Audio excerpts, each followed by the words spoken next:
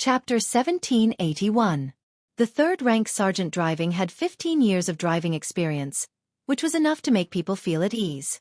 Not only was the Tibetan route bumpy, but there were also dangerous and sharp curves. Even a third-rank soldier with 15 years of driving experience on the Tibetan route drove extremely slowly. Inside the car, the squad leader opened a map and pointed at the most dangerous part of the route to Mazadaban. Because he was worried, his voice was tense as he said, "This place is a natural stronghold. It's also the longest and most dangerous part of the route to Mazadaban. It's also the most prone to avalanches. We previously advised the leader to give up on the decision to go to the outpost. Unfortunately, they didn't manage to persuade him. Instead, they learned that this place was quite dangerous. The leader originally planned to rest for 2 nights before leaving, but when he saw that the weather was clear, he decided to leave early the next morning. It looked like there was something urgent that needed to be taken care of, and they couldn't afford to waste even a minute. The leaders of the rescue command made a decision. As soldiers, they couldn't forcefully stop them, so they could only send a veteran to accompany them and take care of them along the way. Who knew that the weather would be so good? But they didn't arrive on time. Now that they encountered a snowstorm, anyone with a bit of experience would know that something big was going on. When the J5 heard this, his face became a bit distorted. He couldn't understand why they chose this time to visit the soldiers at the outpost. This wasn't a visit, it was clearly causing trouble. It could be seen that the squad leader also thought the same. When he saw the subtle expression of the major, he couldn't help but sigh. Maybe there's something urgent that needs to be done, so there's no other choice but to go. If there really was something urgent, there's no way they would bring a group of delicate art and literature soldiers. The squad leader knew that his words had no effect, but he still had to say a few words. The J5 gave him face and said, "Maybe there really is something urgent." He looked at the squad leader and both of them silently looked away. Everyone had the same thought, so there was no need to say anything else. The Tibetan route was sealed off by heavy snow, so at the end of November, the border station wouldn't let any vehicles pass. As a result, the only vehicle on the White Tibetan route was Yi Qian's group of 8 slowly driving up the Serpentine Road. The class leader, who was exposed to UV rays all year round, was the same as all the soldiers stationed at the border. Her hands and face were tanned to a dark purple color. Due to the lack of oxygen all year round, cracks appeared on her originally plump fingernails, her fingernails were sunken, and even her joints were swollen.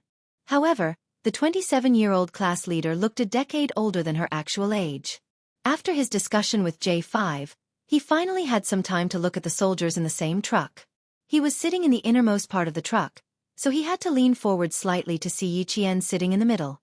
Looking at the only female soldier accompanying them, he couldn't help but feel nervous. There were quite a number of female soldiers in the Lost Arts troop. This brave female soldier. Would she need to be taken care of when the time came? Female soldiers were definitely rare to the male soldiers at the military depot and the outpost. Other than the female soldiers at Camp 30 Li, even the military doctors stationed here were all male military doctors. If the male military doctors were too busy to handle the drips, the comrades had to remove the needles and change the drips themselves. There were no nurses to help them. Yi Qian, who was cleaning up the medical supplies in the military depot, sensed something and looked up to see a face with cracked lips and purplish-black skin. Chapter 1782. She did not avoid his gaze. She smiled gently at the squad leader, who looked a little embarrassed after being discovered by her.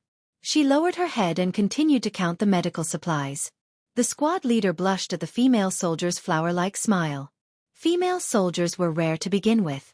Now that there was a female soldier who was even prettier than the one they thought was the most beautiful, he did not dare to look her in the eye. They were already in the car. He did not leave the female soldier behind.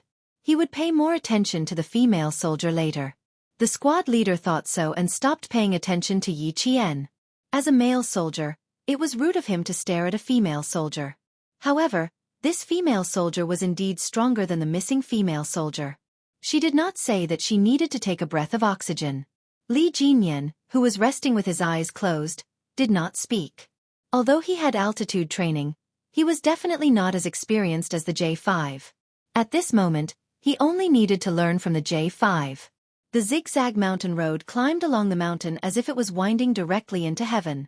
No matter how slow the car was driving, the sharp bends and steep slopes still made everyone in the car sway greatly. Sometimes they would even fall forward and backward. The whole process was like somersaulting. Even their stomachs would be disturbed. The world's highest, most difficult, and most dangerous Tibetan route was under the wheels of the car.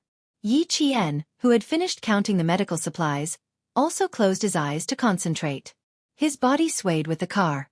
Although he could not sleep, it would reduce the symptoms of motion sickness. After driving for about 30 kilometers, the truck slowly came to a stop. As soon as the car stopped, everyone in the car opened their eyes. Yi Qian turned his head to look outside. Judging from the dim light through the gap in the windshield curtain, he knew that the sky was already dark. At this moment, all the light that entered his eyes was the light of snow. Chang Ying, who got out of the car, walked to the back of the car and said in a deep voice, "I'm afraid that the missing art troupe is one of them." This was not good news. Everyone in the car jumped out of the car with tense faces. Only then did they realize that the car had stopped at the top of a mountain. Taking advantage of the dim light, they could see the longest and most dangerous Tibetan route leading to Mazadaban. One of the sections of the route had been blocked by the collapsed snow. Avalanche was one of the terrifying forces of nature. Yi Qian used his binoculars to observe that it was not far away, but in fact, it was still about 10 kilometers away. He slowly looked up and saw that one side of the snowy mountain seemed to have been cut in half. The never-melting snow was crumbling down from the top of the mountain. Even from such a distance, even if the avalanche had stopped, it was still frightening to see. The Snowfield Brigade members who saw the scene before them all pursed their lips. J5 whispered to Li Jinyan, "Half of the mountain has collapsed. I'm afraid it's a disaster. There's a ring road ahead." The two drivers are sergeants who have more than 10 years of experience in hiding roads. If they discover any abnormalities, they may enter the ring road to avoid this avalanche. Li Jinyan adjusted the focus of the binoculars and carefully observed the avalanche path. As long as we enter the ring road, it will be more auspicious than ominous. When J5 heard this, he knew that he had taken this dangerous route before. He remembered it so clearly that it was not his first or second time. He must have gone back and forth countless times to be able to remember it. There was indeed a section of the ring road. One of the routes was cut halfway into the mountain, and the approximate location of the avalanche from here was the ring road. At this time, it had been 6 hours since they lost contact with the art troupe. Chapter 1783. The only fortunate thing was that the heavy snow had already stopped. Snow clouds had covered the sky, and now there were stars in the sky. It was impossible to tell that there was a snowstorm during the day. No one could guarantee that an avalanche would not happen again, and no one mentioned what they should do if there was another avalanche. Because they had no choice, they came here to search for the missing art troupe. Even if they could not guarantee that there would not be another avalanche, they had to continue moving forward. The car went from climbing to rushing down. Before reaching the avalanche site, the third-rank sergeant stepped on the brakes hard the entire time. Long Eagle was responsible for observing the situation along the way. Once he noticed anything unusual, he would immediately inform the driver. Along the way, Long Eagle reminded the driver a few times. It was as if the driver had eaten a calming pill. He knew that the person sitting beside him was also experienced. The car stopped about 2 kilometers away from the avalanche site. Other than the driver who stayed in the car, the rest of the soldiers had to walk the rest of the way. Walk with the mountain. If there is another avalanche, we can only say sorry to the army brothers. Unless we grow a pair of wings, we will not be able to fly out. The military station leader joked about the possible consequences in a serious manner so that everyone would be mentally prepared. The soldier from the army regiment replied with a smile, "Wait for our iron eagles to conquer this place. If there is any accident, we will directly search from the air." This was a very serious answer. Because the army regiment's goal was to implement the Border Defense Company's full air patrol. Then I have to congratulate Brother Liu Hang in advance for conquering the snow mountains as soon as possible, so that it will be convenient for our brothers later. The military station leader walked in front without hesitation and led the way into the dangerous place. More than 3 kilometers away from them, a truck was parked in the ring road. Inside the truck, 7 female art troop soldiers wearing thick windproof and cold clothes huddled together, relying on each other's warmth to keep themselves warm. Occasionally, they would shiver and look out of the truck, then quickly lower their heads and hug each other for warmth and comfort. "They're not back yet. We won't really freeze to death here, right?" a female soldier said with a hoarse voice. She was very afraid. Just by listening to her trembling voice, one could tell that she was afraid. When she opened her mouth, there were soft sobs. If we really freeze to death, it's our fate. But such a sacrifice is too meaningless. If not for... The sobbing female soldier didn't say it out loud. Although she didn't say it out loud, all the female soldiers in the car understood what she was talking about. What can we do? Who asked her to have a high-ranking official as her father? If she wants to make a contribution, we have to obediently accompany her. Even the male soldiers on the Tibetan route did not dare to come to the snow-sealed northwest region. Yet, she was the one who was stupid and insisted on coming. And you still say that this is the time to show that our art troupe is not to be trifled with? Bah! Even if she wants to contribute, she doesn't need to use our lives to do so. As soon as someone opened his mouth, it was as if he had opened a chatterbox. Immediately, another person joined in the conversation. They were too scared. Their surroundings were so quiet that it was as if they had been completely forgotten. It was so quiet that it was as if their lives had come to an end. It was so quiet that they couldn't help but say things that they usually only dared to think in their hearts and never say out loud. The evils we bring upon ourselves are the hardest to bear. Something must have happened to her now. Perhaps she and her car have been buried by the snow. You want to show off? Let's see how she performs now that she has lost her life. The more they talked, the more the 7 female soldiers felt as if there was a fire burning in their hearts. Even their eyes seemed to be flickering with flames. Chapter 1784. As the 7 female soldiers spoke, they burst into tears due to their own words. What was the use of being angry at this moment? There was no use at all. They were going to lose their lives. Boo-hoo, I hate her to death. I hate her to death. I had already applied for annual leave and was going to spend the new year with my parents. In the end, she came to find me and instigated me to come with her. I hate her to death. I hate her to death. She came to find someone. Why did she drag us to our deaths with her? I hate her to death. I hate her to death. Came to find someone? Who was she looking for? What did she mean? Fu Hui. What did you say? Say it again. A female soldier suddenly asked sharply. She stared at her comrade who was about to faint from crying without wiping her tears. Say it again. The female soldier who was called out realized that she had misspoken. She, who was already afraid, was so shocked that she burped. She had been crying the loudest. Now, she shrunk her shoulders and cried softly in a corner. Women were sharp to begin with. Immediately after, another female soldier reacted and shouted in shock and anger. Fu Hui, you better explain it to us clearly. A second ago, they had been united against a common enemy. Now, everyone's attention was focused on Fu Hui. They had all realized that there was something wrong with their risky venture into the northwest of the border to head to the high-altitude outpost. A female soldier who spoke in a refined manner but had strong logic stared at Fu Hui and asked clearly, Who are we looking for? We received orders to come and visit the soldiers at the outpost and celebrate the new year with them. Fu Hui, what do you know? Now, we're probably going to die here. If there's anything we don't know, you can tell us one by one so that we can understand what's going on. Because this female soldier named Fu Hui suddenly said something out of the blue, the other 6 female soldiers deeply felt that they had been deceived. They had come willingly to visit the soldiers at the outpost.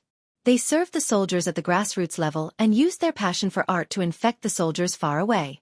They brought joy to their monotonous and boring garrison. Even if the journey was bumpy, they were fearless. Don't think that performing arts soldiers couldn't accomplish anything. They were all flowers in a greenhouse. Performing arts soldiers were also soldiers and had the courage of soldiers. They could use loud military songs to boost the soldiers' morale and heroism. They could also effectively stimulate the soldiers' dreams of becoming a powerful country and stimulate their passion for battle. Although they weren't soldiers fighting on the front lines, as performing arts soldiers, they also had dreams. They were very willing to go to difficult areas to bring music and laughter to the soldiers at the grassroots level. However, they definitely couldn't accept that someone would sacrifice everyone's precious time for their own selfish desires. In the face of her comrade's questioning, Fu Hui could only lower her head and cry softly. As the arm on her shoulder pulled away, Fu Hui, who had wanted to remain silent, panicked a little. She bit her lower lip and asked softly, Will we all be sacrificed? What kind of sacrifice is this if it's only for someone's own selfish interest? Do you know what sacrifice is? Of you. The sharp-tongued female soldier was also the first to discover the problem with Fu Hui's words. She was so cold that her lips turned purple. Due to her agitated emotions, she had no choice but to breathe in oxygen as she spoke. Chapter 1785. A female soldier sitting beside her gently stroked her back and said politely, "Lu Yuan, don't be too agitated. Let's talk things out. I believe Fu Hui will give us an explanation. We've been trapped for more than 6 hours, and no one has come to save us. We'll probably die in a few more hours. Before that, let's talk things out. Don't be agitated. Fu Hui, let's talk things out. We're all comrades in the same department. We've been working together for a year or two. Since we're all going to die, why don't you give us a quick death?" The last sentence of the female soldier who spoke politely was filled with despair. It made Fu Hui shudder violently. Although the female soldier spoke very politely, one could tell from her words that she was not a female soldier without her own opinions. Fu Hui's face turned pale from her comrade's words. Although she couldn't see their expressions clearly, she could feel that their eyes were filled with anger. The person in question wasn't here, so they transferred their anger to her. She stuttered until her teeth were chattering. Finally, she opened her mouth. I'll talk. Fine, I'll talk. I won't have a chance to talk in the future anyway." Fu Hui, who was already in despair, told them everything she knew in one breath. However, she didn't know much. She couldn't explain everything in 5 sentences.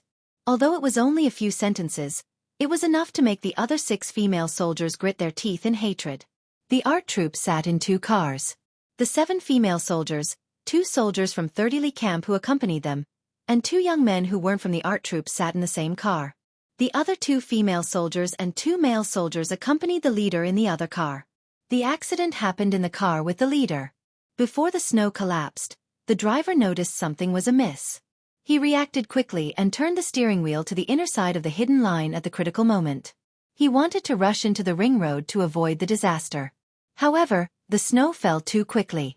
It was so fast that even though the driver made the correct decision, the entire car was still blown off the cliff by the snow.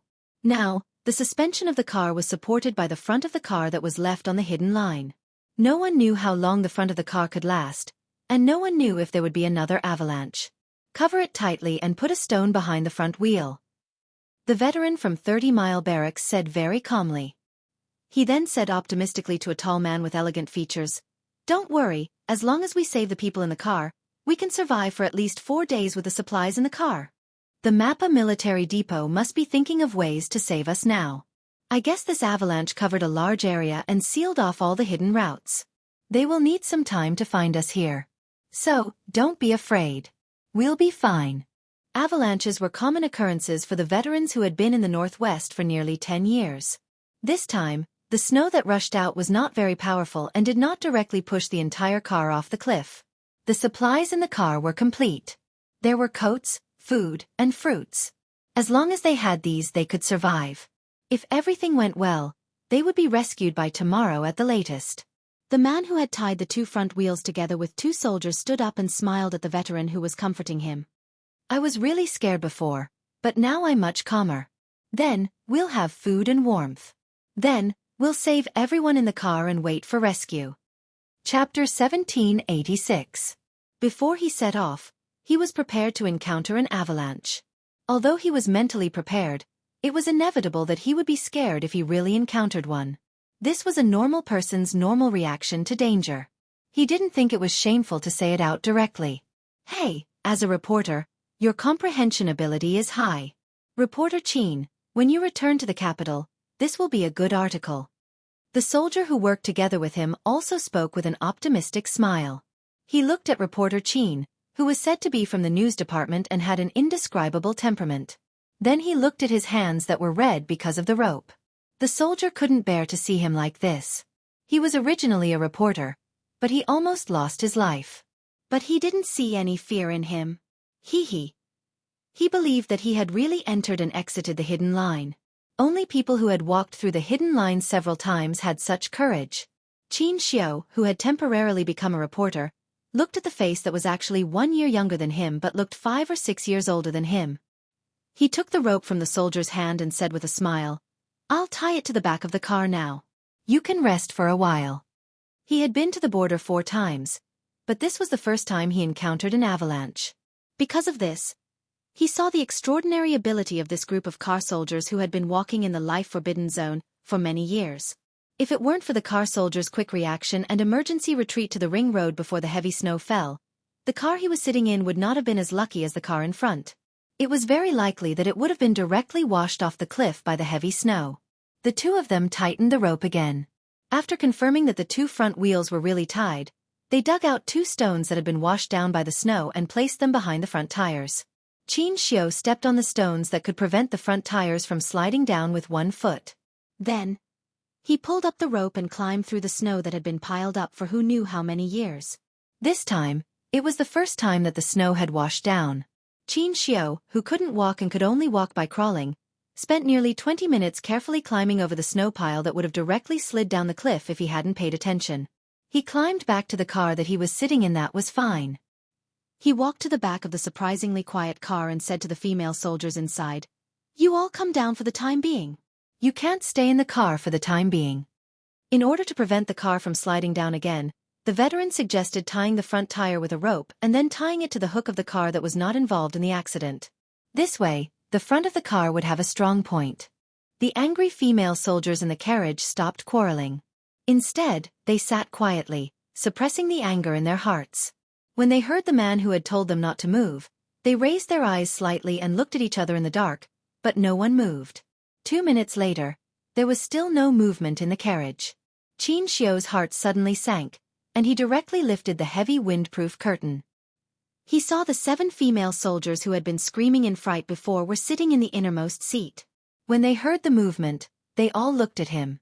Everyone was still there and didn't wander off. Xianxia, who was relieved, glanced at them coldly and said, "Get out of the car.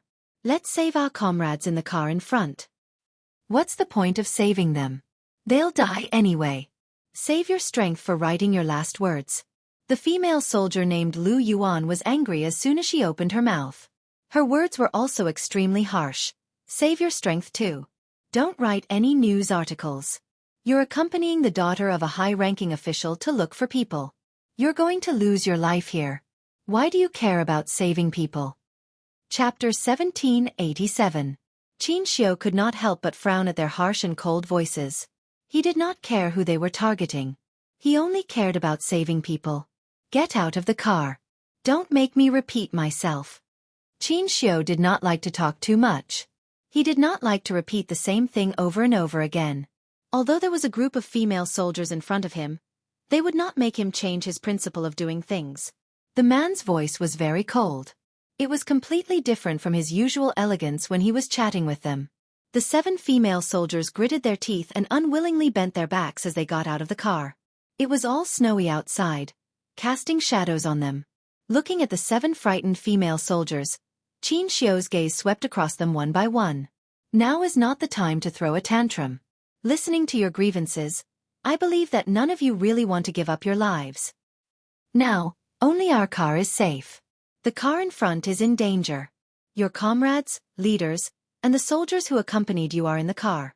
No matter who you are targeting now, as soldiers, shouldn't you put aside your prejudices and get through this together? Although you are all soldiers of the arts, you have the courage to choose to go to the outpost to comfort the soldiers at the grassroots level. It shows that you are a group of courageous female soldiers. Since you always remember that you are a soldier, I believe that you will remember the responsibilities that a soldier should bear." There was no reprimand or criticism. There was only gentle and elegant persuasion. It made the 7 female soldiers' expressions soften. "You have said all the great principles. If we don't cooperate, we will be letting down the military uniform that we are wearing. You are indeed from the news department. You are so eloquent. There is no justice in this world. Someone almost harmed us. In the end, we still have to save the person who harmed us." Xianxia heard the soft mutterings of the female soldiers. He only heard them and did not say anything else. His gaze landed on one of the female soldiers named Wei Jiayue. After the incident, he jumped out of the car to ask about the female soldier's situation. It was Wei Jiayue who stood out to answer him. Although she was trembling in fear at that time, she could still maintain a sense of calmness and communicate with him. It showed that she had her own opinions and was also the leader of this group of female soldiers. Wei Jiayue was a female soldier who spoke gently but hit the nail on the head. After receiving Qin Xiu's gaze, she stepped forward and said, "What do you want us to do? Just say it. Take a shovel and shovel the snow on our car. The more the better. You also need to pat the snow to increase the weight of the car. 2 more female soldiers who are braver and follow me to the car. You are light. You need to climb to the car." This was really not good news. Although they were cursing the guy who almost made them lose face, when they heard that there was no movement from their comrades in the car in front of them, their hearts tightened. 6 hours had passed since the avalanche. It took them nearly 5 hours to find the position of the car in front. Now, another hour had passed. There was still no one in the car in front. Could it be that all of them were in trouble? No one cared that they were tricked. They quickly acted according to Qin Xiu's instructions. They did not want to die here. Since no one came to rescue them, they could only save themselves. Chapter 1788. The female soldiers, Lu Yuan and Wei Jiayue, took the initiative to stand out. They followed Qin Xiu to the car in front to help. After some persuasion, the female soldiers no longer let the negative emotions caused by personal grievances affect the cooperation of the whole team. The snow shovels are in the car. Leave one person to stand guard and pay attention to the surrounding situation at all times. Especially at the top of the mountain. Once you find that the snow is loose, immediately run to the Huanbao Road. Qin Xiu, who had been to the 4th hidden route, was not completely at ease leaving the other 5 female soldiers here. He was very careful to avoid any more accidents. Move the supplies from the car and put them in the Huanbao Road. If there is another avalanche, you can hide there and eat and wear until the rescue team arrives. He did not say some nice comforting words to the female soldiers, so that they would not be afraid. Instead, he very responsibly told them that as long as they stayed here, danger would always exist. He wanted them to be mentally prepared to face possible dangers with heightened vigilance. The female soldiers were all frightened by his words. The corners of their mouths tightened, and there was a faint trace of fear in their eyes. "Okay, sisters, let's get to work. Not for others, but for ourselves, we have to face it bravely. Hao Zhen, Wu Ziwei, Fu Hui, Ning Anwen, Li Fei. The 5 of you take turns to stand guard. Whoever is tired of shoveling the snow will stand guard. I guarantee that 4 people will shovel the snow and 1 will stand guard." Wei Jiayue calmly arranged. She had the longest military experience, so she had to take the lead at this time. With a female soldier who could take the lead, Qin Xiu's arrangement could be carried out faster. After helping them to carry the 2 bags of supplies from the car to a safe place, Qin Xiu left with Lu Yuan and Wei Jiayue. Will Lu Yuan and the others be in danger? The whole road is blocked by the snow. They have to climb over this pile of snow to get to the car in front. Fu Hui, who was the youngest in the army and the first to stand guard, looked at the figure walking toward the mountain-like pile of snow without looking back. There was a faint worry on her face. The female soldiers who took out a few foldable engineering shovels from the toolbox could not help but look forward. Who knew if there would be any danger? No wonder the male soldiers in our car left with Reporter Qin for a few hours. It turned out that they had climbed over the snow to find the car in front. Lu Yuan and Wei Jiayue are bold and have Reporter Qin to take care of them. They should be fine. All right, cut the crap. Hurry up and get to work. Reporter Qin just tied 2 ropes to the rear tire of our car. I reckon that the front car is quite close to us. Otherwise, the ropes wouldn't have been able to be dragged over. The 3 figures in front began to climb up the snow. The 5 female soldiers, whose hands and feet were cold because of the wind in the snow mountain, no longer stood still. They took out engineering shovels and began to shovel the snow onto the vehicle. Due to the lack of oxygen in the high altitude, they couldn't work too fast. If they worked too fast, their heart rate would increase and they would suffer from altitude sickness. No one wanted anything to happen to their bodies at this time, so they had to shovel the snow rhythmically. In the front, Qin Xiu was the first one to climb up the mountain-like snow. When he got out of the car to look for the car in front of him, he was so scared that he broke out in a cold sweat as it was his first time walking through the snow. The snow piled up into a mountain and was particularly steep. At that time, he followed the veteran in front of him and climbed less than 2 meters. When he glanced down at the small arc of snow, he was so frightened that his heart skipped a beat. By the time he had completely climbed down, even his knees were faintly weak. He only recovered after being supported by the veteran for a while. Chapter 1789. The third time he climbed the snow pile, he calmed down a lot. Walking in the front, he stopped every few steps and pulled the female soldier who was climbing with both hands and feet behind him. Step in my footprints. Relax your body. Only by breathing can you relax your eyes. It's better to be slow than fast. Xianxia, who often spoke, had a very elegant voice. Listening to him speak was like reading an ancient poem. He spoke slowly and unhurriedly. Lu Yuan couldn't help but look down. She was immediately frightened by the bottomless abyss at her feet and couldn't help but scream. Her sudden scream scared Wei Jiayue, who was at the back, and she also screamed.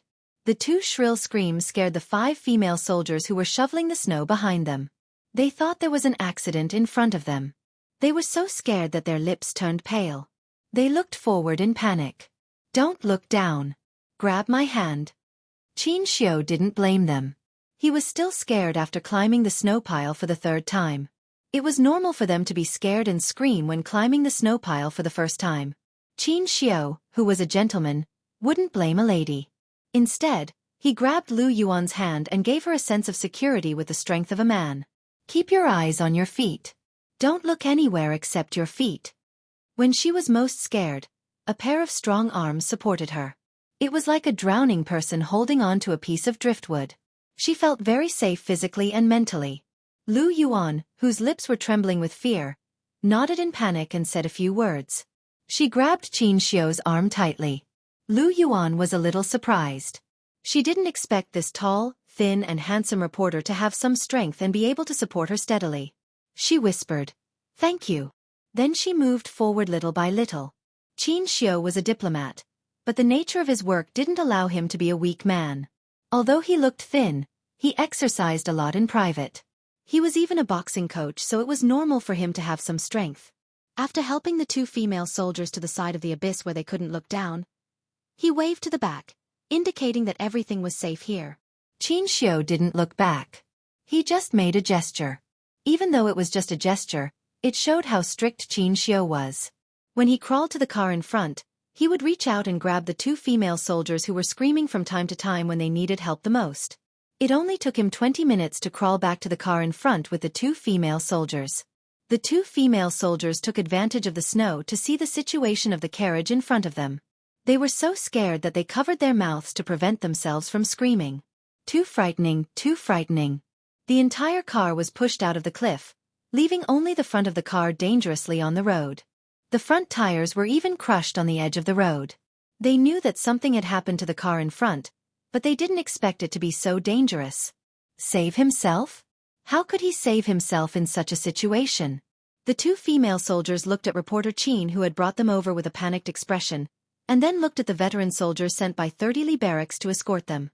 What should they do? 7 hours after they lost contact with the art troupe, a ray of white light suddenly shone from the top of the tall pile of snow. It happened to refract onto a pile of snow, and was seen by one of the female soldiers who was shoveling snow into a vehicle. Ah! We're here, we're here.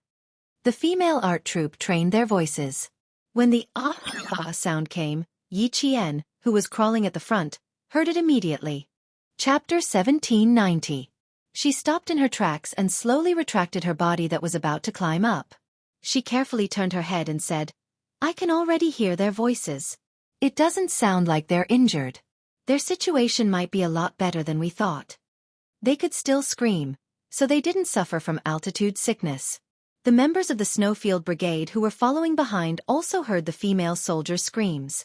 Their tense expressions suddenly relaxed. J5 let out a long sigh and said, "They ran into such a huge avalanche, but they're still fine. They're really lucky." That's right. It took them almost an hour and a half to climb up the snowy hill where the avalanche appeared. It was obvious how big and powerful the avalanche was this time. When the platoon leader of the military station heard the voice, the tension in his throat disappeared. He said to Yi Jian, "The closer you get to the target, the more careful you have to be. Step on the ground carefully, and then put your other foot on the ground when it's solid. If the snow under your feet loosens, don't panic. Quickly pull your feet back. He was supposed to be the one walking at the front, but the male soldiers were heavy and not agile enough. When he realized that he was stepping on a patch of loose snow, it was too late. He originally wanted to take the lead and walk slower, but the Liu brothers who joined the rescue team disagreed. They said to him, "Every second of rescue time is precious, we can't waste it on the road." They didn't even give him a chance to speak, so they directly pushed the only female soldier in the group forward. How could they let a female soldier walk in front of the most dangerous situation? How could a group of male soldiers do that? The female soldier didn't give him a chance to object. She took the rope and walked to the front without saying a word. They walked for almost an hour and a half. Along the way, he asked for a change of people several times, but the man who spoke like the instructor in their regiment smiled and said, it's fine. Let her get some practice. This kind of opportunity is hard to come by." He wanted to persuade the other Liu brothers to stand on his side, but no one said anything. They just smiled and looked at the female soldier walking in front of them. He really didn't understand how they interacted with each other. It was definitely not true that they didn't love their comrades. He could feel their love and care for the female soldier from their eyes and words, but he couldn't understand what they were doing. He had an indescribable feeling in his heart when he let a female soldier take the lead while braving the danger. J5, who was walking behind Yi Qian, pulled on the rope they were holding and said to Yi Qian, "Check the buckles on your waist again. We're not in a hurry since we're already in front. The closer we get to the end, the more stable we have to be." For nearly an hour and a half, the female soldier Yi Qian's performance was quite good. She was not afraid because she was walking in front, nor did she have the slightest intention of retreating. She kept leading the male soldiers forward, and even turned her head to remind the male soldiers to watch their steps. Very good. Her fearless attitude in the face of danger was better than they had imagined. After the inspection, Yi Qian gave the J5 an OK sign. With the stars above her head and the white snow beneath her feet, she fearlessly walked towards the female soldier who was crying tears of joy. When the 5 female soldiers saw so many reinforcements arriving all of a sudden, they cried so hard that their eyes twitched. When Yi Qian walked over, Fu Hui, who was the youngest in the army and usually received the most care, immediately rushed into Yi Qian's arms. Chapter 1791. Yi Qian, who was very close to the female soldiers, wanted to untie the rope around his waist before comforting them. However, he did not expect that one of the female soldiers would jump at him. "I'll leave them to you, Yi Qian." At this moment, J5 reacted very quickly. He quickly untied the rope with his right hand and nimbly jumped to the side. He handed the 5 crying female soldiers to Yi Qian and said kindly, "You guys talk to her. If you have anything to say it to her. You guys will have something in common. Leave the rest to us male soldiers. You guys rest. Have a good rest. My comrade, stay with them. Just look at them and you'll know they're scared out of their wits. Comfort them well."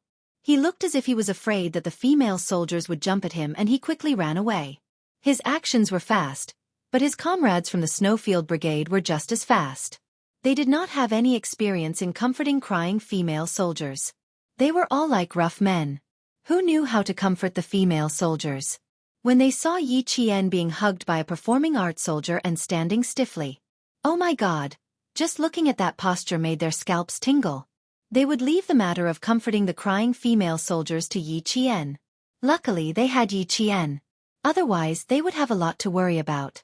A group of fearless soldiers who did not even blink when bullets flew past them were helpless in the face of the wailing performing arts soldiers. They had no choice.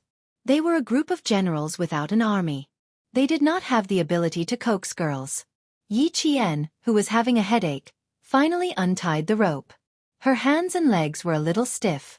She took a few deep breaths before she raised her hand and gently patted the female soldier who jumped into her arms. If you're too emotional, your breathing rate will increase and you will need to take in more oxygen.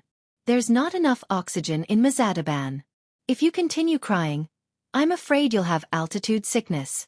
In serious cases, you'll have chest tightness, tinnitus, difficulty breathing, and life-threatening complications. So calm down. You can go to the side and rest for a while. Leave the rest to us. As a science student, Yi Qian calmly comforted her and explained the possible consequences if she continued to be so agitated. Fu Hui, who was in her arms, burped loudly. She raised her head pitifully and looked at the female soldier who came to rescue her. You must be a military doctor. Hurry up and take a look at me. My chest is a little tight now. Yi Qian did not push the female soldier away immediately. Her body was trembling. It was obvious how scared she was. Your chest is tight because you cried too much just now. Also, wipe your tears away, or they will freeze on your face. Even though the other 4 female soldiers were crying, Yi Qian accompanied them to the inner side of the ring road where the supplies were piled up. At this moment, they finally found their backbone and a sense of security. The range of the avalanche was too large, and there was also a snowstorm earlier, which caused the rescue time to be extended. Now that we see that you are all fine, we are relieved. Yi Qian helped Fu Hui, who was gasping for oxygen, to sit down. She spoke very slowly and calmly to them. There are a total of 20 people, and now there are only 5 of you. Can you tell me the situation? There should be 20 people, but there were only 5 people in front of them. Yi Qian glanced at the trucks discreetly. It was impossible for there to be only 5 people. There should be 10 people in each of the 2 trucks. There should be another 5 people. Where did the other 5 people go? She needed the 5 female soldiers in front of her to tell her. Chapter 1792. The 5 female soldiers inhaled oxygen and reported the current situation to Yi Qian. 2 minutes later, Yi Qian walked to the male soldiers who were investigating the situation nearby. 2 reporters, 12 cultural soldiers, 2 leaders of the rescue command, 2 motorized soldiers, and 2 veterans. A total of 20 people.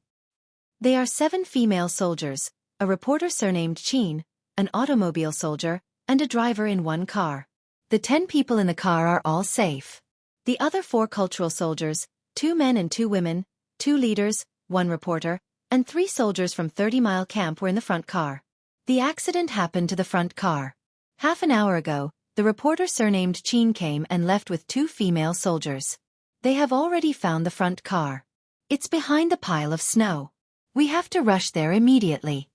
When the squad leader of the military station heard this, his heart was in his throat. We have to hurry. We have to hurry. You stay with them. We'll go there immediately. Yi Qian shook his head. Squad leader, I have to go with you. The reporter surnamed Qin came back to take 2 female soldiers away. It's very likely that there's something that only female soldiers can help with. So, you're the only one who can stay to take care of them. I agree with your analysis and your point of view. Squad leader, you stay to take care of the female soldiers. Leave the rest to us. J5 made the decision. There was no way to change it. Li Jinyan bent down to lift the rope tied to the wheel. Then, he walked to the back of the car and picked up the shovel that was thrown into the snow. As if he thought of something, he jumped up and grabbed the end of the car with both hands. He looked up and saw the snow on the inside of the car. After he finished his inspection, he walked over and waited for J5 to finish speaking. The front car is in trouble. It's very likely that it was pushed out of the Tibetan line by the snow. We have to rush there as soon as possible. Then he told them what he saw. What do you think of my speculation? Without Xia Jinyuan in the team, Li Jinyan was actually the team leader here. However, J5 had experience in highland travel. He knew that he wasn't good enough, so he kept silent. Keeping silent didn't mean that he didn't care about anything. As a commander, he would take control of the overall situation at the appropriate time. He wouldn't really become invisible. His words caused everyone's expression to change. No one thought that his analysis was just a conjecture or a guess, but it was very likely to be so. The 5 performing arts soldiers still needed to shovel the snow. This time, Li Jinyan, the class leader, the 3rd-rank soldier driving the car, and a soldier from the military station all stayed behind. They were the main force shoveling the snow to increase the weight of the car. Be careful. Before Yi Qian left, Li Jinyan bowed slightly and reminded him softly, listen to J5's arrangements, okay? Yes, you too. Yi Qian nodded gently. She knew why he had reminded her so. Because there were still 2 leaders of the rescue team in front of the car. If something happened, it would be a little troublesome. Climbing over the steep snow that prevented them from reaching the front car, Yi Qian stepped on the footprints he left behind and steadily flipped over. A bright beam of light appeared on top of the accumulated snow without any warning, and Xianxia immediately caught it. His expression that was as heavy as water suddenly relaxed, and his line of sight looked towards the dangerous pile of snow. Then, the beam of light moved along with the figure. Then, another beam of light shone over and illuminated the figure in the first beam of light. Chapter 1793. Many years later, Xianxia could still remember that scene very clearly. Decades had passed, but every time he closed his eyes and recalled that day, that night, and that second, it seemed like it had happened yesterday. No matter how many years had passed, that figure stepping on the light still appeared so vividly in his mind. She walked out of the light and let him see her full of vitality. In the pitch-black surroundings, the huge rugged and ferocious mountain range, the slender figure with the light was like an ancient sword that broke out of the ground and rushed straight to the 9 heavens. With a snow-white light, it instantly split the darkness that surrounded them, allowing everyone to see the hope of survival. It was a slender figure, and at first glance, it was obvious that it belonged to a woman. She walked at the front of all the rescue soldiers. Her figure was strong and agile, like a fox gathering the spiritual energy of heaven and earth, and she charmingly entered everyone's eyes. "They're here, they're here. Reporter Qin, our brothers are here," the veteran said to Xianxia, then waved his arms vigorously and shouted loudly, "Hey brothers, here, all of you come here. We're here." He turned on the searchlight that he was reluctant to use, so that the army that came to rescue them would know where they were. 2 female soldiers who were about to climb into the carriage to check the situation inside saw several figures stepping on the light, and in that second, their eyes were filled with tears. Yi Qian flashed the searchlight 3 times in a row at them, indicating that they had already seen them. Although they were stepping on the existing footprints, every step they took was especially careful. They were afraid that if the snow under their feet loosened, it would cause the whole area of snow to collapse again, and they would all slide into the depths of the cliff. The veteran said to Xianxia, "Reporter Qin, you go and help them. I'll shovel the snow here so that it'll be easier to rest later." He was used to the highland climate, so he still had to pay attention to Reporter Qin in the news department. He couldn't let his body take it. Xianxia motioned for the 2 female soldiers who were about to climb into the carriage to stand aside temporarily. Then he said to the driver who was sitting in the driver's seat and maintaining the weight of the carriage, "The rescue team is here, I'll go and help them first."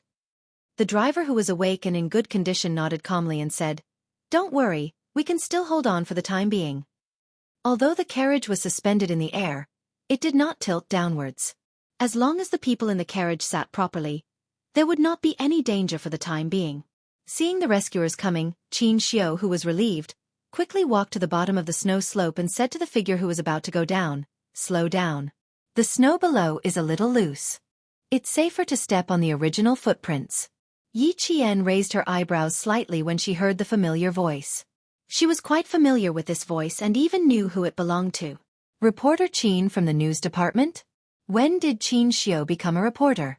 Wasn't he the youngest diplomat in the Ministry of Foreign Affairs? Ran to the northwest of the border and became a reporter? As a soldier, Yi Qian was keenly aware that Xianxia had used the identity of a reporter to hide his true identity. It must have been to make things easier for him. It took Yi Qian 10 minutes to climb over the slope formed by snow. She stepped out and jumped down lightly. At the same time, she firmly grabbed Xianxia's arm with one hand. When her feet touched the ground, she finally stopped feeling as if she was stepping on clouds. Even her heart calmed down a lot. "Thank you for your hard work." Xianxia used his other hand to grab Yi Qian's arm. This was a female soldier who was brave enough to join the rescue operation. "It's a little slippery under the ice. Be careful." Chapter 1794. He didn't immediately recognize Yi Qian. It wasn't until Yi Qian said, "Thank you. I'm sorry we're late." Xianxia couldn't hide the astonishment on his face. He could tell that the figure coming out of the light was a female soldier. Standing in the middle of the huge craggy mountain, she gave him a unique and cold and arrogant visual impression.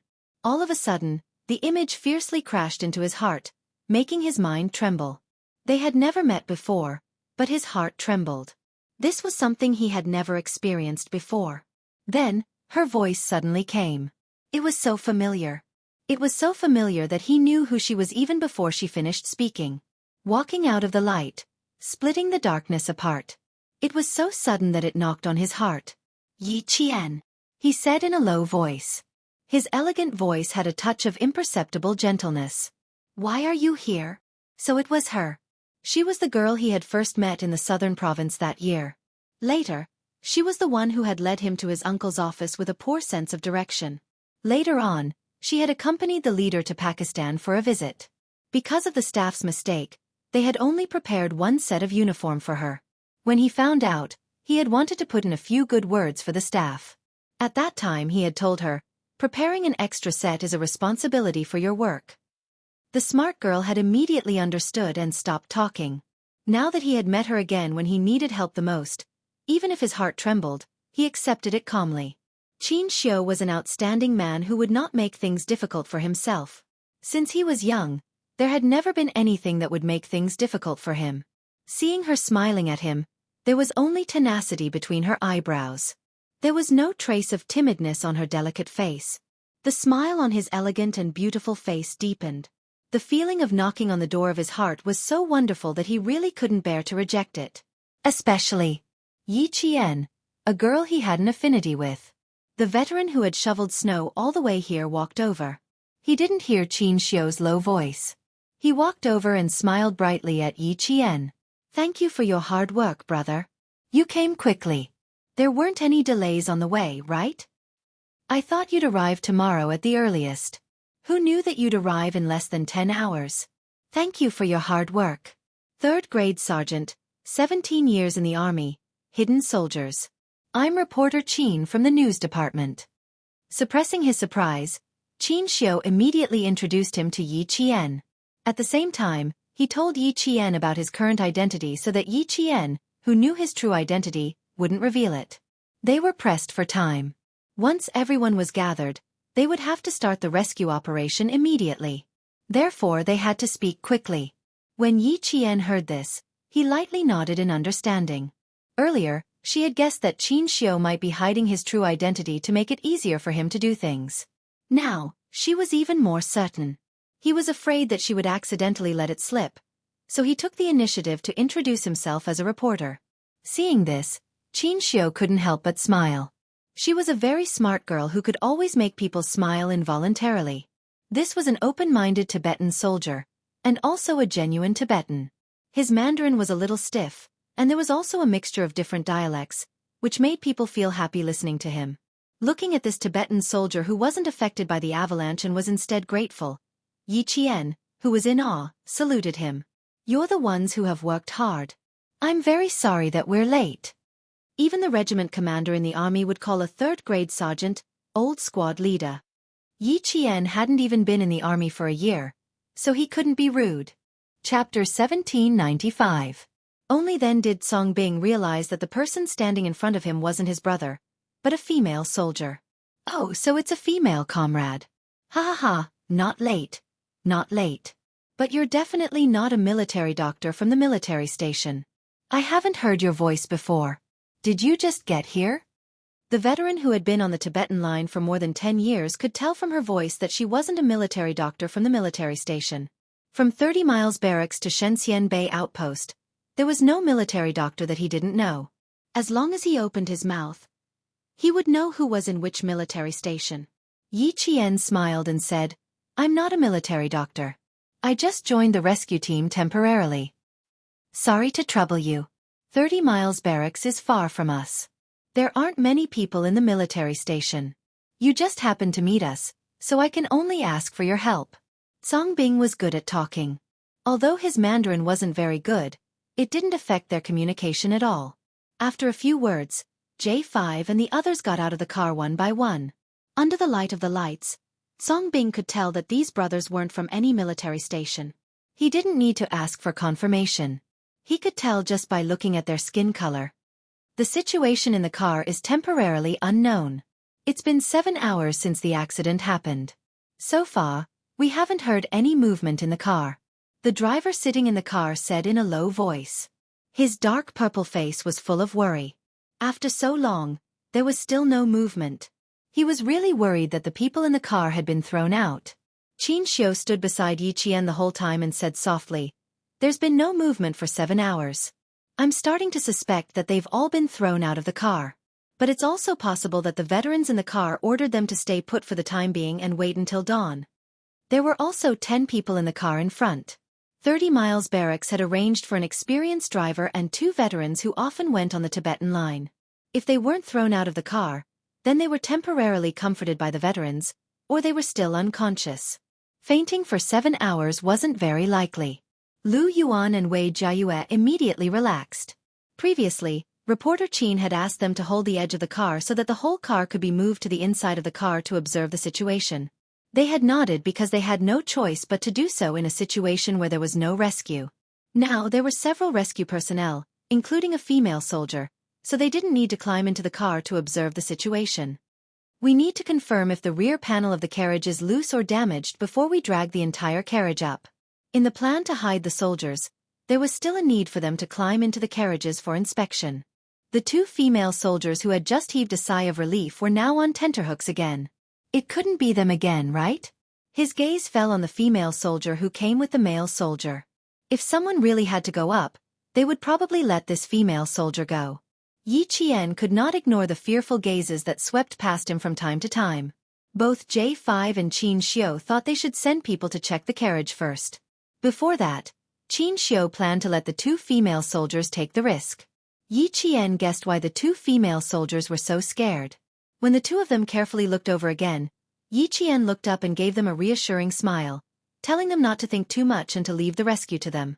Looking at their pale faces and frozen limbs, it was already pretty good that they could still maintain a bit of calmness to save themselves after suffering such a great shock. Chapter 1796.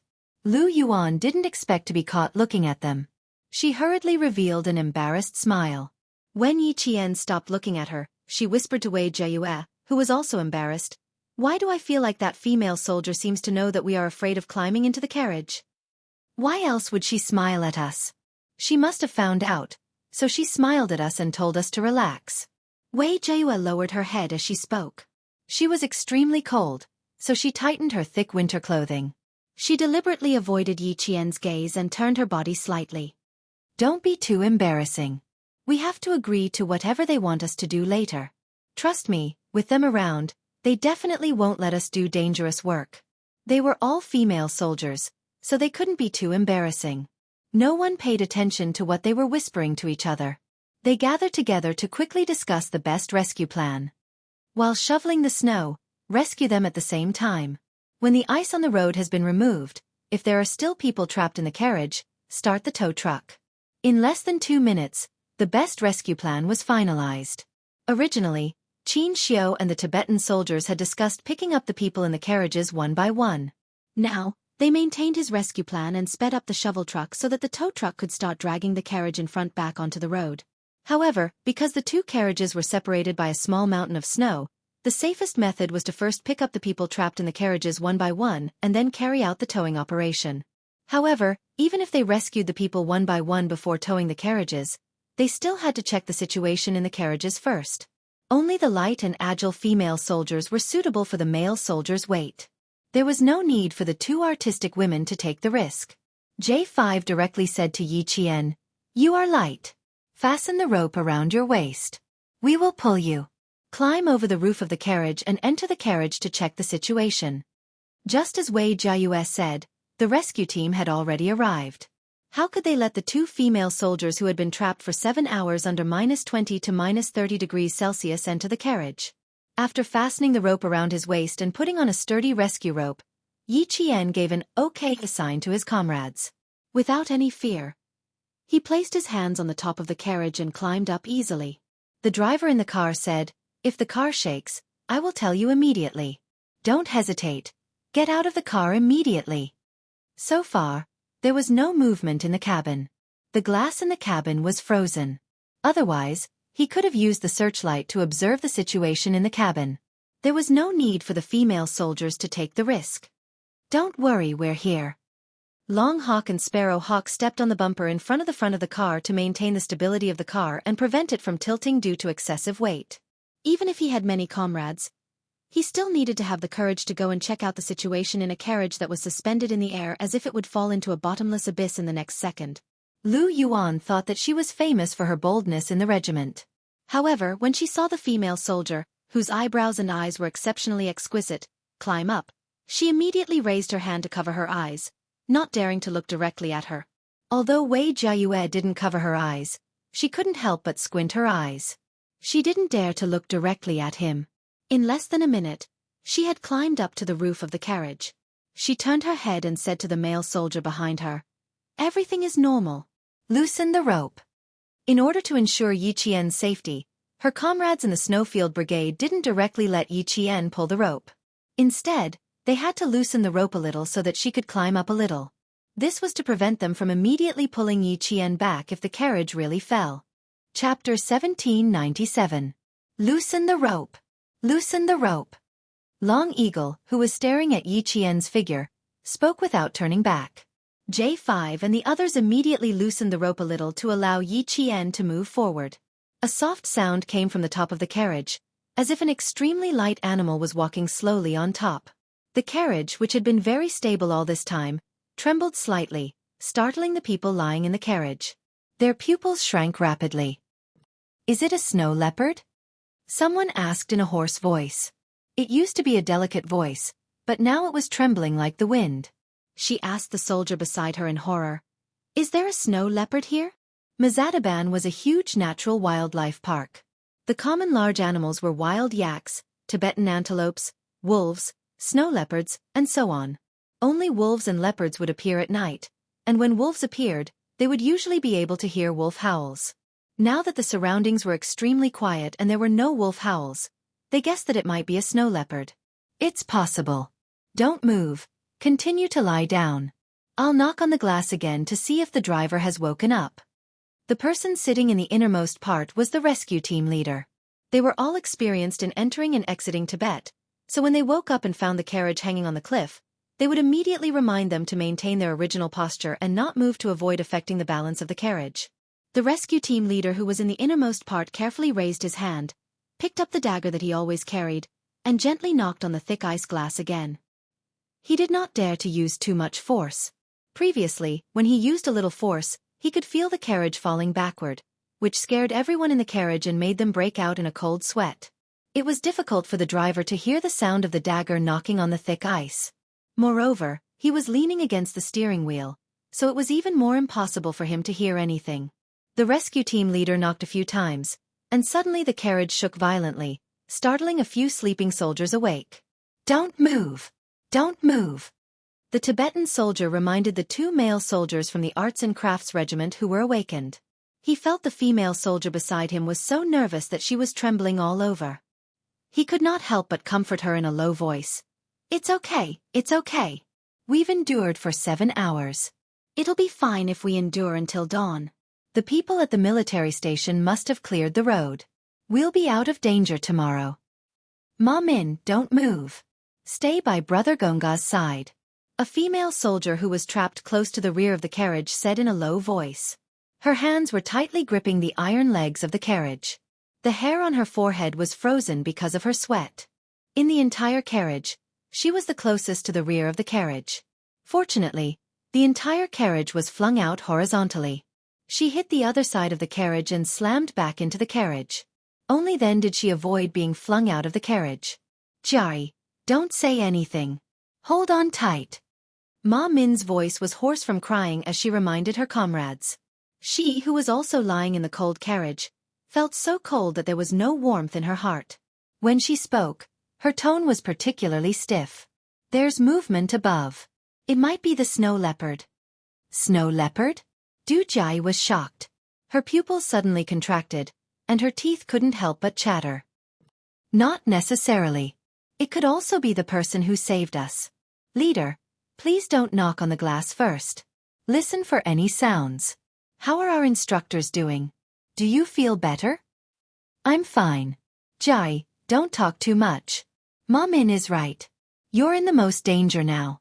One of the rescue team's instructors spoke in a low voice. When he was flung out of the carriage, his right arm had slammed into the folding seat. Even now, it was still very painful.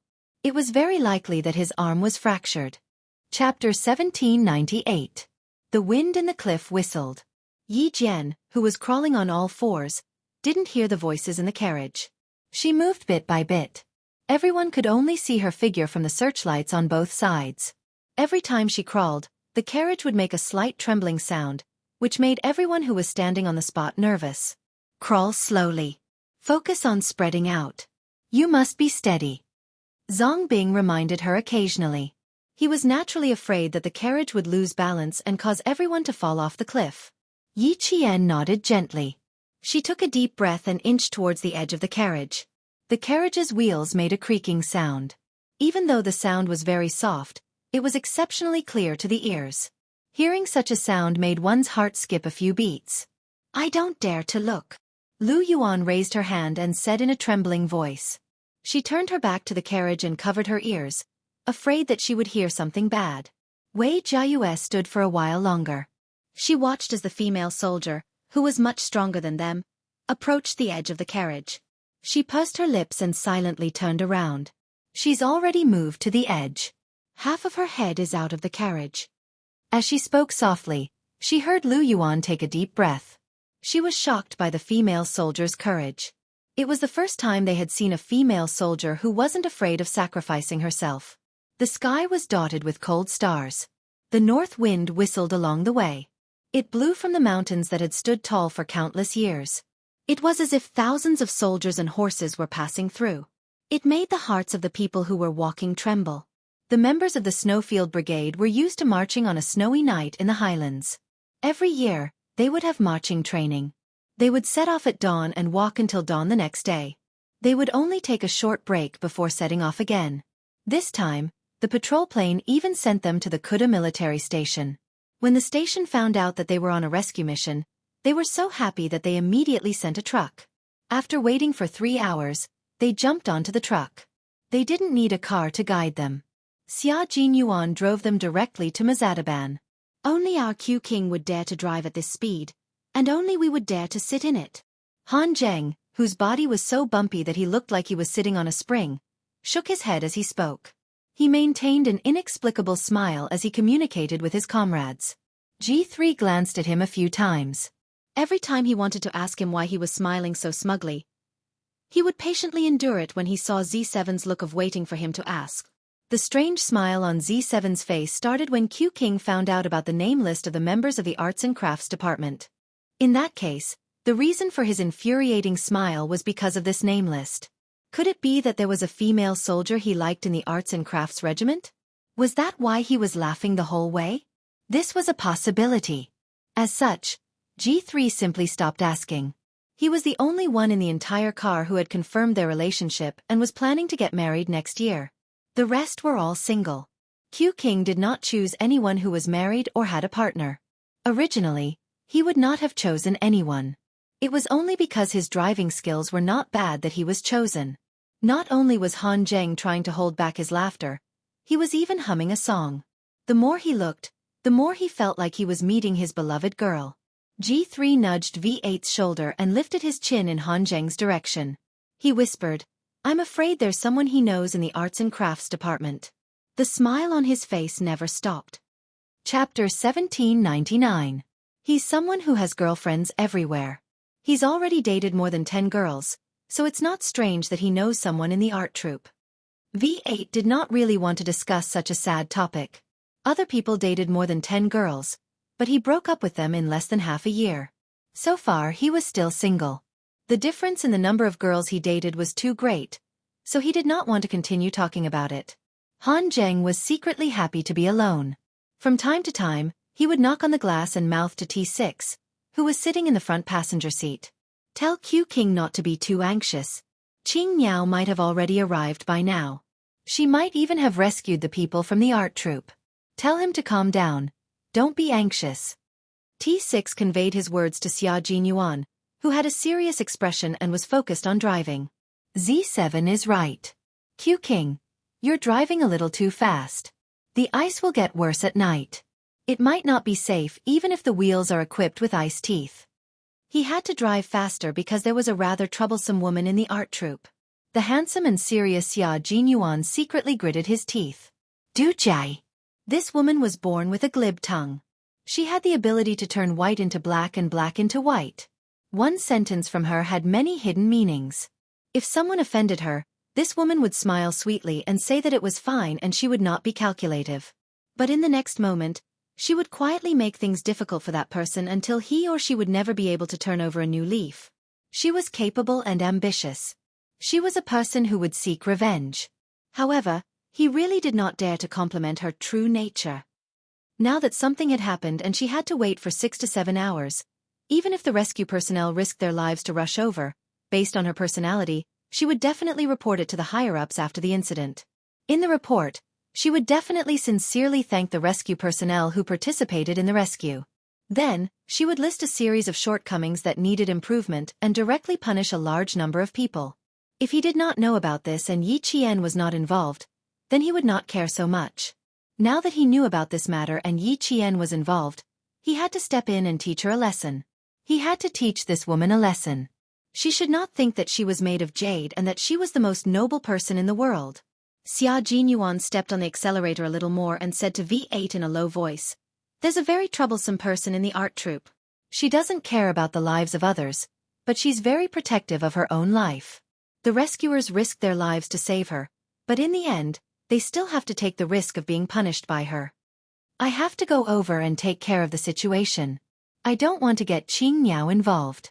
As soon as he said this, V8's eyes immediately turned cold. "Biting the hand that feeds you. That's right. That's the guy." Xia Jinyuan smirked coldly. This guy just happened to have the surname Du. The Du family and family Xia had never been on good terms, but they had a close relationship with the former Mrs. Xia who abandoned her husband and children in pursuit of love. Yi Qian did not expect to rescue a snake beauty. She climbed into the car and turned on the lights. When she lowered her head and looked into the car, the lights on the windbreaker hatch shone into the car first. Then, she heard countless voices coming from the car. The clearest sound was a woman's delicate voice coming from below her head. "Everyone is here. Our instructor's arm is fractured. Please think of a way to save our instructor first." This was the first time Yi Qian and Du Jiari met. Before they even met, Yi Qian could already tell that Du Jiari was a difficult person to get along with. Chapter 1800. Although her voice was delicate, there was a hint of questioning in it. She didn't even have the basic courtesy, as if everything that others did was natural. Having lived 2 lives, Yi Qian's mind was naturally sharper than others. In addition, she had lived carefully in the eyes of others in her previous life. She could distinguish what kind of words others said and what kind of tone they used. Even though this trapped female soldier had taken the initiative to ask to save the instructor who needed saving the most, Yi Qian could tell from her faint impatience that this was a female soldier who knew how to express herself. Is it true that other than the instructor who has a suspected fracture, the rest of the people don't have any obvious external injuries or pain? Yi Qian didn't answer her question, but confirmed it again. She needed to know the exact situation in the carriage, so much so that she needed to know everyone's condition.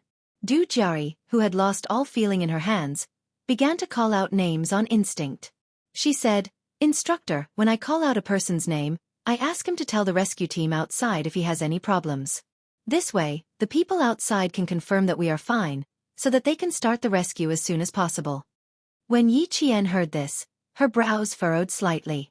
This female soldier's words were really unpleasant to hear. Her words were sarcastic, and there was a hidden meaning behind them. Her rough words didn't sound like there was a problem, but when you thought about it carefully, there was a big problem. The situation was urgent. The carriage was suspended in the air, there was no telling if there would be more avalanches, and the instructor was injured.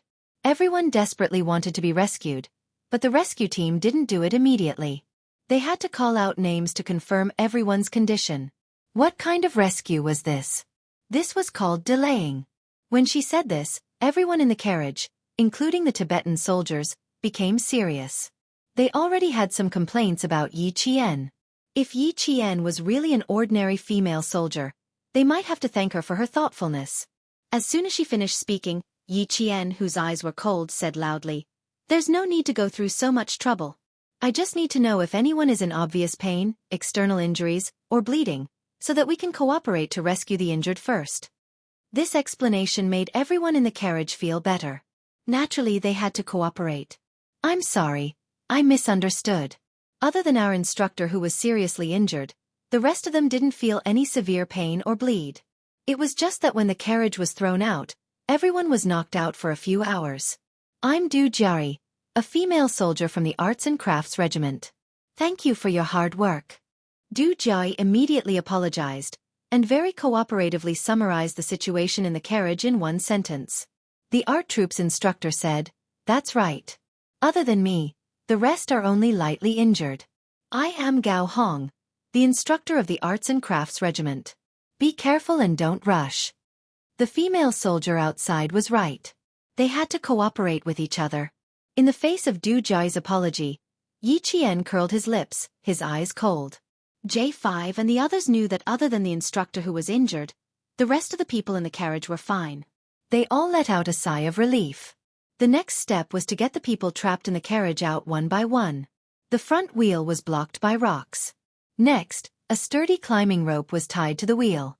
The other end of the rope was tied to a construction shovel taken out from the toolbox.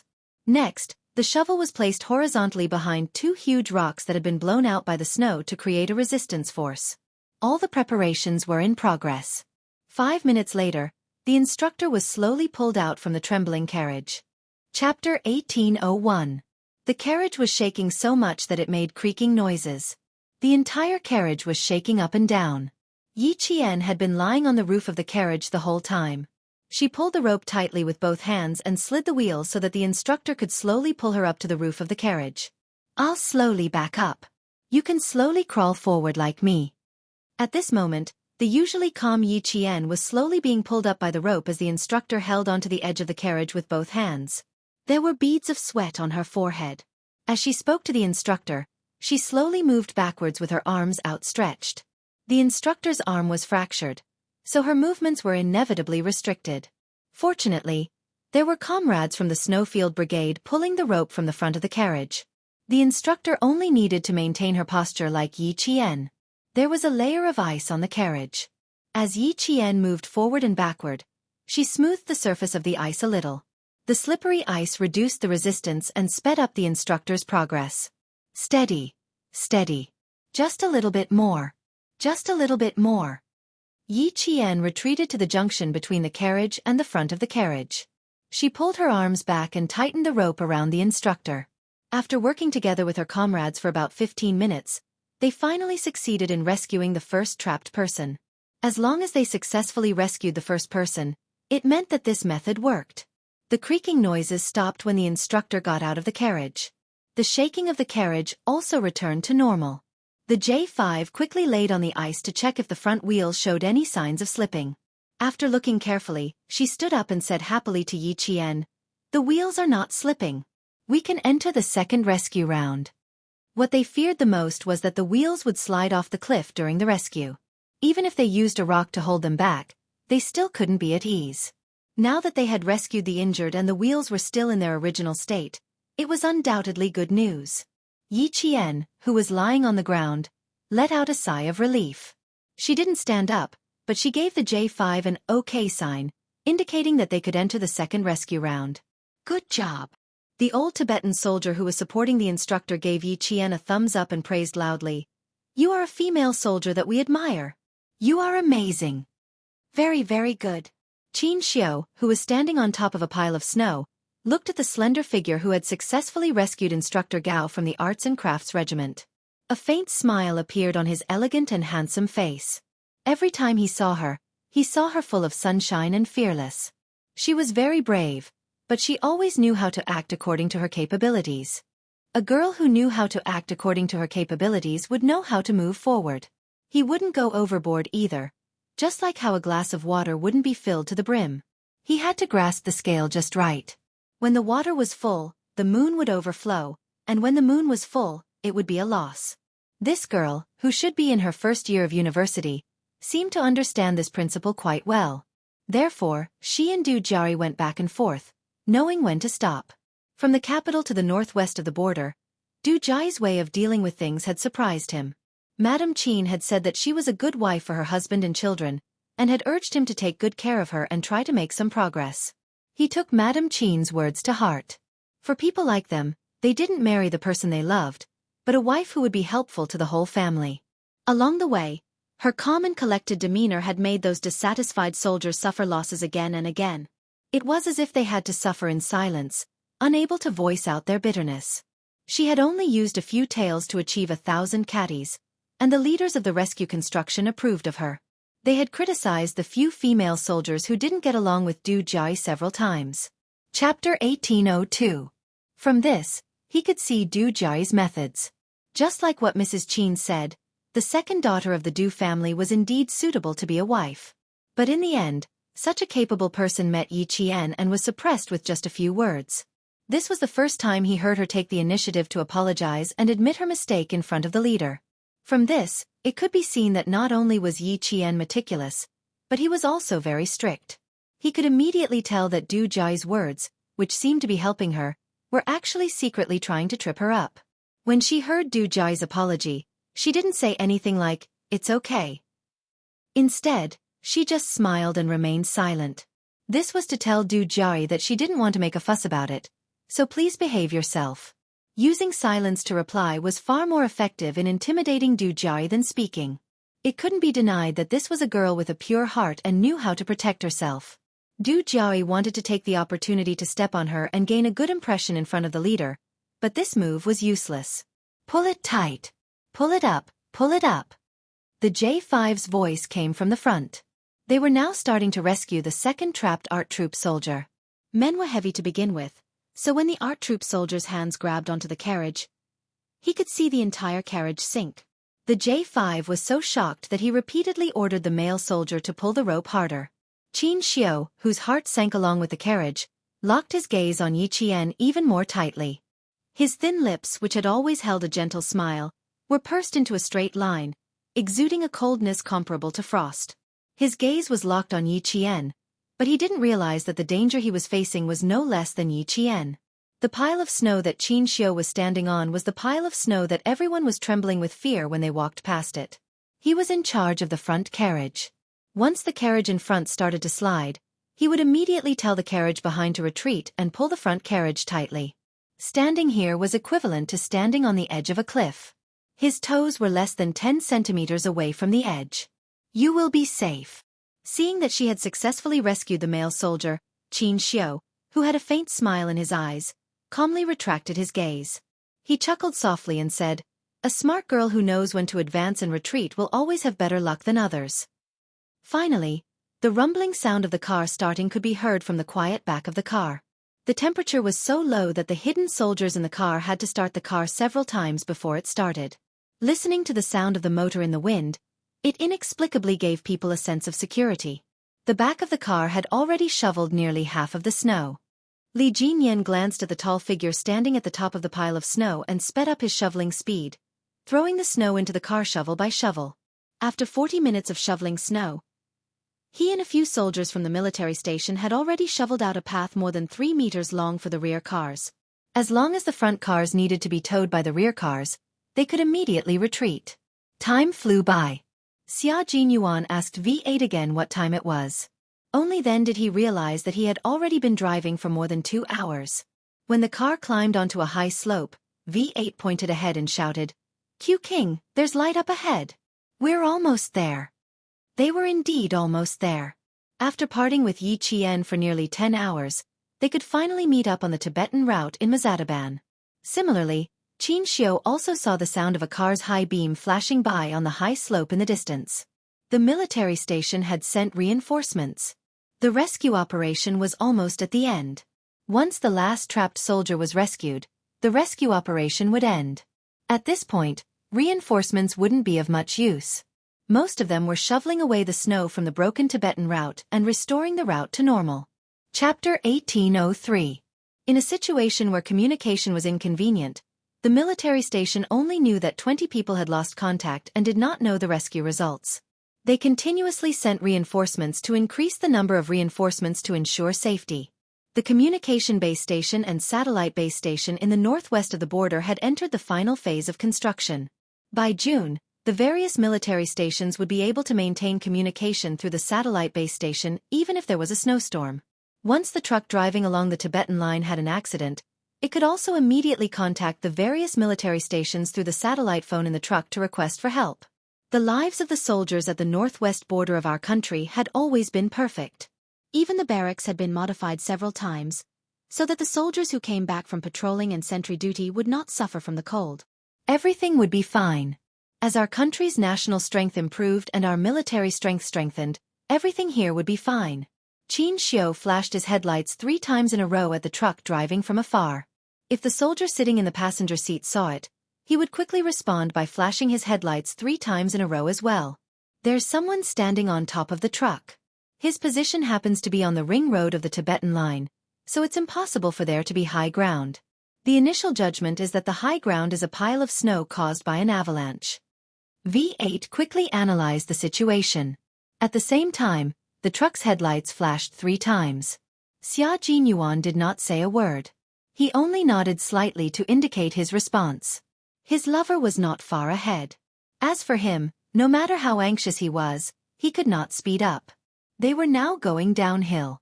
No matter how fast he drove, he was afraid that the truck would drive straight down the cliff. The soldier on the truck saw him. Xianxia, who was about to look away, suddenly heard a miserable scream coming from the truck. His fingers trembled in shock as he quickly turned his head to look. The truck was sinking. Drive, drive. The moment J5, whose expression changed drastically, opened his mouth, Xianxia, who had been paying attention to the situation, had already gestured to the truck behind. The Tibetan soldier who had been watching Xianxia closely, saw this and shouted at the driver, "Drive, drive!" The truck soldier, who was tense and ready, changed gears to the brake. The entire process was completed in 3 seconds. The truck's wheels rolled over the gravel road, and with a loud boom, the truck drove several meters away. Yi Qian gripped the truck's pole tightly and shouted at the last 2 female soldiers, "Hold on tight. Don't panic." The car shook. The driver in front held the steering wheel tightly, stepped on the accelerator, and drove the car that was falling down the cliff to the side of the road. Ice had been added to the wheels. With a few loud clangs, the sharp ice cubes fell out of the gaps between the wheels. The members of the Snowfield Brigade glared at Yi Qian angrily and shouted, "Hold on tight. If anything goes wrong, let go immediately." Zhang Bing yelled at the driver, "Get ready to jump out of the car at any time, do you understand?" The door of the driver's seat was half open. Once it was necessary to abandon the car, the driver could immediately jump out of the car. Lu Yuan and Wei Jiayue were frightened and immediately hugged each other. They also wanted to scream, but they didn't dare to. The female soldiers who were still in the carriage didn't scream in fright, so they shouldn't cause trouble. The preparation work was done very well, and they cooperated very well with each other. The half-tilted carriages were adjusted again as the front of the carriages were pulled up. At the same time, the carriages that were originally suspended in the air were pulled up by about 30 centimeters. Due to the fact that the rear car was not being towed vertically, there was no way to drag the entire car up. If they continued to drag it, the front car would be forcefully twisted to the side of the cliff, which would make it easier for the entire car to fall off the cliff. Chapter 1804. In the end, there was such a thrilling scene. The Special Forces members of the Shuiyu team were so shocked that they broke out in cold sweat. If Yi Qian had confessed right here, they wouldn't care what the consequences were. They would never forgive themselves for the rest of their lives. Xianxia looked at the upright carriage. His heart was beating wildly, and he couldn't help but close his eyes and cover his chest. When he opened his eyes again, he looked down at his feet. The 2 ropes that could be seen had sunk deep into the snow after being dragged by the rear carriage. It wasn't safe for him to stay here. He needed to go down. The Tibetan soldier below looked up and shouted at Xianxia, who was standing high up, "Reporter Qin, come down quickly. It's not safe for you. Come down quickly." When the ropes sunk into the snow, it was equivalent to cutting the accumulated snow in half. If the upper layer of snow fell down, the entire layer of snow would fall down with it. Xianxia, who was standing on top, would fall down the cliff with the falling snow. Xianxia responded and carefully stepped on the snow as he slowly descended. He had only taken a few steps when the place where he had been standing was covered by a large piece of snow. Then, at least 3 square meters of snow fell directly to the cliff. Xianxia, who heard the sound behind him, pursed his lips. He didn't look back and quickened his pace to rush down. The Tibetan soldier saw the snow above him peeling off layer by layer and sinking down. The snow piled up to the mountain was falling down in large chunks. Even though he was a veteran who had been on the Tibetan line for 17 years, he was scared out of his wits. Fortunately, reporter Qin wasn't a coward. He knew the situation behind him wasn't right, so he didn't look back and just rushed down. Xianxia, who was rushing down, was in a sorry state.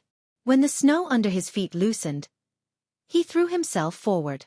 He started with a more ferocious posture like a hungry tiger pouncing on its prey. Then, he ended with prostrating himself on the ground, and fell down hard. Although his posture wasn't very elegant, Xianxia didn't care too much when he saw the small avalanche on the originally tightly piled up snow. His life was more important. When the people in the rear saw that the accumulated snow had caused another avalanche, the female soldiers were so scared that their faces turned ashen, while the male soldiers were slightly calmer. Reporter Qin. Are you all right? Fu Hui was so scared that her knees went weak. She stuttered as she spoke. Li Jinyan looked at the collapsed pile of snow. The original cold June yen became colder and colder. The people standing on it should have some skills. Otherwise, how dare they stand in the most dangerous place? She had to have the confidence to stand up there. As for whether something would happen, he said to the 5 female soldiers who were as frightened as birds, there's a 50-50 chance that something would happen or nothing would happen. When the female soldiers heard this, tears came out of their eyes.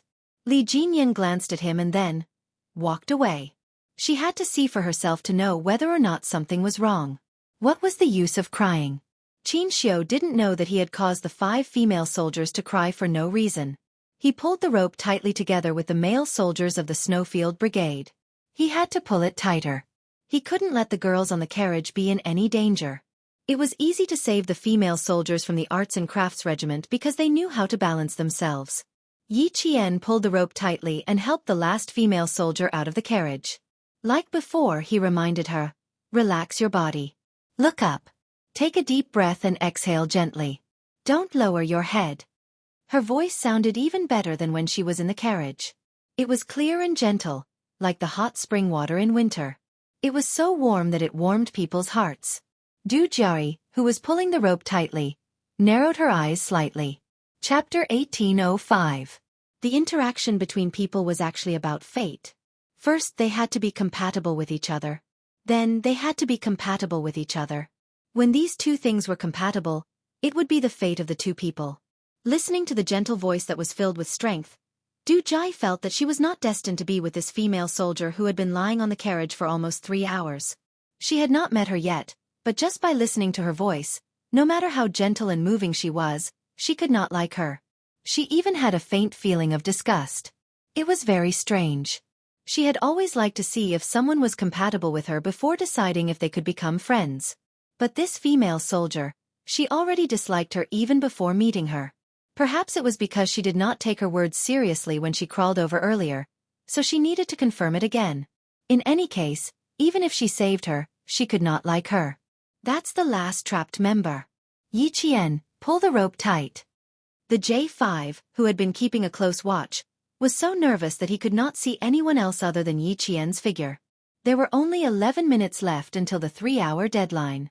Female soldier Yi Qian had been lying on the swaying carriage for a full 2 hours and 49 minutes. The carriage was suspended in the abyss, and the bone-chilling cold wind kept blowing. His limbs were stiff from standing by the roadside, and Yi Qian, who was lying on the carriage, was facing the cold wind head-on. Her hands, feet, ears, and even the tip of her nose must have been frostbitten. When the Snowfield Brigade entered the Highland winter training, the most common thing they did was stand in the wind for 2 hours. When it was over, they wanted to move their legs, but their limbs did not listen to their brain. It was as if they were immobilized. If they were like this after standing on solid ground for 2 hours, then Yi Qian, as a female soldier, had been standing in the wind for almost 3 hours. Other than admiration, he respected her for being able to persevere until now. He respected the female soldier's perseverance. Yi Qian could hear what the J5 said. She raised her hands slightly and made an okay gesture. Once again, she tightened the rope. First, she slowly pulled Du Jiari, who could not use any strength and could not hold onto the edge of the carriage. She needed to pull Du Jiari up so that she could at least place her arms on top of the carriage. Du Jiao's mental fortitude was not bad. She could still chat with Yi Qian even when her feet were in the air. She tightened her grip on the rope and relaxed her body. She raised her head slightly and looked at the female soldier who had yet to say, "Tired." Her cheeks were red from the wind and she said to Yi Qian, "Thank you for your hard work tonight. You were the one who pulled all of us up for 3 hours. Does your arm hurt?" It was a very ordinary conversation, as if it was just a casual topic to relax. However, Yi Qian, who was very defensive, was already on guard against her. Therefore, he only smiled at her and listened to her without replying. Yi Qian's experience from his previous life told him that when interacting with people like her, he definitely needed to remain silent. As long as it was not a question that he had to answer, it was best to smile and use his silence to let her know that he did not want to talk too much. Du Jiao, who was waiting for Yi Jian's reply with a smile, narrowed her eyes again. She lowered her head to hide the displeasure in her eyes as her shoulders were now parallel to the carriage. The moment she lowered her head, her originally relaxed body suddenly tensed up. With a look of horror on her face, she quickly looked up, not daring to lower her head again. She was suspended in the air, and below her feet was a bottomless abyss. Just one look at it was enough to make all the cells in her body scream. Chapter 1806. Don't lower your head. Slowly extend your hands and place them on top of the carriage. Take a deep breath and place your center of gravity on your arms. Don't be afraid. The male soldiers are pulling on the ropes in front of the carriage. They will pull you all the way to the front of the carriage. Yi Qian naturally noticed the fear in her eyes and knew why she was frightened. The searchlight on the windbreaker hat emitted a snow-white light. Du Jiao couldn't help but close her eyes and avert her gaze. Without a doubt, Du Jiao was a very beautiful and elegant civilian soldier. She had a beautiful oval face and a pair of classical willow leaf eyebrows. Although her eyes were closed, her eyeliner was long and it was obvious that she had a pair of bright eyes. At this moment, although her eyes were closed, the arrogance and confidence between her eyebrows were still soaring. This was a female soldier who liked to put herself at the center of everything. No wonder when they first met, she spoke as if she was giving orders. Yi Qian, move back. When the J5 saw that the last female soldier had half of her body pulled up, he immediately ordered Yi Qian to move back. After he finished speaking, he immediately stared at the wheels. The muscles on his face were tense, as if he had entered a battle. Every part of his face exuded a fierce aura. Du Jiao, who had finally climbed up, slowly opened her eyes. She saw that the female soldier was slowly moving back with her arms and legs spread out. Meanwhile, she was being pulled up bit by the ropes. There was the weight of 2 people on top of the carriage. Even though they were both light and graceful female soldiers, the roof of the carriage creaked because of the weight. This was a sound that made one's scalp go numb and goosebumps rise all over their body.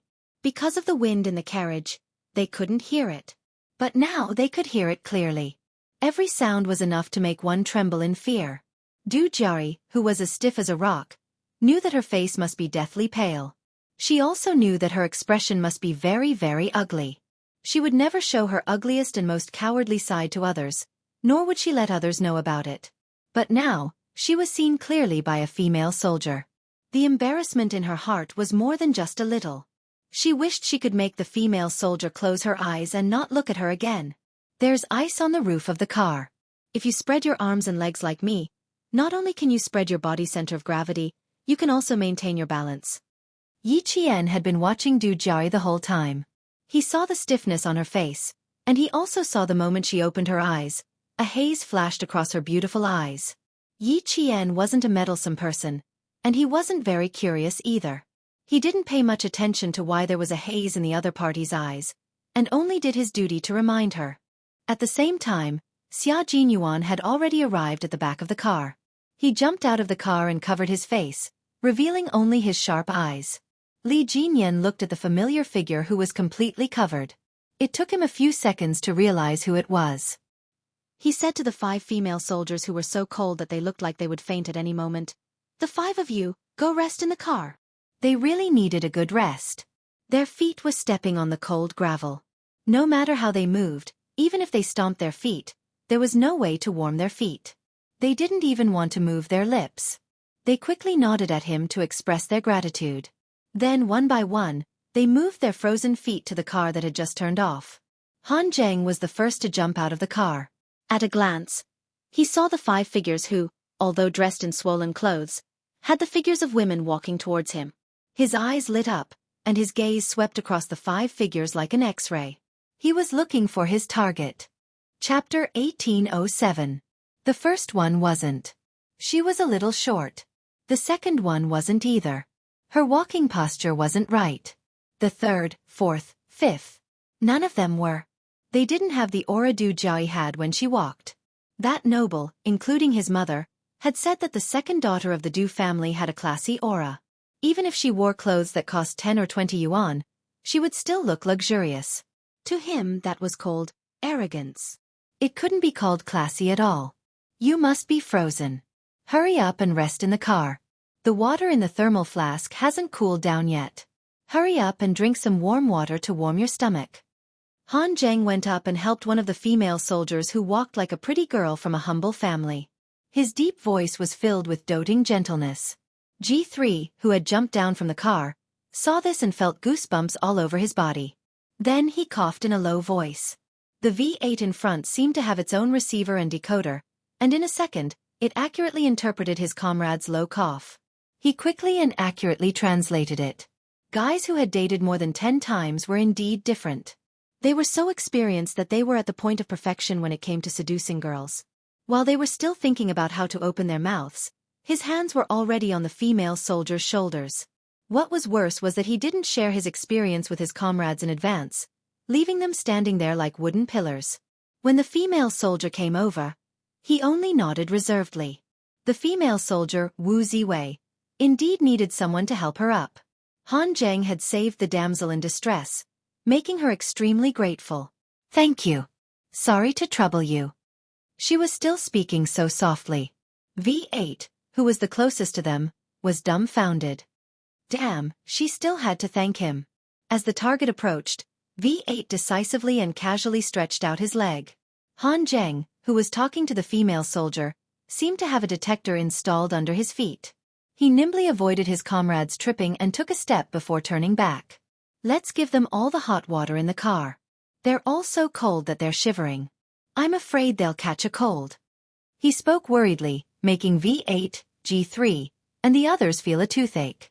The female soldier was left in Han Zheng's care. Xia Jinyuan, who had already exchanged a few words with Li Jinyan, ordered loudly, "Get the snow shovels. Try to shovel the road out in 5 hours." It was not a small area of collapse. 5 hours was considered a conservative time. Li Jinyan only saw the figures of the Snowfield Brigade, and knew that his comrades from the Storm Commandos had not come up. His eyes darkened slightly as he shoveled the snow, and he said to Xia Jinyuan, "I plan to apply to enter the northwest of Xinjiang every winter to complete winter training. When the time comes, I'll need your guidance."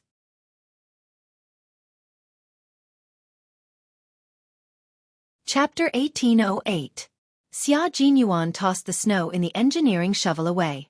Wearing gloves, he raised his hand and patted Li Jinyan, whose eyebrows were tightly knitted. He sneered, "With your ability, we all believe that such a day will come." He shoveled the snow quickly, removing a large chunk with each shovel. In just a few sentences, he had removed a few square meters of snow. There was no way he could be unhappy.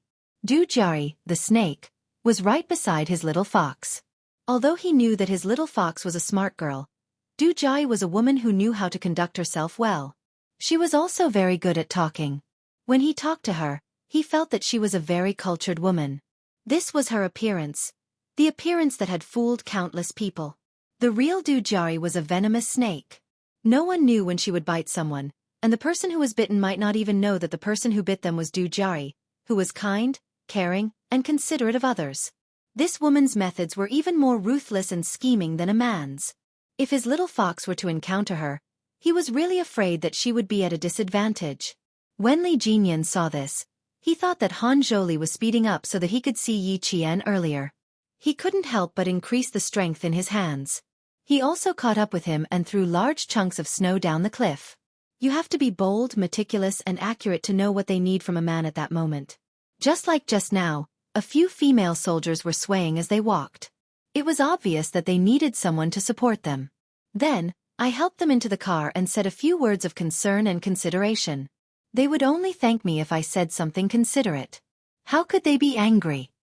I wasn't like a hungry wolf who pounced on them and touched them. I was very gentlemanly, okay? Didn't you see that I only supported them by their arms and shoulders when I helped them into the car? If they couldn't get up, I would let them kneel on my knee and climb up by themselves with one hand on my shoulder. I didn't do anything inappropriate during the entire process. This is called gentlemanly. Gentlemanly. Han Zheng shared his experience generously so that the group of bachelors would be able to resolve their confusion. When the group of bachelors heard this, they really felt that listening to a gentleman's words is better than studying for 10 years. His ability to date more than 10 girls was not a bluff. He really had some ability. Receiving the gazes of admiration from his comrades, Han Zheng enjoyed it very much.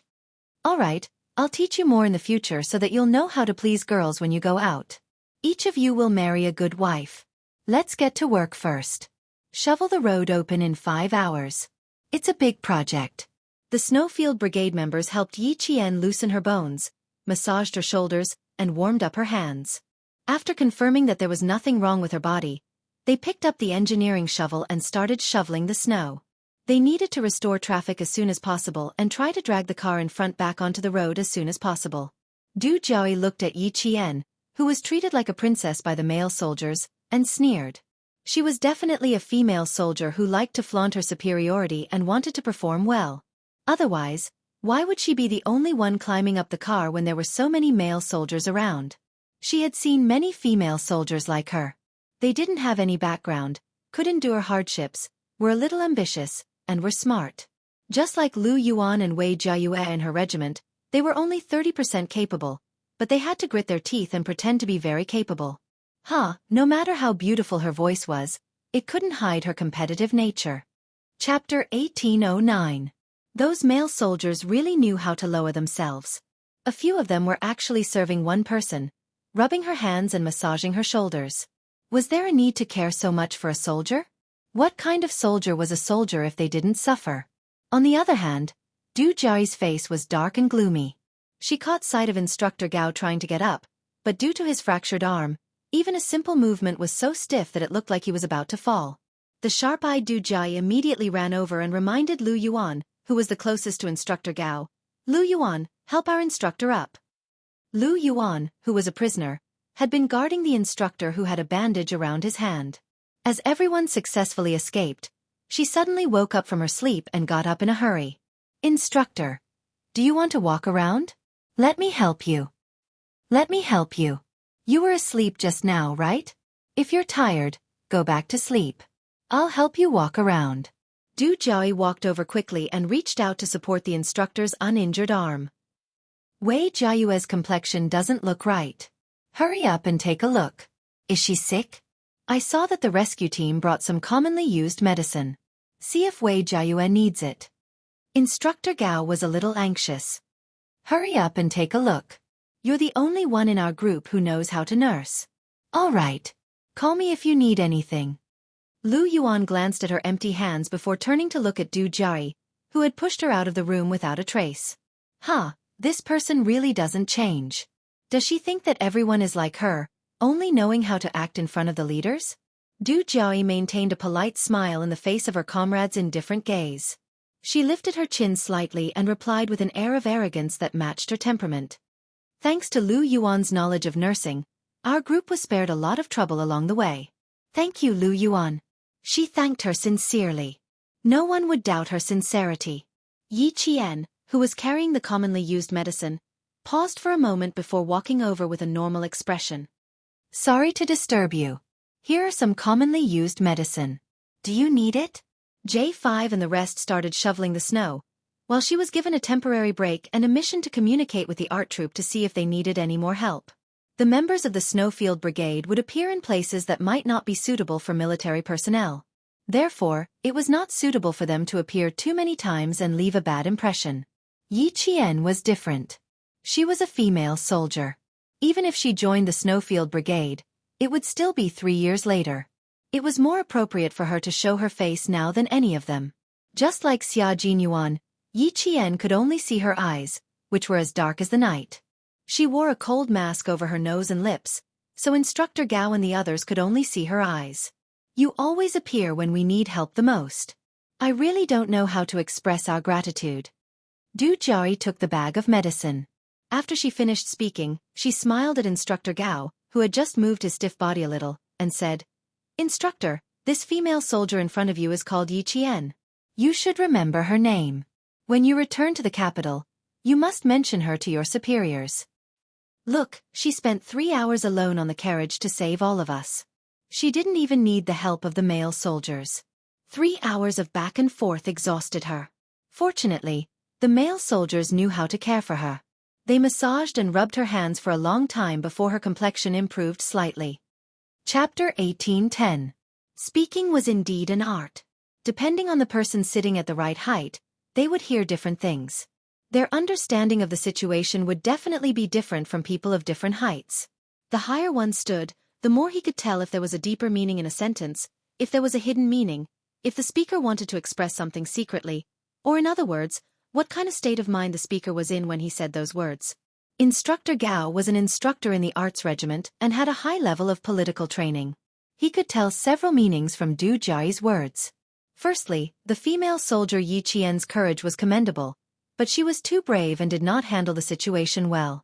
Secondly, as a female soldier, she was naturally weaker than the male soldiers. Knowing this, she still persisted. This showed that she was a female soldier who loved to show off and lost her composure. Thirdly, since she chose to persist, she was so tired that she needed the male soldiers to serve her. This showed that she lacked the spirit of a soldier. Fourthly, the male soldiers were not strict enough and cared too much about the female soldier. This showed that their relationship was messy. This was what Instructor Gao understood from Du Jiari's words, but it was undeniable that if not for this female soldier who loved to show off persisting for 3 hours and gritting her teeth to save them, they might still be stuck in the carriage, frightened. Therefore, Instructor Gao smiled and said, You're right. We must report this to the higher-ups and reward the soldiers who risked their lives to save us. Yi Qian, you've worked hard tonight. If it weren't for you, we would probably still be in the carriage. As he said this, his words became more sincere. However, you need to think twice before you do something like this. Don't tire yourself out too much. After all, Instructor Gao was not a soldier in the arts regiment. He could only give a few pointers in a very reserved manner. If he said too much, it would make people dislike him. Lu Yuan gently weighed the plastic bag with the medicine. The soft, hua sound seemed to have interrupted Instructor Gao's words. Then, she smiled at Yi Qian, full of kindness and gratitude. Hearing this, Yi Qian, who already knew how to deal with this, said politely, You're right. My comrades were also very worried when I went up like this. They were afraid that I would increase the weight on the carriage and cause the entire carriage to fall off the cliff. Fortunately, my body is light. Although it made my comrades sweat in their hearts, I can be considered to have successfully completed the mission given to me by my comrades. Yi Qian was never a pushover. Facing Du Jiari's gratitude on the surface and all kinds of words to trip him up, he humbly accepted Instructor Gao's advice and politely used a different method to explain why she, a female soldier, had to climb up the carriage. You've considered everything thoroughly. It's because of this that we're all safe. Yi, our unit needs female soldiers like you. As he said this, his gaze landed on Du Jiari. He then turned his head to look at the other soldiers who were still breathing. Then he sighed. Jai, you all need to learn from her. Just now, the carriage only shook a little, but you all were so scared that you screamed. Yi Qian, on the other hand, was able to remain calm and continue to rescue us.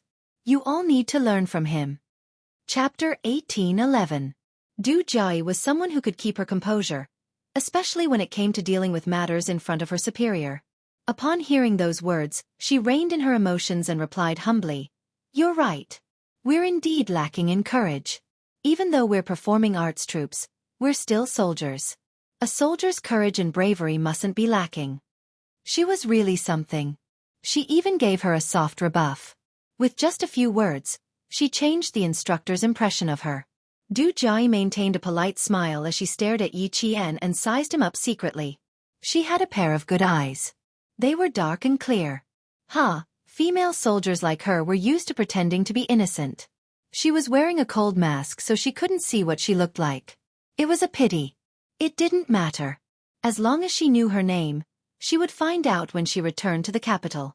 It had always been easy for Du Jiayi to find out a person's background. She originally wanted to make things difficult for her now, but the instructor obviously admired her. She could only keep her cool for now. It wouldn't be too late to deal with her later. She had seen her at her worst and was still suspicious of her. She even gave her a soft rebuff. She loved to deal with female soldiers who were naturally rebellious. There was no hurry. She would deal with her until she didn't even know who she had offended. Du Jiayi, who was obviously excited, smiled sweetly after she finished speaking. She kept looking at Yi Qian. It wasn't a polite gaze, but a gaze filled with arrogance and prejudice. Yi Qian calmly smiled at her and turned to look at the instructor who was speaking. That's right. No matter what kind of soldier you are, as long as you wear this uniform, you're a soldier. You can't lose the face and image of a soldier. Instructor Gao was very satisfied with Du Jiayi's answer. He looked at her approvingly and said to Lu Yuan, if there's anything you can solve, try to solve it yourself. Don't cause trouble for the army. A male soldier from the Arts and Crafts Regiment walked over. Perhaps he had something to say to Instructor Gao, so he greeted Du Jiayi and nodded at Yi Qian with a smile. He said, sorry to disturb you, and then helped Instructor Gao over. Lu Yuan answered Instructor Gao with a straight face. Understood. Don't worry, we won't cause any trouble for the army. I'm always at ease when you guys handle things. After Instructor Gao finished speaking, he left with the help of the male soldier. When he got up, Lu Yuan immediately said politely to Yi Qian, come and rest with us for a while. The male soldiers are exhausted from shoveling the snow. We'll take over their duties midway and shovel the snow together. What do you think? Du Jiayi, who hadn't left, seemed to have heard a joke. She pursed her lips and laughed. As long as the male soldiers aren't afraid of us causing trouble, just let us know if you need anything. We definitely won't embarrass the female soldiers. We have to show them that female soldiers are not to be trifled with. She looked at Lu Yuan and said with a faint smile, Lu Yuan, you can't be like last time where you fainted before you even started working. We can't embarrass the Arts and Crafts Regiment.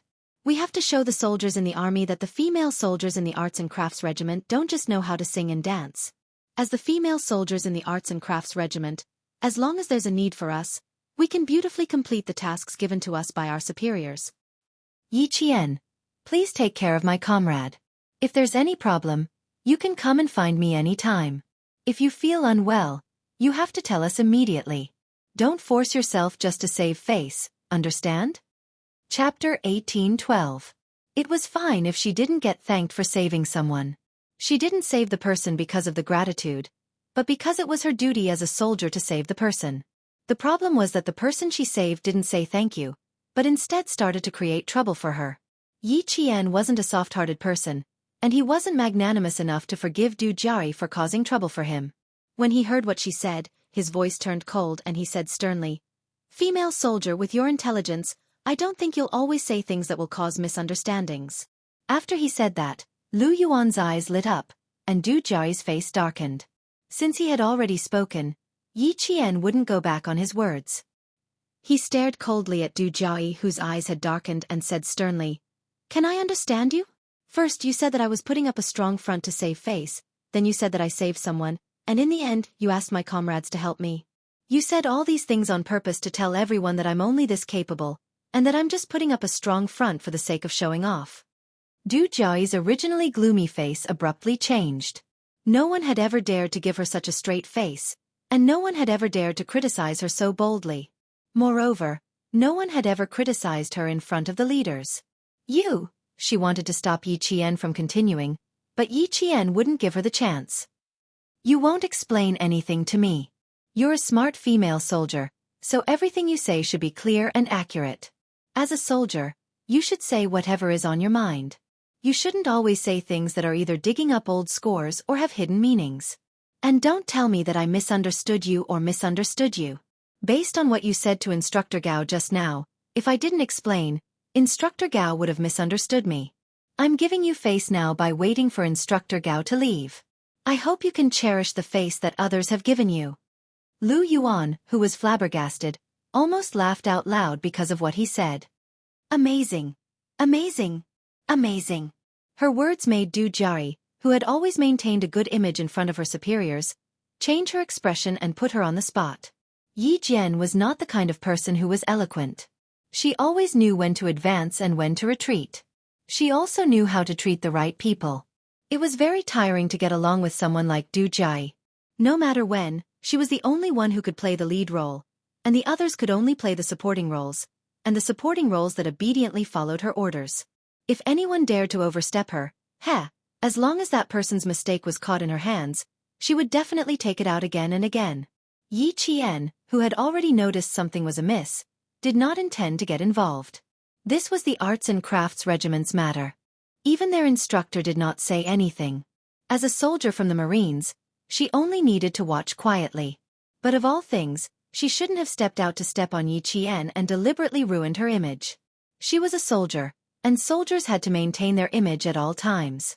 They could not allow others to destroy their image and tarnish their reputation. The first time she took a small step back and clearly told her not to push her luck. She probably used her silence to tell her not to push Yi Qian, which made her misunderstand that Yi Qian was easy to bully. Since that was the case, she didn't mind not giving her face and warning her. She wanted her to restrain her evil intentions. Chapter 18:13. Although the military had iron-like discipline, not everyone could be impartial. Instructor Gao was biased towards Du Jari, but that was mostly due to her ability to get things done. Moreover, every word she said was true to the bottom of her heart, and she never violated any discipline, causing the leaders to worry about her. Naturally, they would admire her. Originally, after leaving the borders, there would be no more social interactions, but she insisted on doing some dirty things. How could Yi Qian allow her to do so again and again? Du Jai was so angry that she almost fainted. Hearing this, Lu Yuan trembled in fear, but she also felt relieved when she saw Du Jai's expression turn darker. She quickly stood up and said softly, "Forget it, it's just a small matter. Jari, don't be angry. Look, I'm not even angry at you." Lu Yuan was shocked and angry at the mention of that old incident that she still couldn't let go of. That was the only time she made a fool of herself, and it became a topic that Du Jai would use to make fun of her. No one liked others to talk about their mistakes, and Lu Yuan didn't like it either. But what could she do? Du Jai wasn't an ordinary soldier. She didn't like Yi Qian from the start. Now that she heard what he said, her uncertain expression made her even more afraid. "I'm sorry, Yi Qian. I really didn't mean anything by it. I'm just a straightforward person, and I'm not good with words. If I've offended you, please forgive me." Du Jai's uncertain expression only took a few seconds to adjust. Her bright eyes under the hood were filled with sincerity. "I'm very, very sorry. Please forgive me." Lu Yuan originally felt that her anger had been vented, but now, following Du Jai's apology, she felt an extremely cold chill run up from the bottom of her feet. Based on her understanding of Du Jai, the more amiable she was, the more it meant that she had set her sights on someone and would make that person suffer. Seeing her gaze on Yi Qian, Lu Yuan's fingers trembled violently.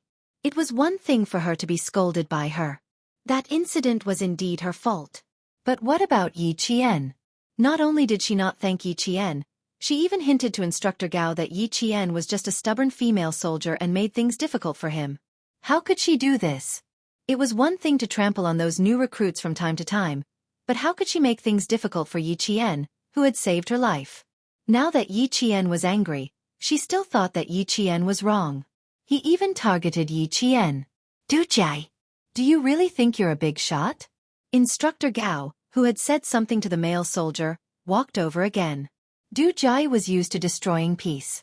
She held Lu Yuan's arm and said to Yi Qian, "I'm very, very sorry, and I'm very, very grateful." Instructor Gao wanted to go over to see how much snow needed to be shoveled.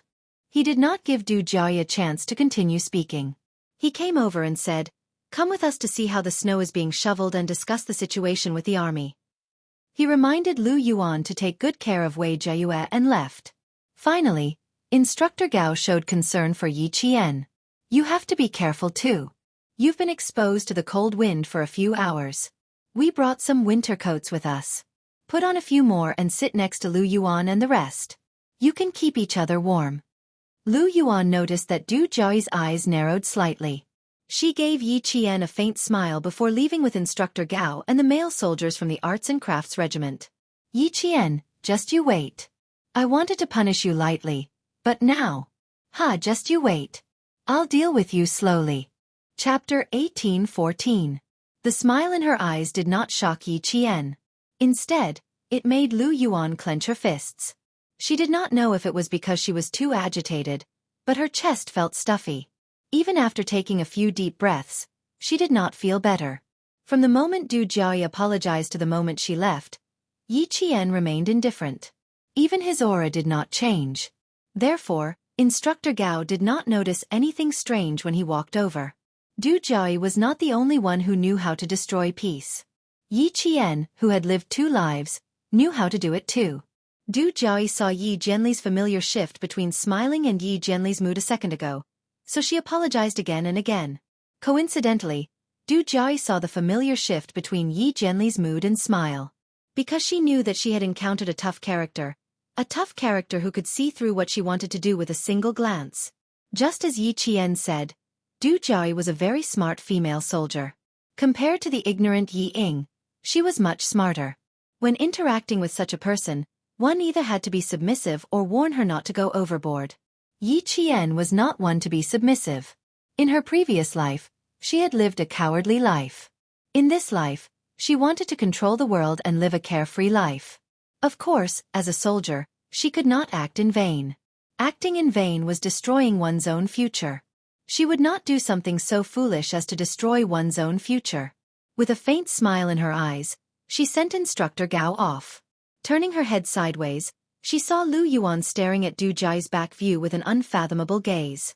Even she could tell that they had some conflicts in the past, so how could Instructor Gao not be able to tell? I'll go with you to see your comrades. Now that the roads are disrupted, a small cold will cause big problems. The smiling voice pulled Lu Yuan's attention back. Yi Qian looked at the female soldier who was looking at her with a complicated expression. She pretended not to notice anything and glanced at Wei Jiayue. She whispered, "It looks like something is wrong."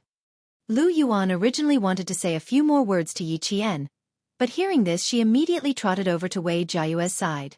She saw that Wei Jiayue and Ma Min were leaning against each other with their eyes closed.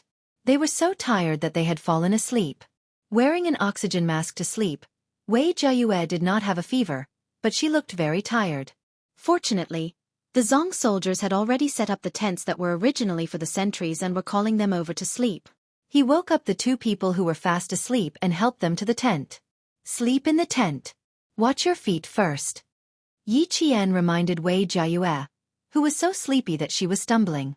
He put his arm around her shoulders and put her weight on him to make her feel more comfortable.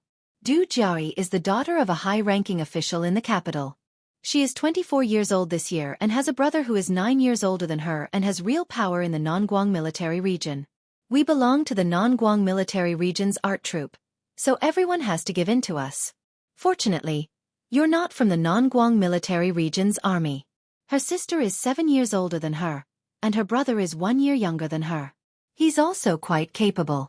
Last year, he graduated from university and worked in the provincial government. Du Jiaoyi has a sweet tongue and knows how to coax people, so she's quite popular in her family. You can check which official in the capital has the surname Du and has 2 sons and 2 daughters. Then you'll know her background. Also, her mother, Madame Li, is also a very powerful person. If anyone dares to bully her daughter, she will not let them off easily. However, this family is very prideful, so they will be amiable on the surface. Just like just now, no matter how angry she was able to put down her pride and apologize to you.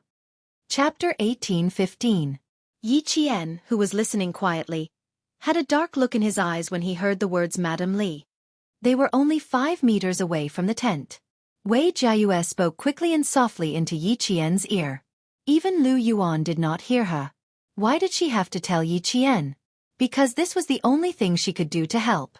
She only hoped that Yi Qian would be more vigilant and avoid them in the future. The Wei family was considered a big family, so even they had to give in to the Du family. Yi Qian, who had been listening quietly, said, "Thank you." Then he reminded her, "Sleep a little deeper. We only set up 1 tent." They did not know when they would be able to shovel the snow away, so the Tibetan soldiers used 2 tents to avoid the cold. Lu Yuan, who had not noticed anything, walked out of the tent and said to Yi Qian, "Thank you for your hard work tonight. You saved so many of us. Although I can't mention your name in the report and let the army reward you, I will always remember that there was a female soldier who took the risk to save others. Thank you, Yi Qian." Compared to Du Jiao's gratitude, Lu Yuan's gratitude was much more sincere. She straightened her back and looked at Yi Qian with a sincere expression as she saluted him. "Thank you, Yi Qian. Thank you. If not for your timely appearance, she and her comrades would not have dared to climb onto the roof of the carriage, and it would not have been possible for them to save so many people in just 3 hours." She stood at the side and listened to the creaking sound of the carriage. She was so scared that her knees went weak. On the other hand, Yi Qian, who was lying on the roof, was so calm and brave. Even when they screamed in fear, he was still calm and collected until he saved everyone. Even if Du Jiao had her eyes on Yi Qian, she was not afraid. She belonged to a different division and branch. No matter how powerful she was, it was impossible for her to cross divisions and branch to cause trouble for Yi Qian. Looking at Yi Qian, who was working for them, Lu Yuan, who felt apologetic, bit her lip, as if she was making a big decision. After a while she said, "Du Jiao and I were both female soldiers for 2 years. We were friends for a year, so close that we could share meals together. Later on, when new soldiers joined the army, their opinions differed from hers, and the conflict began to deepen. But it's only about class affairs. Last July, when I got close to Wei Jiayue, who was transferred here, our relationship deteriorated even more. In the end, I applied to be transferred to Wei Jiayue's dormitory, far away from her. The further I was from her, the clearer I could see Du Jiao's character." Lu Yuan could not directly tell Yi Qian to be careful. Based on her understanding of Du Jiao, if she really said something, it would be difficult for her to successfully leave the army. Lu Yuan's behavior just now was clearly because she had her eyes on Yi Qian. If she did not say anything, she would feel guilty. Yi Qian should have sensed something. Otherwise, he would not have said something so indifferent, causing Du Jiao to be at a disadvantage and earning Instructor Gao's praise. Whether or not Lu Yuan knew or sensed something, Lu Yuan could not lose her conscience. "I rarely get along with people, except for Du Jiao. Fortunately, you're not from our military, so we won't see each other much in the future. If we meet again, just pretend we don't know each other and avoid her." Actually, Yi Qian, who was in a mess, did not have the heart to listen.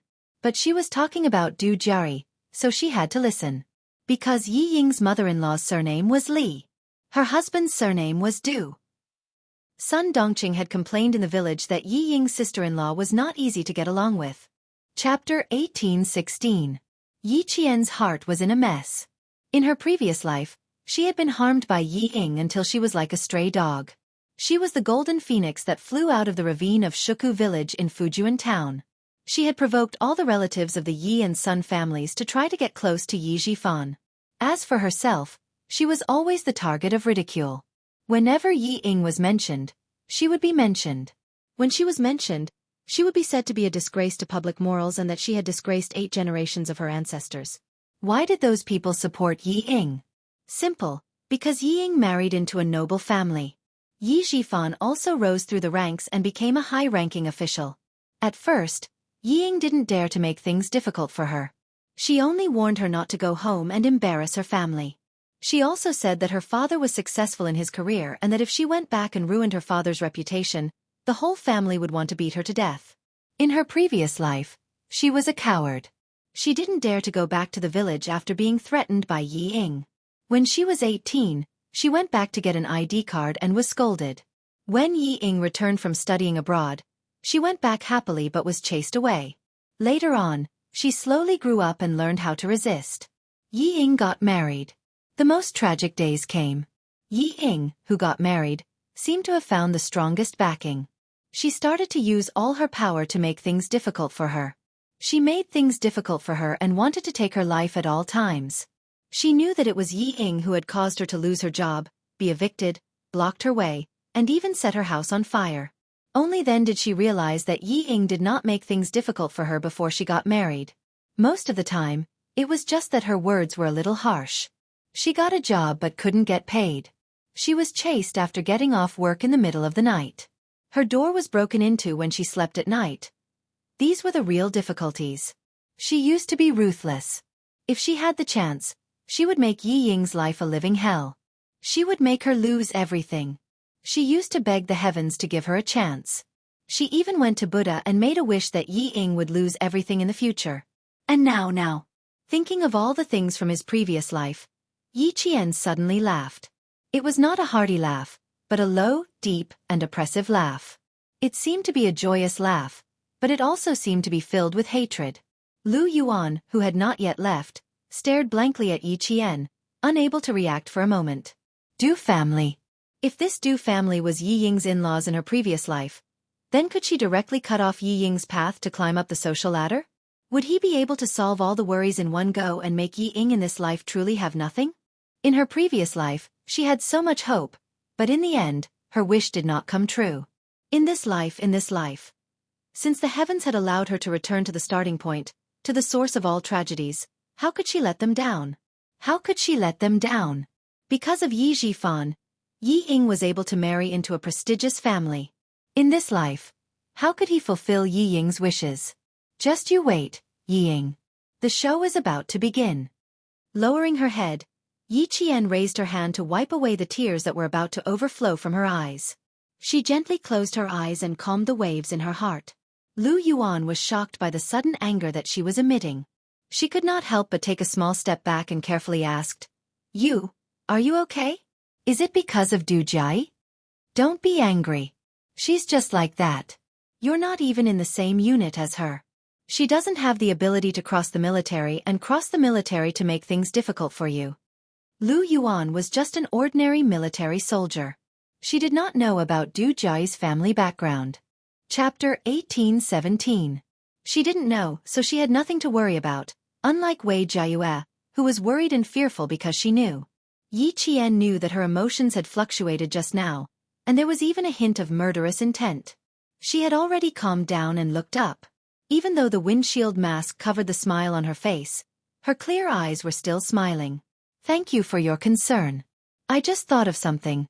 Not because of Du Jai. Oh, that's good. For some reason, Lu Yuan suddenly felt a little afraid of this female soldier in front of her. She felt inexplicably afraid and said uneasily, Then I'm relieved. You go to your work, I'll go back to my tent to rest. Without waiting for Yi Qian to speak, she turned around and went back to her tent in a panic. Her heart was beating a little fast, and she couldn't continue talking to her. She had a feeling that she would throw a knife at her at any time. It was better to leave quickly. She couldn't afford to offend Yi Qian and Du Jai. Yi Qian didn't take Lu Yuan's strange behavior to heart. He turned around and saw her enter her tent, then stand by the roadside and look up at the male soldiers on the snowy mountain. There were 4 engineering shovels in the car, and together with the 2 that Yi Qian brought over, there were enough shovels for 6 people to shovel the snow together. J5 and the other members of the Snowfield Brigade were the first to shovel the snow, while Xianxia, the Tibetan soldiers, and the 2 male soldiers from the Arts and Crafts Regiment were on guard. They stared at the snowy mountain in the dark like a hibernating monster. Once they noticed that the snow was loose, they would immediately inform the male soldiers who were shoveling the snow. Xianxia's gaze would always inadvertently fall on Yi Qian. The usually sharp Yi Qian was walking directly towards him. The 2 leaders of the Arts and Crafts Regiment were instructing their soldiers to unconditionally cooperate with the soldiers from the army to clear the road together. As Yi Qian walked closer, he heard a male soldier from the Arts and Crafts Regiment say worriedly, The Matsa army hasn't arrived yet. I suspect that there might be an avalanche ahead. Maybe they're also trying to save people. The Tibetan route through Mazadaban was a very big S-curve. If the curve ahead was blocked, they would not be able to see anything. There's no need to be suspicious. Since we haven't arrived yet, there's definitely an avalanche ahead of us. Let's clear the path for the 2 vehicles first. The rescue commander frowned as he looked at the huge pile of snow. At this rate, it would be difficult for him to complete the task within 5 hours. Qin Xiu, who had already noticed Yi Qian walking out, lowered his head and said something to Instructor Gao, then strode over. Yi Qian looked at Qin Xiu, who was not affected by the cold at all, just like the J5 and the others. He could not help muttering in his heart. He looks like a gentleman who is painting by the window, But why does he look like a marching soldier now? The other two male soldiers from the Arts and Crafts Regiment were so cold that they wrapped themselves in thick winter clothing. Fortunately, their backs were straight enough. Otherwise, they would look like brown bears in the mountains. They were very clumsy. "Are you looking for me?" Xianxia came over and asked, "Are you worried about when the road will open?" Yi Qian raised his eyebrows. "You kept looking at me just now. I thought you were looking for me." If he was looking for her for no reason, then why was he looking at her? He only looked at her occasionally, and it was not on purpose. He only looked at her from the corner of his eyes. How did she notice him like that? Xianxia wanted to laugh. He was indeed a soldier. His sensitivity was indeed shocking. Chapter 18:18. It seemed like he could not sneak a few glances at her in the future. He might as well look at her openly. If he was caught, he could still smile. Xianxia, who had always had a clear goal, was already thinking about how to get along with Yi Qian. There is indeed something. It's about my identity. Since she was already here, he could not let her come for nothing. Xianxia gestured for her to speak further away. "I have something to do here. Originally, I came here with another interpreter. When I arrived at 30 Miles Camp, I heard that the Nongguang military's art troupe was here, so I followed them as a reporter. The people in the art troupe have always thought that I'm a reporter. That's why I need your cooperation." Yi Qian's face was serious. "I will definitely cooperate. I regret coming here to look for you now. Actually, I could have pretended not to know you. It would have made things easier for you." If she pretended not to know Xianxia, she would not be watched by Du Jiari. Speaking of Du Jiari, she thought of her background. Yi Qian could not help but purse her lips. Xianxia was also a person of status. She often appeared on television. It was impossible that Du Jiari did not know Xianxia.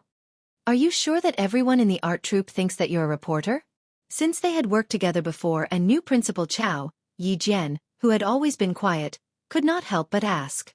Xianxia pointed at his windshield. There was a deep smile in his eyes.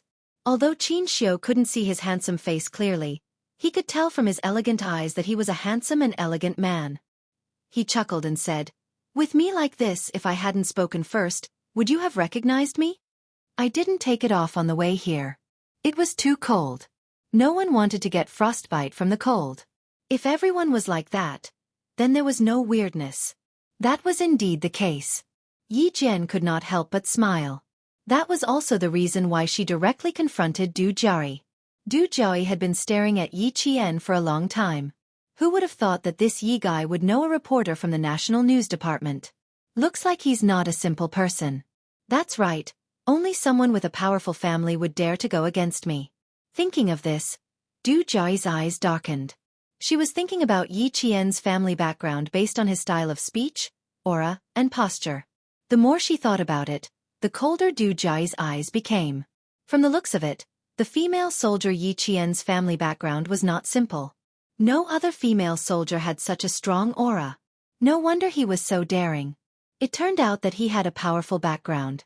Previously, he had thought that she was trying to show off and was trying to be brave.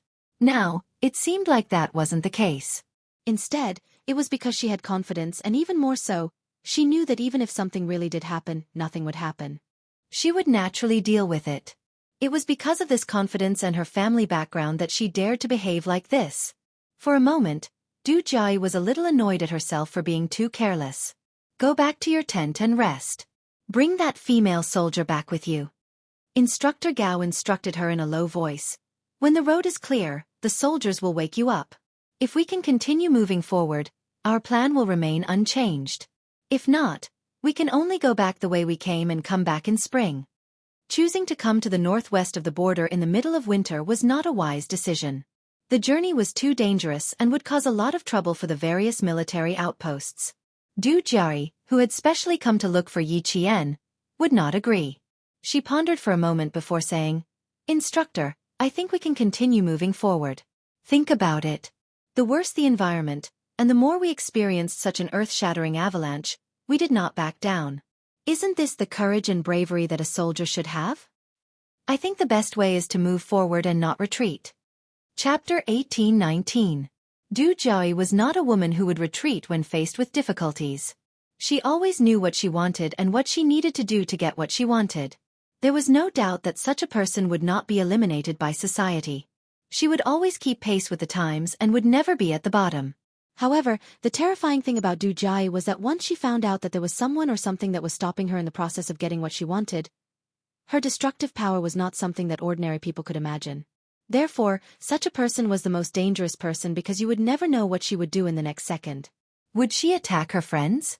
Would she suddenly turn her back on her friends? Would she suddenly turn her back on you one day? She knew what she wanted, and she knew how to get it. She also had the ability to control things, so when interacting with her, one must always be clear-headed and carefully avoid her minefields, lest one be blasted into nothingness one day. Since such a person came with a purpose, how could she retreat so easily? In addition, she was already out of danger. If she continued to move forward, she could deepen the leader's impression of her. As smart as Du Jiayi was, she would choose a beneficial path for herself. Obviously, the instructor was also moved by her words. He looked around and his gaze fell slightly on Xianxia, who was talking to Yi Qian. He said in a low voice, "What you said makes sense." There are also 2 reporters from the news department. Especially the reporter surnamed Qin. Although he doesn't like to talk much and doesn't walk around much, there were several officers who accompanied him to join us. It can be seen that this reporter Qin has some status in the news department. Your brother asked me to give you a slap. Since you're not afraid, then go ahead. It's not easy to get credit for the military arts, but since there's an opportunity now, there's no harm in fighting for it. Instructor Gao was acquainted with the Du family and had a good relationship with Du Jiayi's brother. With such a relationship, Du Jiayi's days in the regiment were much better than others. After speaking in a low voice, Instructor Gao frowned slightly. His voice was even softer than before. The person you're looking for is only known to be serving at the border. He might not be here now. If you want to find him, I'm afraid it will be a little difficult. He didn't know who she was looking for. Her brother didn't tell him, so he wasn't afraid to ask too much. I'm sorry to have made you worry.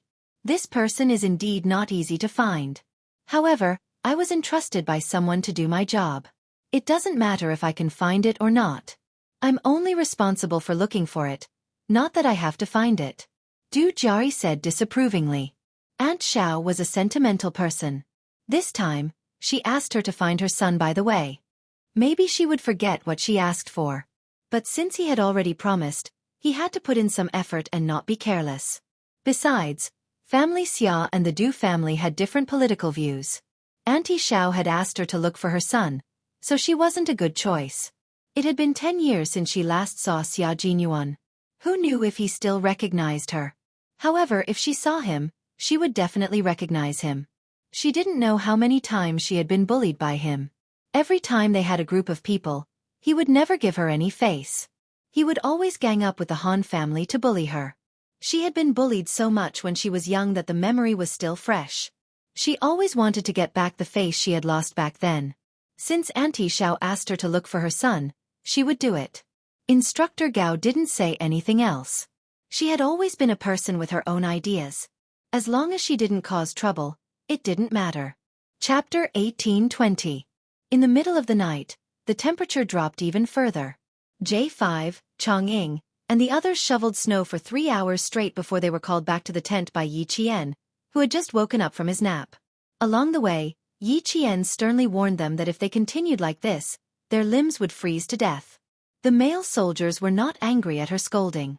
Instead, they were quite happy. Although it took longer, it was not a big deal. Every year during winter training, it was common for them to be suddenly woken up in the middle of the night to run with weights. 3 hours was not a big deal.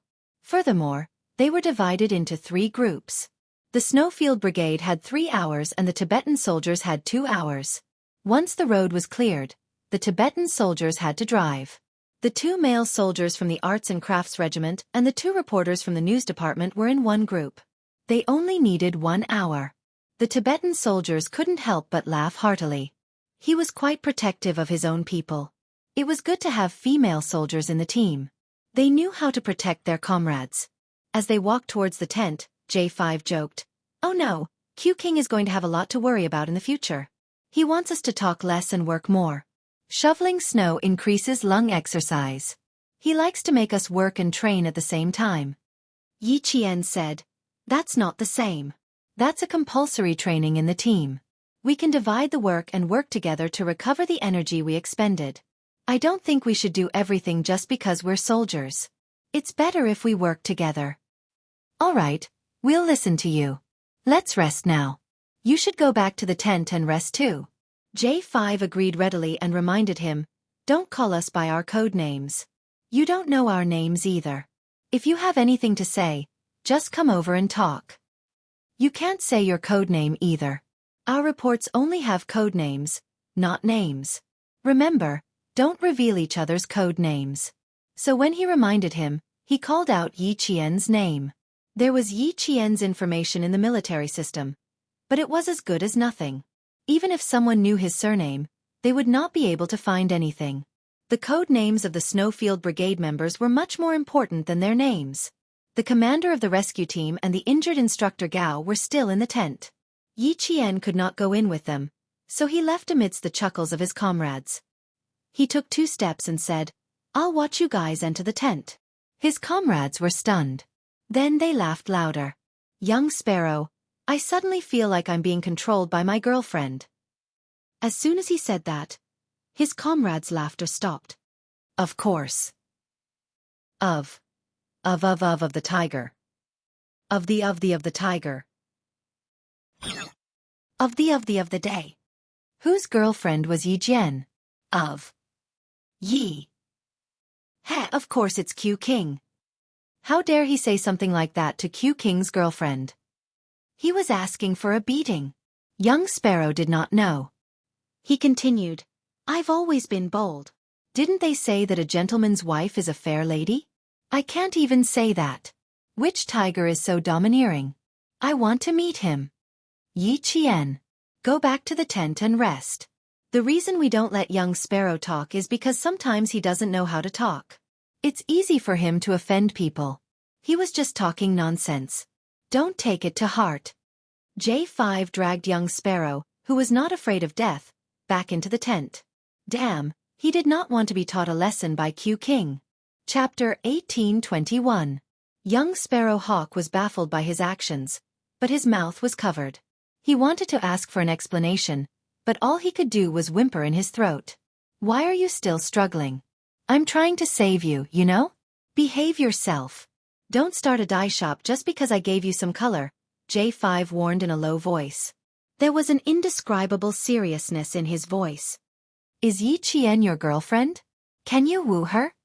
With his mouth covered, young Sparrow Hawk's eyes widened, and the whimpers in his throat grew louder. He had no intention of doing that at all.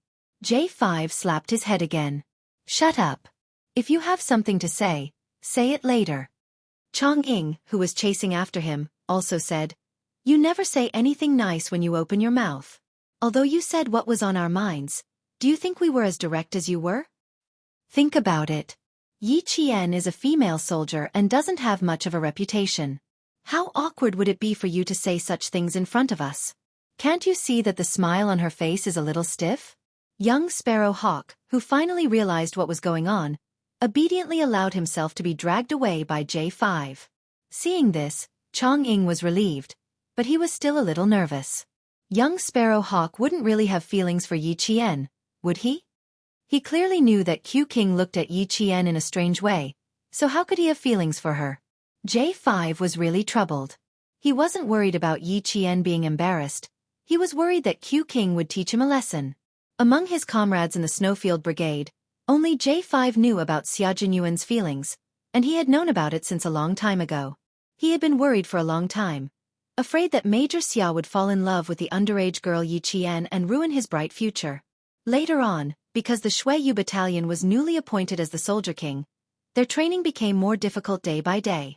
The two of them only saw each other once or twice a year. Only then did J5 remove the little sharp knife in his heart and gradually let go of his worries. Now, he couldn't be more relieved. Yi Jian was already an adult and had become a military academy student. They couldn't be in a relationship openly. If the two of them really had any tricks up their sleeves, they would have to do it secretly. However, Based on his understanding of Q King, this was a disdainful man. Would he have a secret relationship that couldn't see the light of day? With his arrogance, it was impossible. Therefore, he was reassured that Yi Qian would be able to continue his 4 years at the military academy. Then, he would graduate and join the army. According to the regulations, there was an age limit for both male and female soldiers to get married, and the Snowfield Brigade's age limit was even higher. Even after Yi Qian graduates, ha ha ha, J5 would laugh every time he thought of this. Even if Yi Qian graduated, the two of them could only date and not get married. This was because Yi Qian had not reached the age required by the Snowfield Brigade. The girl he fancied would have to wait more than 10 years before she could bear fruit. If someone stupid jumped out and said that he wanted to pursue Yi Qian, J5's forehead would break out in cold sweat just thinking about the scene. That scene would definitely be brutal. No, he had to teach the bachelors in the unit a lesson. He had to tell them not to have any ideas about Yi Qian. If anyone dared to have any ideas, the consequences would be unimaginable. When they were only a few steps away from the tent, J5 finally let go of young Sparrow Hawk. Although he was dragging the shorter scout in the unit, it was still very tiring. Young Sparrow Hawk, who could finally speak, took off his cold mask and pulled J5 to the side. "I'm not thinking about that. You're thinking too much." Pursuing Yi Qian? He knew his own limits. He was a scout. He had a pair of eyes that were good at scouting. He was not blind. Chapter 1822. Yi Qian, who had rested for 3 hours, didn't feel sleepy. Seeing that her comrades had obediently returned to their tents, she walked over to the pile of snow that still looked like a small hill. After shoveling for more than 3 hours, it didn't seem to be working. There's too much snow piled up there, and the snow on the mountain slid down several times during the shoveling, covering up the road that we worked so hard to clear. Xianxia shook his sore wrists and looked at Yi Qian with a gentle gaze.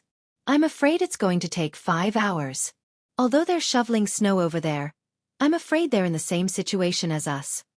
The snow was connected to the mountain. As they shoveled, the snow on top of the mountain would sink down. As long as the snow on the mountain was separated from the avalanche, the snow wouldn't slide down and affect their progress. Close to her, the white light shone on the side of her face. Xianxia could clearly see her delicate and full forehead. Her skin was as delicate as jade, and further down, he could see her long and black eyelashes. When she blinked, they were like a small feather that lightly tickled his heart. He wanted to look at her more carefully so that he could engrave her face deeper in his heart, but the girl who had been looking up suddenly changed her expression. "Retreat!" Seeing this, the Tibetan soldiers didn't hesitate and quickly retreated.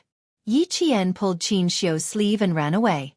On the other side, Xia Jinyuan, who didn't know that the scouts in the team were so good, suddenly put away the snow shovel. He suddenly grabbed his comrades on both sides and shouted, "Retreat!" G3 and Li Jinyan reacted quickly and quickly retreated. They saw that the snow connected to the mountain was stacking up under the layer of snow. After a minute, the large amount of snow connected to the mountain was stacked up like a pile of sand with a boom. Boom, boom, boom. Snow and dust flew everywhere. White fog suddenly appeared in front of them, and thin snowflakes instantly covered their faces. This was the largest area of skiing. When the snow and fog dissipated, the mountain was separated from the snow. Several searchlights shone towards the mountain. Xia Jinyuan signaled his comrades behind him to turn off the searchlights. Then, he turned off his own searchlights and continued to flash. They could see the light on the other side. It seemed like the J5 and the others hadn't rested either. They intended to clear the path tonight. Very soon, the searchlights on the other side went off as well. Yi Qian also flashed his searchlights repeatedly in response. This was the contact information of the Snowfield Brigade, and it was asking if they were safe. Everything was fine, and he could rest assured. J5 and the others who were preparing to rest ran out when they heard the commotion. Even the female soldiers in the tent ran out. The commotion caused by the collapse of the snow was a bit loud. Even the ground seemed to be shaking. "I've just contacted my comrades on the other side. They're all fine. The Tibetan soldiers said that we don't have to worry about the snow on the mountain sinking down again. We just need to shovel the snow to clear the way." Yi Jian explained to J5. She also told Du Jiai and the others who were running over and panting heavily as if they were about to pass out. Du Jiayi directly asked Qin Xiu, "Reporter Qin, how long will it take to restore the channel?" "I'm not too sure." Qin Xiu didn't want to talk to Du Jiayi. He lowered his voice and said in a hoarse voice, "According to the original estimate of 5 hours. So Reporter Qin knows Yi Qian, the female soldier who saved us. Please give me her contact information. I want to thank her properly." Du Jiayi had a motive for coming over to talk to Qin Xiu. Because she had just woken up, her voice was a bit drowsy and cute. Being polite and cute really made people have a good impression of her. Chapter 1823. But Qin Xiu acted as if he heard a joke. He looked at her indifferently and replied, "I don't know her. I was rejected when I wanted to interview her." "Really?" Du Jiayi didn't quite believe it because she trusted her intuition more. "I see. Sorry to bother you." If he didn't want to talk about it, she would investigate it herself. The leader of the relief command wanted to stay with them, but he was politely asked to go back to his tent by J5. He also wanted to ask Yi Qian to go back to his tent with the female soldiers. But when he saw the smile in Yi Qian's eyes, he turned around and left without saying anything. Obviously, he couldn't persuade her. Qin Xiu also wanted to persuade her, but he stopped when he saw the faint smile in her eyes. He immediately changed his words. "You can go to the front and watch for us. If there is more snow, we can hide in time." Well, he could talk to her for a while. Once the road was cleared, they would have to go their separate ways. He didn't know when they would meet again. He didn't have her contact information yet. It was a bit presumptuous to ask now. He might as well go back and ask his uncle. At this time, the soldiers from the Majia military station had cleared the road blocked by the avalanche. Half an hour later, the slightly yellow but extremely bright headlights shone from the curve. Yi Qian, who didn't leave, looked at the approaching headlights. The smile in his eyes deepened. The road ahead should be cleared. Yi Qian reminded the Tibetan soldiers who didn't look back. He smiled and said to Qin Xiu, "That's good. You don't have to worry that I will say your identity by mistake." The headlights didn't hide the curve. Qin Xiu looked at it and then looked away. This was not good. Once the road was cleared, he would go to Immortal Bay, and she would have to go back to her unit. "Which unit are you in now? Is it convenient to say?" Qin Xiu, who originally wanted to ask Principal Chao, asked directly without thinking. "Thank you very much this time. Otherwise, I really don't know how to deal with it. Although I can't repay you with my life, I can write a thank you letter." Du Jiayi reminded him that he could use the same excuse to ask for Yi Qian's contact information. "I was sent to the village, and I'm still a student." It was normal for cadets from military academies to be assigned to the army. There would be cadets from the 3rd and 4th years, but it was not normal for a freshman to be assigned to the army. Yi Jian smiled bitterly and said, "Something happened and I was reprimanded. I'm here to experience the hardships of border soldiers." Hearing this, Qin Xiu smiled. "My uncle has been full of praises for you, saying that you are the most obedient and best student in Nan Middle School. It seems that it is not true. How can you be sent to school?" It turned out that she was a military school student. Qin Xiu smiled from the bottom of his heart. Mrs. Qin liked girls who studied the most. They did not chat for long before Yi Qian stopped. Qin Xiu was a diplomat and a very capable one at that. If she spoke too much, she was afraid that there would be loopholes, so it was better to remain silent. With the arrival of the soldiers from the Majia military station, it was even more inconvenient for the group to talk to Qin Xiu after they rested in their tents. The arrival of the soldiers from the Majia military station was undoubtedly good news for the art troupe. Du Jiayi, who had just closed her eyes, heard the commotion and was the first to walk out of her tent. Wei Jiayue, Lu Yuan, and Ma Min came out one after another. When they saw the truck, they secretly clapped their hands. "You're finally here. I thought that I would be stuck here for a few days." The leader is talking to the instructor. "Keep a low profile." Du Jiayi warned Ma Min in a low voice. Her gaze inadvertently fell on Yi Qian again, and then on Qin Xiu, who was standing in front of her. Did they really not know each other? Chapter 1824. Without giving Du Jiayi a chance to stand quietly and speculate, Instructor Gao asked her to take the lead to pack up the tents of the female soldiers, while the soldiers of the Matsu military station picked up the ice shovels and began to shovel away the last layer of snow that was blocking the path from Kadadaban to Matsa. The snow pile became smaller and smaller, and gradually, the sound of shoveling could be heard. G3 threw away a piece of snow that was frozen at the bottom and whispered to Xia Jinyuan, "There are more sounds of shoveling snow from the opposite side. It's highly likely that people from the military station are here. We can withdraw now." It was better for them not to show up too much for the secret training. At most, they would be able to clear the path in another hour. Han Zheng said softly, "If I remember correctly, we are all soldiers serving in the border area. If they really see us, they will only think that we are doing winter training." The military would always make careful arrangements for the training of a group of special forces with a country's hidden strength. They would also list out all the possible problems that might arise. Even if other troops knew about it, they would think that it was just a group of special forces in the military region undergoing winter training. G3 did not agree. They had also patrolled the secretly built satellite base with the soldiers of the Matsu military station. It was better to be cautious. Withdraw. Xia Jinyuan agreed with G3's words. It was indeed time to withdraw. Previously, he was worried because of Du Jiari. Now that a few hours had passed, if anything had really happened, it would have happened long ago.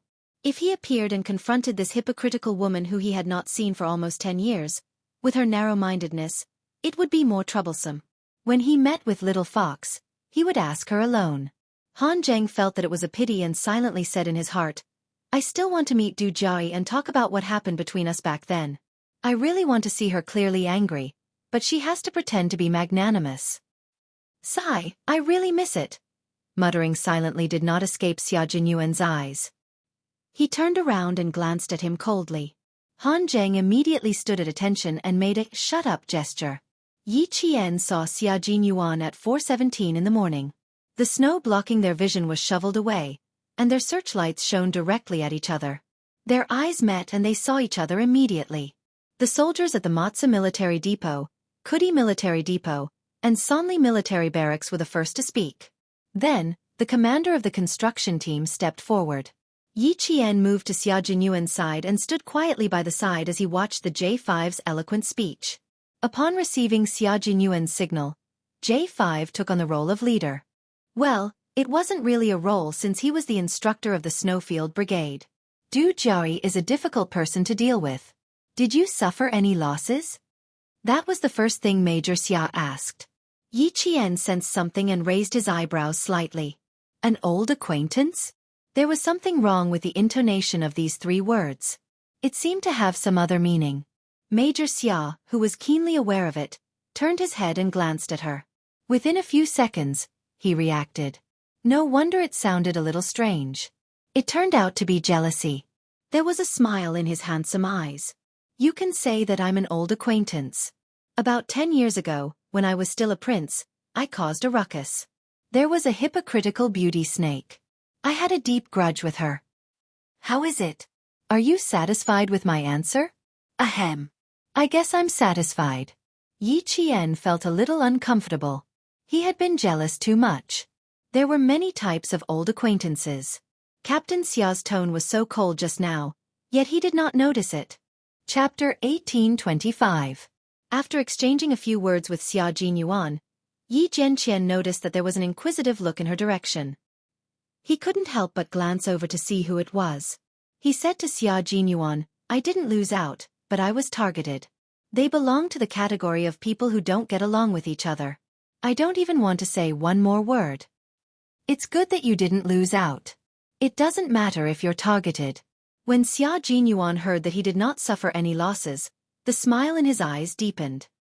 He said with relief, "You won't suffer any losses in her hands.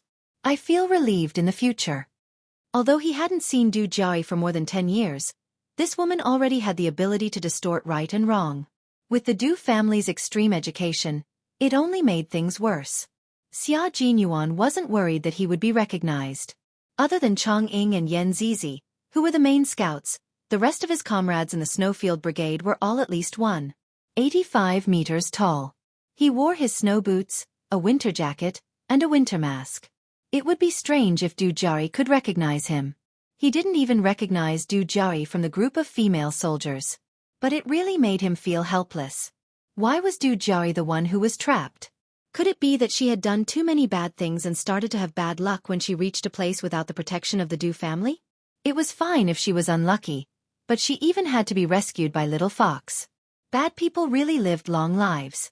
Du Jia's gaze fell on Yi Qian. She saw him standing among a group of tall and straight army soldiers. Her figure looked even more slender, as if she was being protected by the male soldiers while she was being pampered. Fortunately, she had seen reporter Qin, who was calm and composed and had the temperament of a scholar, and knew Yi Jian. Thus, she had guessed that this female soldier had some background.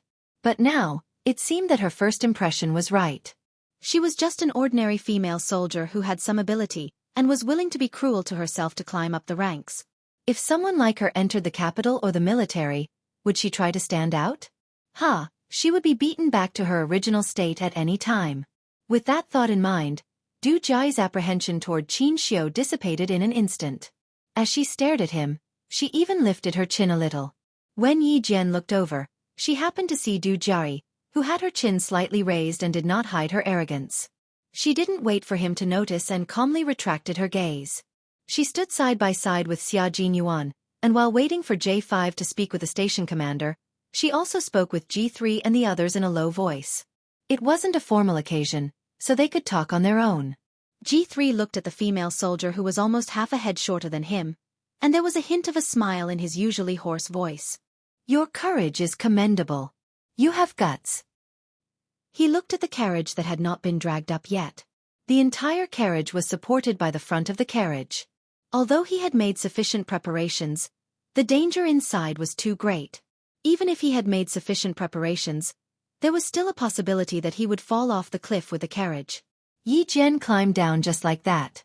She was able to rescue everyone trapped inside by herself. It was not enough to be brave enough. She also had to be calm enough. She was getting closer and closer to the requirements to enter the Snowfield Brigade. She was getting closer and closer to meeting the requirements. Xia Jinyuan listened to his comrade and Yi Qian's conversation. His eyes were dark, but there was a deep smile in them. He was worried for her, and even more so, he was cheering for her growth. As a Special Forces soldier who walked on a knife's edge, she danced with death every time she carried out a mission. Courage, perseverance, calmness, and so on were all indispensable. Only then could she defeat death and return to the team with glory. Chapter 1826.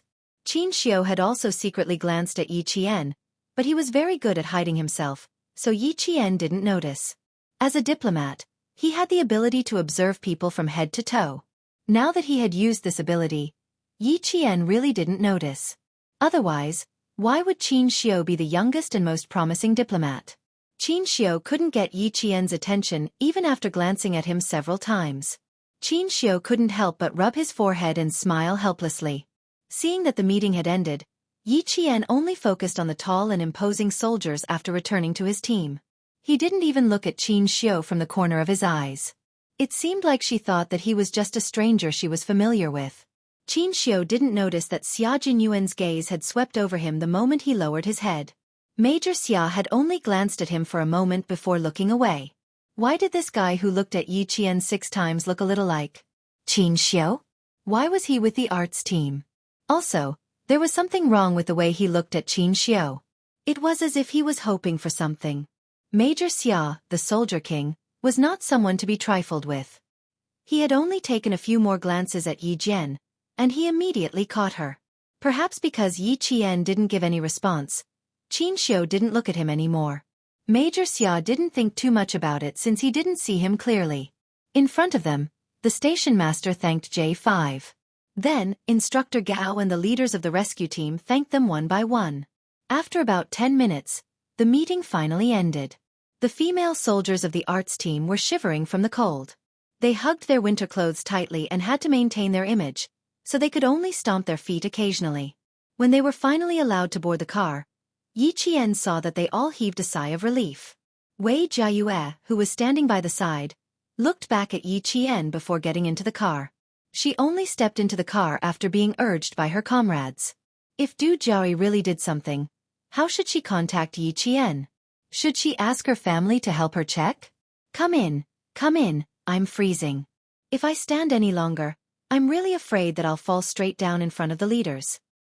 I really want to drink some hot water, even if it's 70 degrees Celsius. Right now, I feel like my heart is cold and there's no warmth at all. I'm afraid I'll be skinned alive when I get back to the outpost. As the vehicle swayed as it drove, the female soldiers who were too cold to sleep started chatting with each other. The sky seemed to be brightening. Wei Jiayue, who was sitting at the outermost part of the carriage, pulled the curtain to a gap. There was a truck in front of them driving in the opposite direction. The female soldier whom she admired was getting further and further away from them. She could hear her comrades discussing her. They all thought that Yi Qian was the most outstanding and the bravest female soldier they had ever met. Wu Ziwei, who came from a liberal arts background, suddenly sighed. After Yi Qian, there will be no Yi Qian. After Yi Qian, there will be no Yi Qian. After some time, Lu Yuan said softly, after Yi Qian, there will be no Yi Qian. But I don't know if there will be any Yi Qian in the future.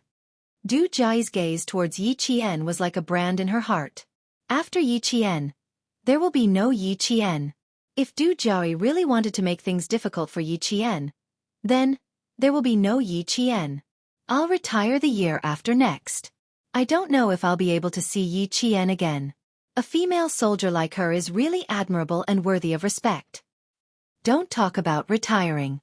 It makes me uncomfortable. Chapter 1827. Translator, Henyi Translations Editor. Henyi Translations being discharged from the military was always a topic that soldiers didn't want to talk about. Even Wei Jiayue, who hadn't joined the conversation, couldn't help but frown. When she heard them speculating that Yi Qian was a female soldier from the border troops, Wei Jiayue interrupted them. Her comrades were chatting excitedly and said calmly, "Let bygones be bygones. Let bygones be bygones. You all know why I'm saying this." The atmosphere in the car was originally quite good. Everyone had survived the disaster and met a powerful female soldier, so they were in a good mood to chat. But now, the atmosphere was cold. They looked at each other and no longer had the interest to chat. After a soft sigh, the car returned to silence. Only the heavy sound of the wheels grinding on the snow could be heard. Let's not talk about it anymore. If we really got Du Jia involved, no one would have a good ending. While the members of the Snowfield Brigade were chatting happily, V8 smiled and said to Yi Qian, "Captain knew that you went to save people, so he drove at a speed that made everyone tremble in fear. After driving for more than 3 hours, all of us underwent a physical and mental tempering. Our psychological endurance improved again. Qing Miao, this time we've trained our courage again. When I got out of the car, my back was sweating a few kilograms. It was all because I was scared by Q King." Listening to their cheerful voices, Yi Qian's lips were about to curl up. It was still more comfortable to be with his comrades. Even his mood was a lot better. When J5 heard this, he looked meaningfully at Major Xia, who was sitting next to Yi Qian, and said slowly, "That's for sure. Qing Miao is the only female soldier in our team. How can Q King not be anxious? If it were me, I would be anxious too." How could he not be anxious when he knew that his comrades were in danger? Any member of the Snowfield Brigade would be anxious. Otherwise, why didn't V8 remind Xia Jinyuan? And why didn't his comrades in the car remind him either? Because they all wanted to rush over as soon as possible. However, they did not know that there was another reason why Xia Jinyuan drove so fast. Only Han Zheng knew the reason. Therefore, Xia Jinyuan chased Han Zheng to another truck. Hearing that J5's tone had changed, Major Xia smiled and squeezed Yi Qian's palm lightly with his big hand. He leaned over to her ear and said in a low voice, "Now you know how anxious I was at that time. I was afraid that you would be at a disadvantage in the hands of that woman. Stay away." His breath was right next to her ears. It turned out that this part of her body was sensitive. Furthermore, she had been frozen earlier. Now that her skin was warm in the car and her sense of self-awareness had recovered, he was talking so close to her. Her ears were tingling. They were sitting very close to each other. If she tilted her head and made a noise, J5 and Xia Jinyuan, who were sitting opposite them, would definitely feel that something was wrong. To put it bluntly, she was actually feeling guilty. She was feeling guilty that she was talking to Xia Jinyuan and they were unaware of it. Xia Jinyuan was a man who was both fun and a little evil. Seeing this, he raised his brows slightly. Instead of keeping a distance, he leaned closer and grabbed Yi Qian's right hand with both hands. His voice was as low as the strings of a zither. "You heartless little fox. I was so worried about you. How could you bear to reject me? You should at least give me some benefits. For example, come closer and talk to me like I'm doing right now." If she really leaned over, he would take advantage of the bumpy ride to tilt his head and let her kiss his cheek. He was prepared. Otherwise, why would he take off his windbreaker and windbreaker hat when he got into the car? His intentions were indeed good. Chapter 1828. Today, Yi Qian was no longer the prickly Yi Qian who kept everyone at a distance and was always vigilant. He was also no longer the young girl who was so flustered that she didn't know what to do when Major Xia pressed her under his body. After interacting with him for so many years and being intimate with him for so long, Yi Qian now had his own way of dealing with Major Xia's thick skin. In the past, he would have blushed and sat on pins and needles whenever he heard such words. Now that he heard this, Yi Qian only raised his eyebrows and glanced at him from the corner of his eyes. He said with interest, "Captain Xia, I'm afraid you won't be satisfied with the sweetness you want to taste. But if you're not satisfied with it, I'm afraid there will be more to discuss. However, at the end of the day, Captain Xia, you're worried about whether I will be taken advantage of because of an old friend. You know Du Jai first, so you know her well. Because you know her well, you're worried that she will get into a fight with me and cause me to be taken advantage of." Hearing this, Major Xia's eyelids twitched slightly. He suddenly had a bad feeling. Then, he heard Yi Jian's faint smile. "Actually, if Captain Xia didn't know my old friend, he wouldn't have thought that I would be at a disadvantage and wouldn't have rushed over so anxiously." Major Xia immediately sat up straight.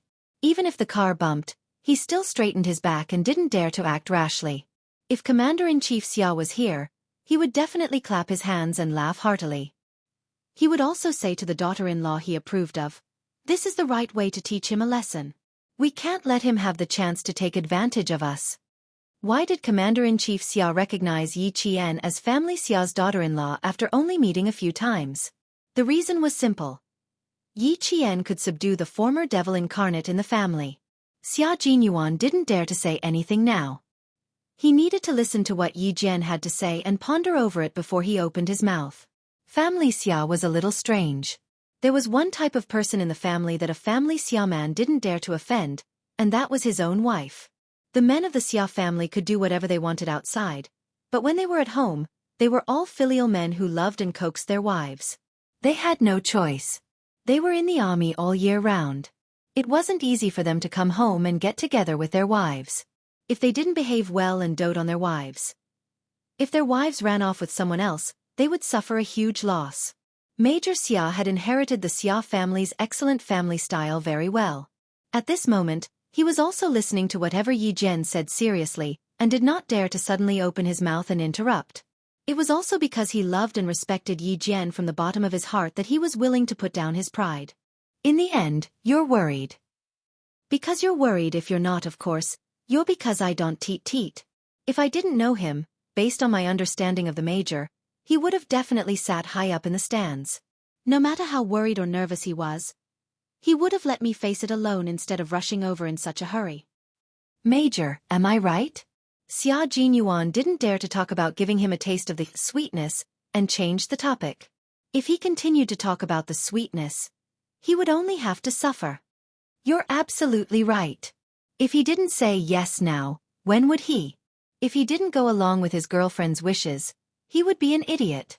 Without any hesitation, Xia Jinyuan immediately expressed his absolute approval.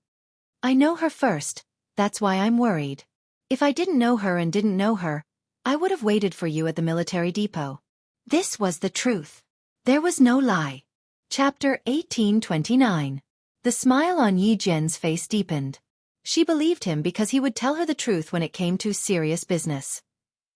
We're not afraid of anything. Missions of life and death are nothing. These are things we have to face. I won't step in because this is something you have to face as a special forces soldier. Xia Jinyuan was Xia Jinyuan after all. With just a few words, the smile on Yi Qian's face gradually disappeared, and she listened to him attentively. You're a soldier brought up by Uncle Chen and Uncle General. They brought you out with the hope that you can go further in the military and stand at a higher position. I, on the other hand, am taking you on a more arduous and dangerous path filled with thorns. Little fox, your life is my life. I cherish it very, very much.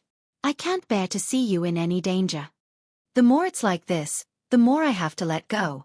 The more ruthless I have to be. As long as I'm not resting, I'm only your superior and not your boyfriend. I don't want to hurt you. I just want to be with you for the rest of our lives. Sweet nothings didn't need to go back and forth like, you can't leave me, I can't leave you, I love you, you love me, you're the wind, I'm the sand. And so on. Sentimental but easily forgettable sweet nothings. Words of love could be like Xiaojinyuan's, full of bloodthirst, ruthlessness, and ferocity. However, this was just the surface. Once this surface was peeled off, you would see his sincerity. He only wanted to be with you for the rest of his life, to be with you through trials and hardships, and to be able to survive through the smoke of war. If you could withstand the smoke of war, withstand the rain of bullets, and temper it with blood, then your love would be stronger than gold, and you would have no regrets in life. Yi Qian was a female soldier who didn't like to hear overly emotional confessions. After living 2 lives, she had seen too much hypocrisy. Instead, she preferred the truth. Therefore, Xia Jinyuan's words were always able to move her. Major Xia, who originally had some ulterior motives, saw her solemn expression and became even more serious. We will meet many different kinds of people in our lives. Today, let's talk about villains. I'm worried about you because the most dangerous kind of villains have appeared. You have to be careful when villains appear. Otherwise, you will become a stepping stone for them. Especially people like Du Jiai, who is kind on the outside but cruel on the inside. She looks kind and generous on the outside, but secretly stabs you in the back. You have to be even more careful. I've known her for a long time. I used to be a gangster. Not many people dared to offend me because of my family background. I had a few friends who didn't want to study. One of my friend's sister was good friends with Du Jiai. One time, when a good friend of his went abroad to take an exam, he accidentally lost his well-kept admission ticket. He couldn't find it even when the exam started. Du Jiai. As a good friend, Du Jiai was anxious. A few minutes before the exam, she went around looking for her friend's exam ticket. Du Jiai also had to take the exam. She was in a different exam room. A few minutes before the exam, she was worried and worried. She comforted her friend and said that they would think of a solution together. She really did make a few calls to see if there was a solution. Everyone thought that it was worth it to have a friend like Du Jiai. When Xia Jinyuan said this, the coldness in his eyes disappeared. I believe it too. I feel that this little girl is quite loyal. I even told my friends that a girl like her is better than a boy and is worth befriending. Chapter 1830. In the end, Du Jiai was the one who picked up the admission test long ago. The reason was because his brother's sister had said that her dress wasn't pretty. Han Zheng had overheard this by accident. Otherwise, no one would have believed that his good friend would miss the entrance exam just because someone said that her dress was ugly. What was even more frightening was that she had been quite anxious for her good friend at the time. His friend's family had wanted to use their connections, so they didn't care about Du Jiai's presence and told her all the countermeasures. Du Jiai, who was anxious in front of others, took the initiative to cut off her good friend's escape route. She directly went to the examiner and told him that someone had lost their admission ticket and was looking for connections to take the exam without a permit. She pretended to help you time and time again, and cut off your escape route again and again. Only when you no longer have the strength to fight back would she stop and quickly kick you out. This kind of villain is the scariest. She has the ability, and the ability to keep her composure. She can kill people without batting an eyelid. Du Jiai is already so terrifying when she was in her teens. 10 years later, Du Jiai will be even more difficult to deal with. Yi Qian was really dumbfounded when he heard this. Just because his good friend had said that her dress was ugly in front of others, she had kept it in her heart. She had taken action to cut off his good future. Moreover, she was only in her teens at the time. The two of them sat side by side. The lighting in the car was dim. Although Xia Jinyuan couldn't see Yi Qian's expression, he knew that he must be very surprised. When Han Zheng told him that year, he didn't believe it. Just now, Little Fox said that she didn't suffer any losses. It was clear that the two of them had met. Major Xia raised his eyebrows and said calmly, "Come, tell me how you met her. With this woman's tolerance, she will definitely secretly investigate your identity when she returns from the border." We need to come up with a countermeasure first. He was not afraid that Du Jiari would make any moves. He only hoped that she could make some big moves. In the end, he would definitely give advisor Du a headache. When Yi Qian heard this, she felt that something was not quite right. He seemed to be hoping that Du Jiari would secretly investigate her identity. She suppressed her suspicions and told him the whole story of how she met Du Jiari. I climbed onto the roof of the car to ask about the situation inside, but Du Jiari was the first to speak. After everyone was rescued, when she was talking to Instructor Gao, she was implying that I climbed onto the roof of the car without caring about my own safety because I wanted to show off. I didn't argue with her before because I didn't want to waste my breath on such a person. But now that she's slapping my face so blatantly, I won't tolerate it. But later on, he didn't think that Du Jiari could be Yi Ying's aunt. When Xia Jinyuan heard this, even though he didn't laugh out loud, his eyes were full of smiles. That's right. With our status, we can't take the initiative to bully them. But if they bully us, it's fine if it's just a commoner, but for people like Du Jiari, there's no need to tolerate it. Even if you go against the Du family for me. It's fine? Yi Qian seemed to ask casually, but in fact, her left hand was tightly clenched. She didn't believe that the Du family didn't take action in her previous life. Just as Wei Jiayue said, the Du family was a family that cared about their reputation. They wouldn't make things difficult for her openly, but secretly. Therefore, she didn't believe that the Du family in her previous life didn't know that Yi Ying was always making things difficult for her. She also didn't believe that Yi Ying was brave enough to hide her in-laws to kill her. Chapter 1831. She did not resent the Du family for not doing anything. After all, in her previous life, she was just an insignificant person to the Du family. They would not deliberately make things difficult for her. At most, they would turn a blind eye. But now, if Du Jiari really wanted to take revenge for something that was her fault in the first place and she was merely retaliating, then she would really go against the Du family. Yi Ying was related to the Du family, but she would directly go against the Du family. Yi Qian only now felt that the battle between her and Yi Ying had begun. In such a cold weather, Yi Qian, who was waiting for his answer, felt his palms sweating. If he went against the Du family because of her, would he be willing? Xia Jinyuan did not answer immediately. He first took off the glove on his left hand, then the glove on Yi Qian's right hand. He then held her right hand tightly and stared at her with a heavy gaze. Why do you ask such a question? Du Jiari's family is not simple. I'm worried. Her answer made Major Xia chuckle softly. He said somewhat arrogantly, in the capital, if a family Xia dares to claim second place, then no one dares to claim first place. Du Jiari's family is not simple. Then let me ask you, do you think my family is simple or not? This was the real Xia Jinyuan. Arrogant, disdainful, and domineering. It was not repulsive, but natural. Yi Qian was a little lost in thought. She looked at him quietly for a long time without looking away. The two of them talked back and forth. They did not hide their conversation from their comrades in the carriage, but when Xia Jinyuan glanced at them, they all consciously looked away. Even the J5 did the same. Probably feeling that something was wrong, the J5 sitting opposite them looked over slightly. He only glanced at Yi Qian for a moment before immediately looking away. He nudged G3 with his elbow. G3 turned his head and saw the J5 winking at him. He said softly, "Why do they look like they're fighting?" He and the J5 were comrades who knew the relationship between the two of them, so it was best to sit opposite them. Hearing this, G3 glanced at Xia Jinyuan from the corner of his eye. He lowered his head and said softly, "It doesn't look like it. They're not angry." If a couple quarreled, their faces would be dark. If he quarreled with his teacher's girlfriend, it would not be like the two of them sitting opposite them. G3 judged whether the two of them were fighting or not based on experience. They're not fighting? Why do I feel like they're different? J5 was a little worried. In the past, he was worried that Xia Jinyuan would ruin his future by dating an underage girl.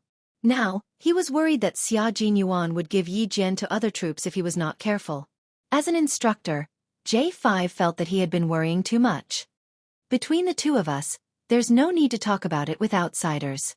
You don't have to worry. Q King is a calm person. He knows what to do. G3 said a few words and stopped talking. He was a man of few words, so he only spoke a little more than K7. The J5 thought for a while. He listened to his comrade's words and did not pay attention to them. Yi Qian, who had been silent for a long time, sighed softly and said, "I'm just afraid that I'll drag you and Commander-in-Chief Xia down. Little fox, if my old man Xia heard what you said, he would scold me until I was black and blue. He would definitely say that I'm not very capable. That I'm usually very good at causing trouble. That I'm very arrogant outside. Since I'm so capable and arrogant, why can't I get my own wife? Why can't my wife treat my family Xia as her own?" Chapter 1832. Fortunately, the venue was small and there were many people around. Otherwise, with Major Xia's thick skin, he would have hugged Yi Qian and cried about how difficult it had been for him. Major Xia's thick skin was just as thick as his skills. As long as there was a chance, he would show Yi Qian just how thick his skin had grown. Yi Qian thought of Commander-in-Chief Xia's past and couldn't help but chuckle. "There's no such thing as dragging you down. You're my girlfriend, the love of my life. Commander-in-Chief Xia only recognizes you as his daughter-in-law. If the Du family dares to plot against you, the first person who won't let the Du family off is Old Man Xia. By the way, let me tell you something that Old Man Xia doesn't want to be mentioned." Don't say it. I don't want to hear it." Yi Qian immediately interrupted. She was just short of covering her ears. She was just a military school student. She really didn't have the guts to listen to the Commander-in-Chief's private matters. Xia Jinyuan said disapprovingly, "Old Man Xia has many private matters that he doesn't want to be mentioned. Du Jia's mother had a lot to do with the divorce between him and his ex-wife. Back then, his ex-wife was hesitating whether to divorce or not. Old Man Xia was still trying to salvage the marriage. Mrs. Du introduced a talented man who could write a good love poem to Old Man Xia's ex-wife. Then, in order to pursue true love, his ex-wife resolutely divorced Old Man Xia and left the country." "Can you stop talking?"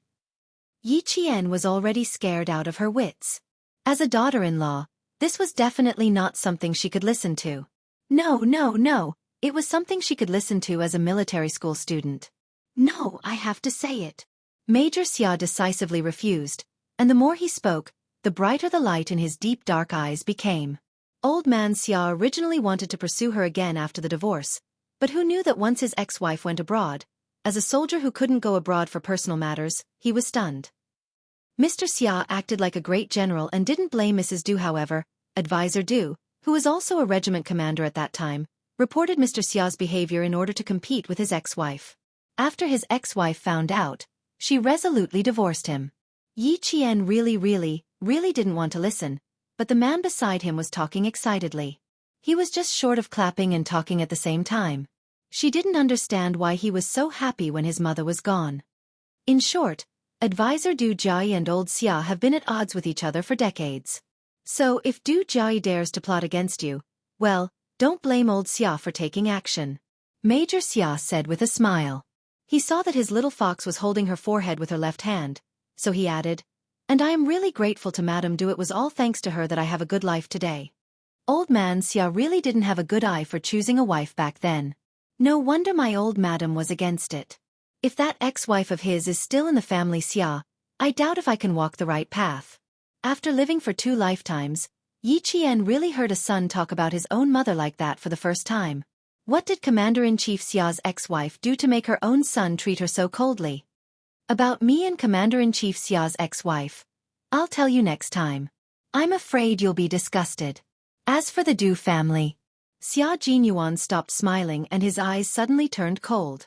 He said coldly, "As for the Du family, you don't have to worry about them. I'll protect them.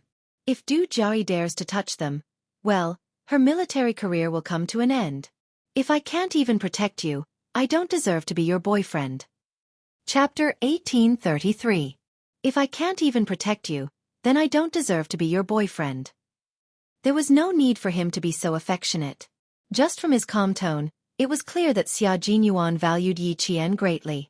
Xia Jinyuan would never say who he would protect. His status and family background made him a reserved, and steady man. He wouldn't make promises easily, much less agree to anything easily. He said, before he met Yi Qian, he had never said that he would protect anyone. No one had the honor of receiving a promise from this noble man.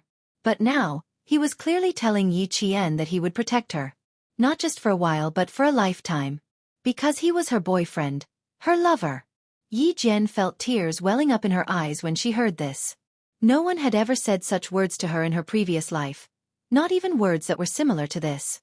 In her previous life, no matter what she did, she ended up with nothing because of Yi Ying's interference.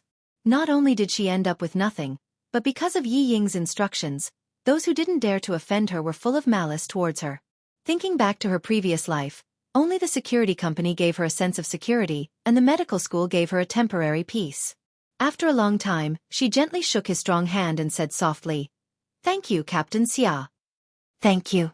Thank you for saving me from being homeless in this life. Thank you. Thank you for letting me know what it's like to be pampered. Thank you. Thank you for letting me not be afraid anymore. Thank you even more. I only know what it means to be complete with you in this life." Yi Qian was a girl who was easily satisfied. Xia Jinyuan had always known that she had never made excessive demands of him. She had never thought of relying on him to solve those troublesome matters. Even when it came to the matter with Yi Jifan, she had never said that she wanted to use him to explain. She was a girl who had always relied on her own efforts to move forward. Even though she had suffered a lot in her previous life, she still maintained a sincere heart. She was kind and grateful. How could such a girl not move Xia Jinyuan? Xia Jinyuan's meeting with Yi Qian was the beginning of his happiness, and also the beginning of Yi Qian's happiness. Her sadness did not escape Xia Jinyuan's eyes. It could be said that Yi Qian's every move could be instantly detected by Xia Jinyuan as long as there was a slight change in her emotions. Gently holding her hand, he said in a low voice, "The Du family has always disliked our family Xia. Ever since old man Xia became the regiment commander, they have been making things difficult for us. Therefore, Du Jai dared to do something to you. To the family Xia, it was a piece of evidence that they could use against you. Your thank you is in vain." Family Xia and Du family are not on good terms? Yi Qian was still a little worried that she was trying to coax him. He frowned slightly and asked carefully, "Are you saying this because you're afraid that I'll feel guilty? Who would dare to make things difficult for the family Xia of a military aristocratic family? This family was tough enough, right? Who would dare to offend them? Did this person not want to live long enough? If he wanted to make an enemy out of the Xia family, he would have to weigh his own abilities first." Chapter 1834. You're just a silly fox. Do you think I would make up such a big lie out of fear that you would feel guilty? Her cautious expression pierced his heart deeply. His girl had suffered a lot since she was a child. Before she met Uncle Jen and Uncle Chen, she did not receive the love and protection she deserved. Therefore, she was so afraid of losing her family and everything beautiful.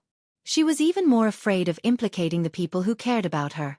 Clasping her fingers tightly, Xia Jinyuan said word by word in a low voice, "The matter between the two families can't be explained in a few words.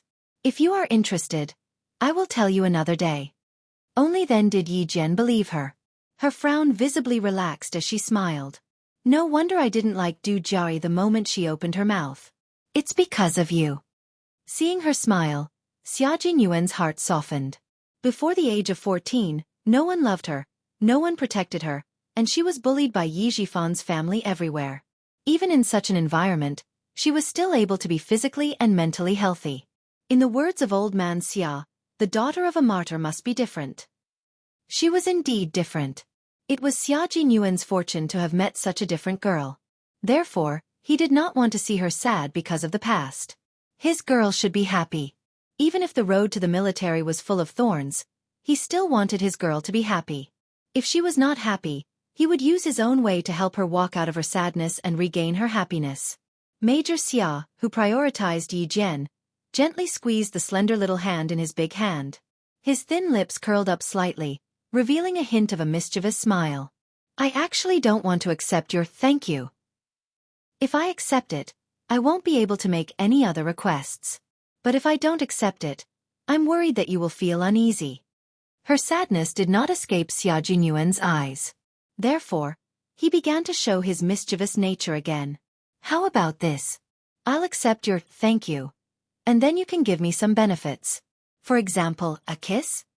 Speaking of sweetness, Major Xia, who had forgotten the pain after his scar healed, became energetic again.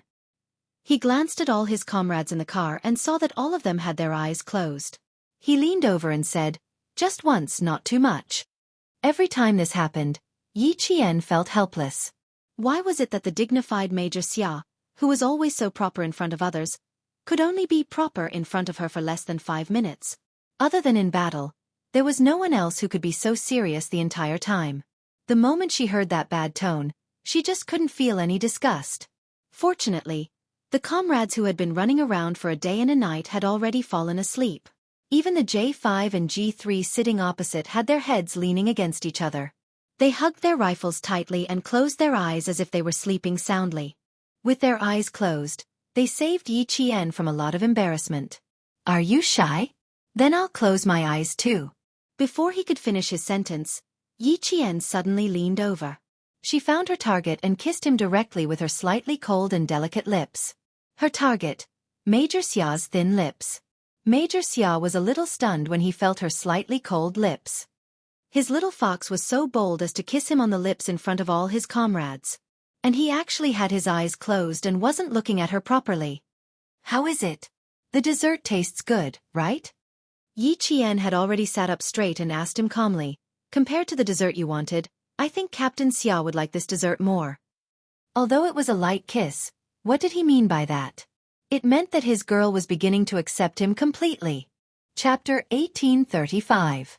It wasn't just a little bit of pleasure, it made him so happy that he really wanted to do it again. But that was obviously impossible. Only Major Xia, who looked regretful, casually glanced at the J5 opposite him and said, "Since when did you suddenly attack?" "It was over before I could react. What a pity." The sky was already bright outside. In the hazy morning light, Yi Jian, whose eyes were curved like a painting, was smiling. Her gaze was slightly tilted as she looked over with a woman's coquettishness. "As long as Captain Xia likes it." Major Xia nodded repeatedly. He really liked it. He didn't mind doing it from time to time. He really liked her sudden attacks. She was simply a sweet bomb. Major Xia, who had kept his back straight from the beginning to the end, looked the most serious on the surface, but his hands never stopped moving. One moment, he would use his fingers to rub the back of Yi Qian's hand.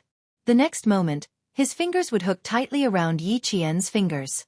The next moment, he would grab Yi Qian's hand and stuff it into his pocket to warm it up with his body heat. There was no other way. He still had regrets. His heart was itching.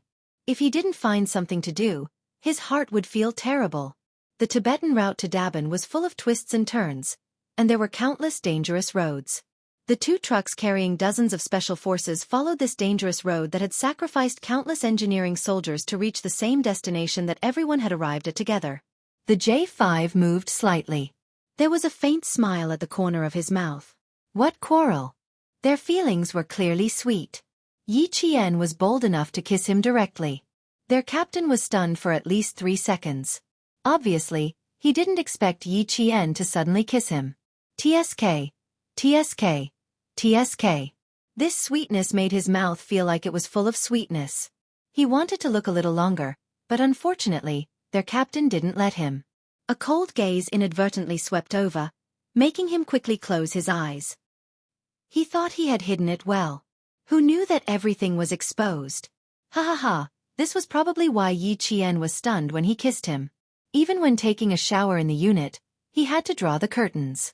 Q King, who valued privacy very much, wouldn't let others see his girlfriend kiss him, not even his comrades.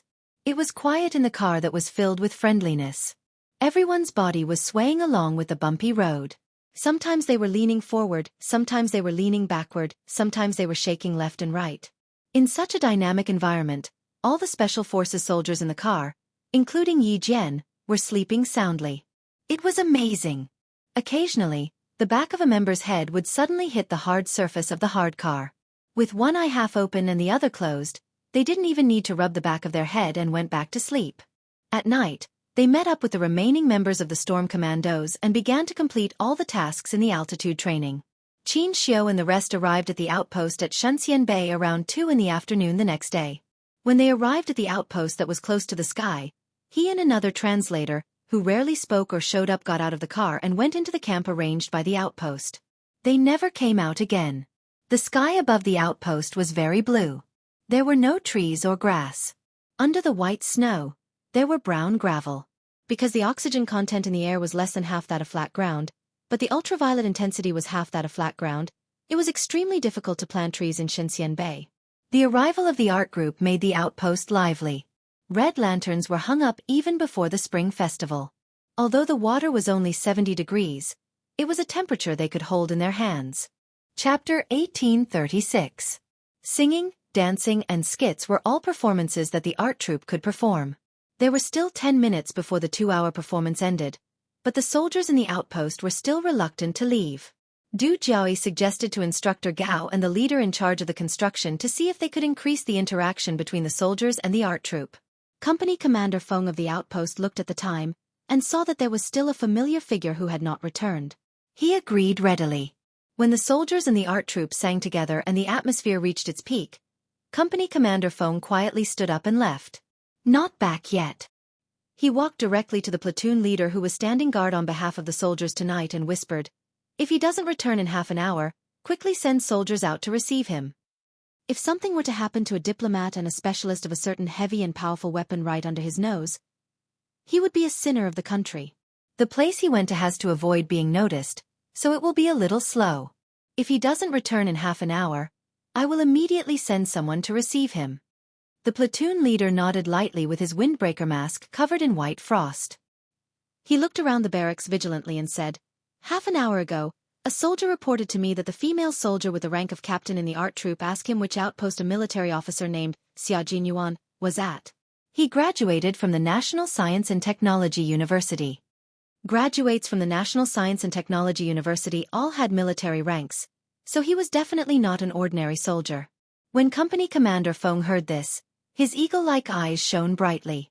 Although he did not know who Xia was, it was a little abnormal for him to come to the outpost to ask about a military officer who graduated from the National Science and Technology University who might be assigned to the border. What was even more abnormal was that if it was a normal person, he could have asked him directly and not a normal soldier. As a sentry at the border, any military officer's alertness was definitely not ordinary. Only the female soldier with the surname Du is a captain in the art troupe. Ask the soldiers to keep an eye on her and not let her wander around. Company Commander Feng no longer had a smile on his face. He became very serious. "If she asks the soldiers again, ask the soldiers to bring her to see me." As he spoke, a few small black dots moved faintly. The platoon leader immediately looked through his binoculars. "Company Commander, the political commissar is back. Keep an eye on the inside. I'll go pick them up." Compared to the performance of the art troupe, Company Commander Feng naturally placed more importance on the commissioner who came for the border defense, as well as the diplomat who was also a translator. The translator accompanying Xianxia was not a translator, but a missile specialist who carried an important object with him. The satellite launch base at the northwest border of the entire frontier had entered the final phase of testing. At the same time, there was also the construction of a national defense base. The snowy mountains in the northwest of the frigid winter border were sealed off, but it was also the best time for some national defense to be launched. Xianxia accompanied the commissioner here and was in charge of completing the exchange between the commissioner and an important figure of a certain country that purchased our country's missiles. Exchanges between countries that could appear on TV could be widely publicized. Exchanges that could not be released could only be considered core exchanges that were completed in secret. Xianxia, who was protected all the way back, saw the national flag fluttering in the wind in front of him. Although he could only see the outline of the flag, Xianxia still felt a sense of security, as if everything had finally been arranged. As a citizen, only in his own country could he truly feel a sense of belonging and security. Xianxia, who had finally completed his mission, declined Company Commander Feng's invitation to watch the art troupe's performance. Du Jiaoyi was present, so he did not go. He did not want to be recognized. Chapter 1837. As for Mrs. Qin's advice, Xianxia chose to forget about it. The commissioner didn't go to watch the performance either. He returned to the barracks with Xianxia, closed the door, and rested. Their mission was complete. They could finally have a good night's sleep. Xianxia lay on the bed and didn't fall asleep immediately. Although his body was very tired, so tired that he couldn't even open his eyes, the image of Qing Yan, who was full of spiritual energy, still appeared in his mind. She was an interesting girl. She didn't resemble any of the girls he had seen before. The real socialites in Beijing were all capable, but compared to Yi Qian, they were still a bit lacking. His first impression of Yi Qian was her unforgettable face. The sunlight shone through the clouds and through the glass, scattering light on the girl sitting by the window.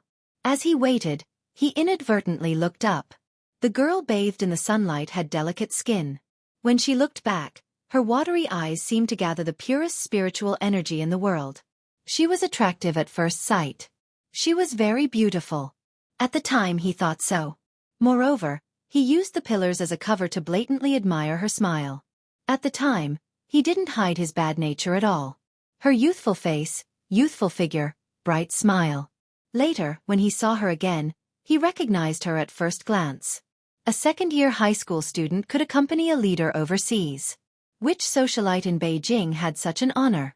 If he wanted to pursue Yi Qian, he would have to tell his rigid Mrs. Qin. Only if she agreed could he succeed. Otherwise, with Mrs. Qin's feudal mindset, she wouldn't accept a daughter-in-law with an ordinary background. Thinking of this, Qin Xiu couldn't help but chuckle. He was really daydreaming. Daughter-in-law? With Yi Qian's talent, she had the right to choose a daughter-in-law, not her. However, Mrs. Qin and the Qin family had to pass before he could pursue Yi Qian. Regardless of whether he could win her heart in the future, he didn't want her to be humiliated because of her family. Suddenly, the faint sound of a woman's voice came from outside the window. Qin Xiu, who was resting with his eyes closed, didn't stay for long, but when the voice came from outside the window, he inadvertently heard it. Company Commander. Is there really no soldier named Xia Jinyuan in our outpost? But why did I hear that he was serving in the most remote outpost in the border? Are you afraid that I'll disturb him, so you purposely said that you don't know him? Or did he serve here before and was transferred away? It was Du Jia's voice. She was asking about Xia Jinyuan's whereabouts. You're wrong, there's no doubt that he's in the outpost. The most remote outpost in the border. There are many outposts. There are many outposts. Of course, you have to be sure that he is assigned to the northwest outpost of the border. Company Commander Feng smiled as he looked at the captain of the Arts and Crafts Regiment, who had come to look for him after the ceremony ended. His dark purple face had a faint smile as he patiently explained, "A military academy graduate from the National University of Science and Technology has a military rank. If he was really assigned to our outpost, as the company commander, how could I not know? Captain Du, I can tell you with certainty that there hasn't been a single officer named Xia Jinyuan assigned to our outpost in the past few years." He was quite stubborn, insisting on getting the answer he wanted. But how was he supposed to answer when there was no one here? Chapter 1838. Du Jiayi finally believed that he wasn't lying to her. It seemed that he wasn't at this outpost, but at another outpost. She immediately put on a dignified smile and said, "I'm sorry, Captain. Xia Jinyuan and I are old friends. He never contacted his mother after he joined the military. I was only looking for his whereabouts because his mother asked me to. I'm sorry for taking up so much of your time." Company Commander Feng had already learned about the situation from Instructor Gao and knew that there was no problem with Du Jia's identity. He smiled brightly and said, "It's not a problem at all. It's a pity that I couldn't help you." Company Commander Feng had a good impression of the staff officer's daughter, who was polite and didn't put on airs at all. He was very willing to help her. "How about this, Captain Du, you write a letter, and I'll ask around at each outpost. If there's any news, I'll send a letter to Barracks 30 Li. What do you think?" When Qin Xiu heard Du Jiayi's overjoyed reply, his lips curled into a smile. That's for the best. She was so anxious to find Xia Jinyuan. It seemed that the daughter of the Du family liked Xia Jinyuan. The two families had a dead knot, and Xia Jinyuan was a strong-willed person. Du Jiayi would probably be frustrated. Of course, that wasn't his main concern. His main concern was that he could explain to Mrs. Qin that the daughter-in-law she liked already had someone in her heart. As her son, he wouldn't be the bad guy and ruin Du Jiayi's plans. With the Qin family's traditions, they didn't want rumors to spread about the daughter-in-law they liked. The first person to object wouldn't be Mrs. Qin, but the old master, who was enjoying his old age. The Qin family had always been strict. In the early years of the war, the Qin family went abroad to avoid trouble. After they returned, the old Master Qin restrained the younger generation of the family from doing anything rash in order to prevent them from ruining the foundation of the Qin family. When it came to the grandchildren's generation, the Qin family was considered stable. However, the old Master Qin couldn't help but feel a little angry when it came to history. Therefore, even if the Qin family returned to its prosperous state before the war, the family's traditions were still strict. The slightest deviation would anger the old Master Qin. If one of the grandchildren married a woman who had a bad reputation before she got married, the old Master Qin would remove his name to correct the family's traditions. The conversation outside gradually quieted down. Qin Xiu heard Du Jiayi ask, "How are reporter Qin and his colleagues?" Only then did he know that Company Commander Feng and the others' excuse. He didn't know if he would tell Du Jiayi the truth or not. As a company commander of the outpost, he couldn't possibly make such a big mistake. The sound of footsteps and conversation gradually faded away until the surroundings were quiet again. Qin Xiu, who was lying flat on the bed, closed his eyes again. There was a smile at the corner of his mouth. He had probably solved another worry, so he fell asleep after a while. The charcoal stove emitted a certain aura. Smelling the unpleasant smell, Qin Xiu slept until dawn. The next day, Qin Xiu began to do what he was supposed to do as a reporter. He interviewed the company commander, platoon leader, and comrades. Then, he followed the company commander up to the high-altitude outpost. It took Qin Xiu 2 days to finish. During this time, Du Jiayi made excuses several times to come and read his manuscript, but she was rejected. In the end, Du Jiayi's face was livid. She didn't calm down even when they returned to the 30-mile camp together. Xia Jinyuan, who was about 300 kilometers away from the 30-mile camp, found out that Du Jiayi was asking about his whereabouts on the 4th day after Qin Xiu and the others returned to Beijing. At the same time, she also inquired about which army Yi Qian belonged to, what the number of the army was, and other information about his identity. Chapter 1839. In response to her inquiry, the leader of Camp 30 Li said, "This is what a soldier should do and also a soldier's duty. You don't need to repay me to avoid ruining the atmosphere." His words directly blocked Du Jiayi's words, making it impossible for her to ask other leaders. She had no choice but to return to the Nanguang military region with regret. When Xia Jinyuan found out that Du Jiayi had asked about him while asking about Yi Qian, his eyes suddenly sharpened. "She found out that I was serving at the border." She didn't know that he was training at the border, but she found out that he had been serving there since he graduated from the National University of Science and Technology. On the 3rd year of Yi Qian, he had entered the Snowfield Brigade and received a mission to protect the construction of a satellite base in the border. His comrades in the Snowfield Brigade, such as J5, G3, Z7, and so on, had accompanied him. Because of some unknown reasons, this group of comrades had to travel to the border of a certain country to meet with the military there. In addition, the two sides had to exchange information. Only a few of them, who only had military ranks and no military information, had information about their military service at the border. Previously, Han Zheng had said that he still remembered that he belonged to the border army, which was why he had served in the army. It was understandable for her to ask about Yi Qian, but it was incomprehensible for her to ask about Xia Jinyuan's whereabouts. What's more, she was actually asking about him at the border. It was obvious that she was very certain that he was serving at the border. The only way to find out that he was serving at the border was by using his identity to protect the construction of the satellite base. The Major General had already investigated this matter thoroughly, so he said, "The border is at the level of the Deputy Military Region. This is Staff Officer Du's hometown. It's not difficult for Du Jiayi to find out if she wants to." She's really something. Just because it used to be his hometown, she can casually reveal the location of a soldier's military service? Xia Jinyuan's face immediately darkened. There was a strong sense of hostility between his handsome brows. "You've stretched your hand too far. Be careful not to get stomped." The Major General was shocked when he heard this. Du Jiayi had directly investigated Yi Qian and Xia Jinyuan from the system and triggered the warning system. The head of the military's top secret department immediately reported to him. In less than half a day, he had investigated the entire matter, including how Du Jiayi knew about it. There was obvious hostility in Xia Jinyuan's voice. Major General Lu knew a thing or two about the Xia and Du families. Because he knew about it, he had to settle it properly, in case Xia Jinyuan brought it up without knowing it, which would give Staff Officer Du another chance to go against the family Xia. He then said, "All of your information is now classified as top secret. Your identities are not in the entire system. Therefore, there is no leak of information about the members of the Snowfield Brigade. Furthermore, even the fake identities you used to enter the satellite base were classified as top secret. Even Advisor Du did not have the authority to investigate them."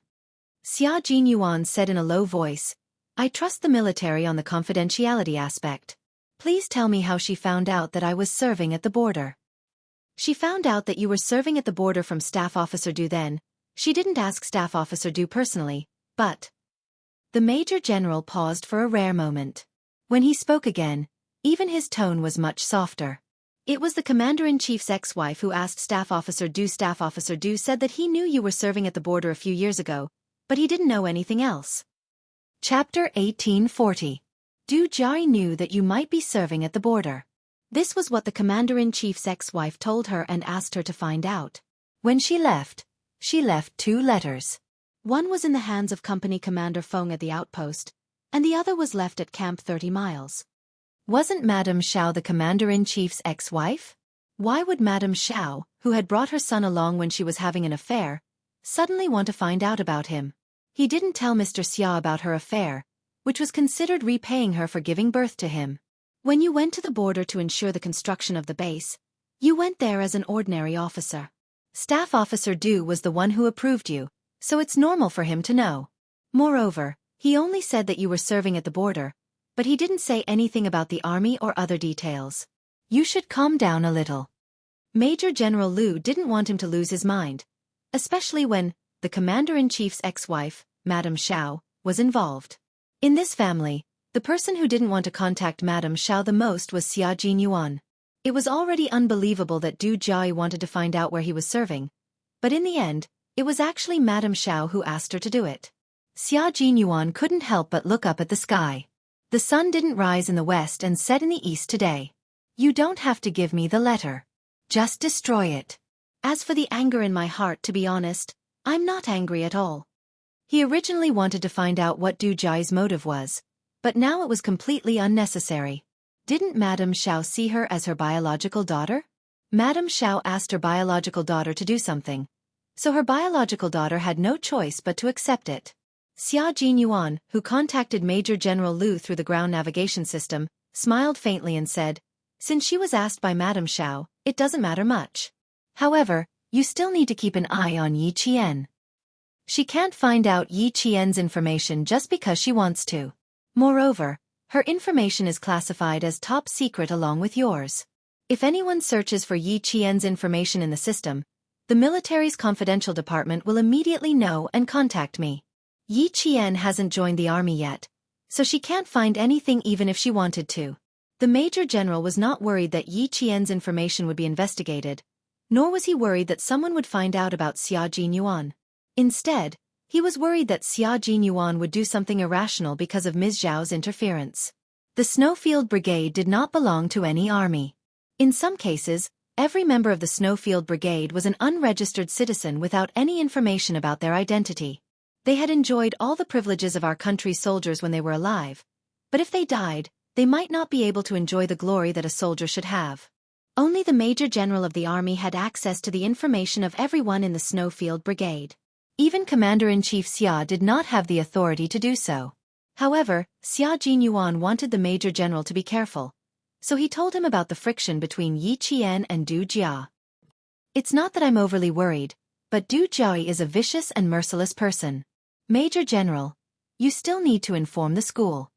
With Xia Jinyuan's reminder, the Major General frowned and said coldly, "She's so narrow-minded. She repaid kindness with ingratitude. If she dares to do anything to Yi Qian, she won't be able to wear her military uniform for long." Yi Qian was the focus of the military's training. She was not at fault for rescuing Yi Qian, but she used her family's power to harm Yi Qian just because he replied to her. The military was not the Du family's military. It was also not a place where the Du family could cover the sky with one hand.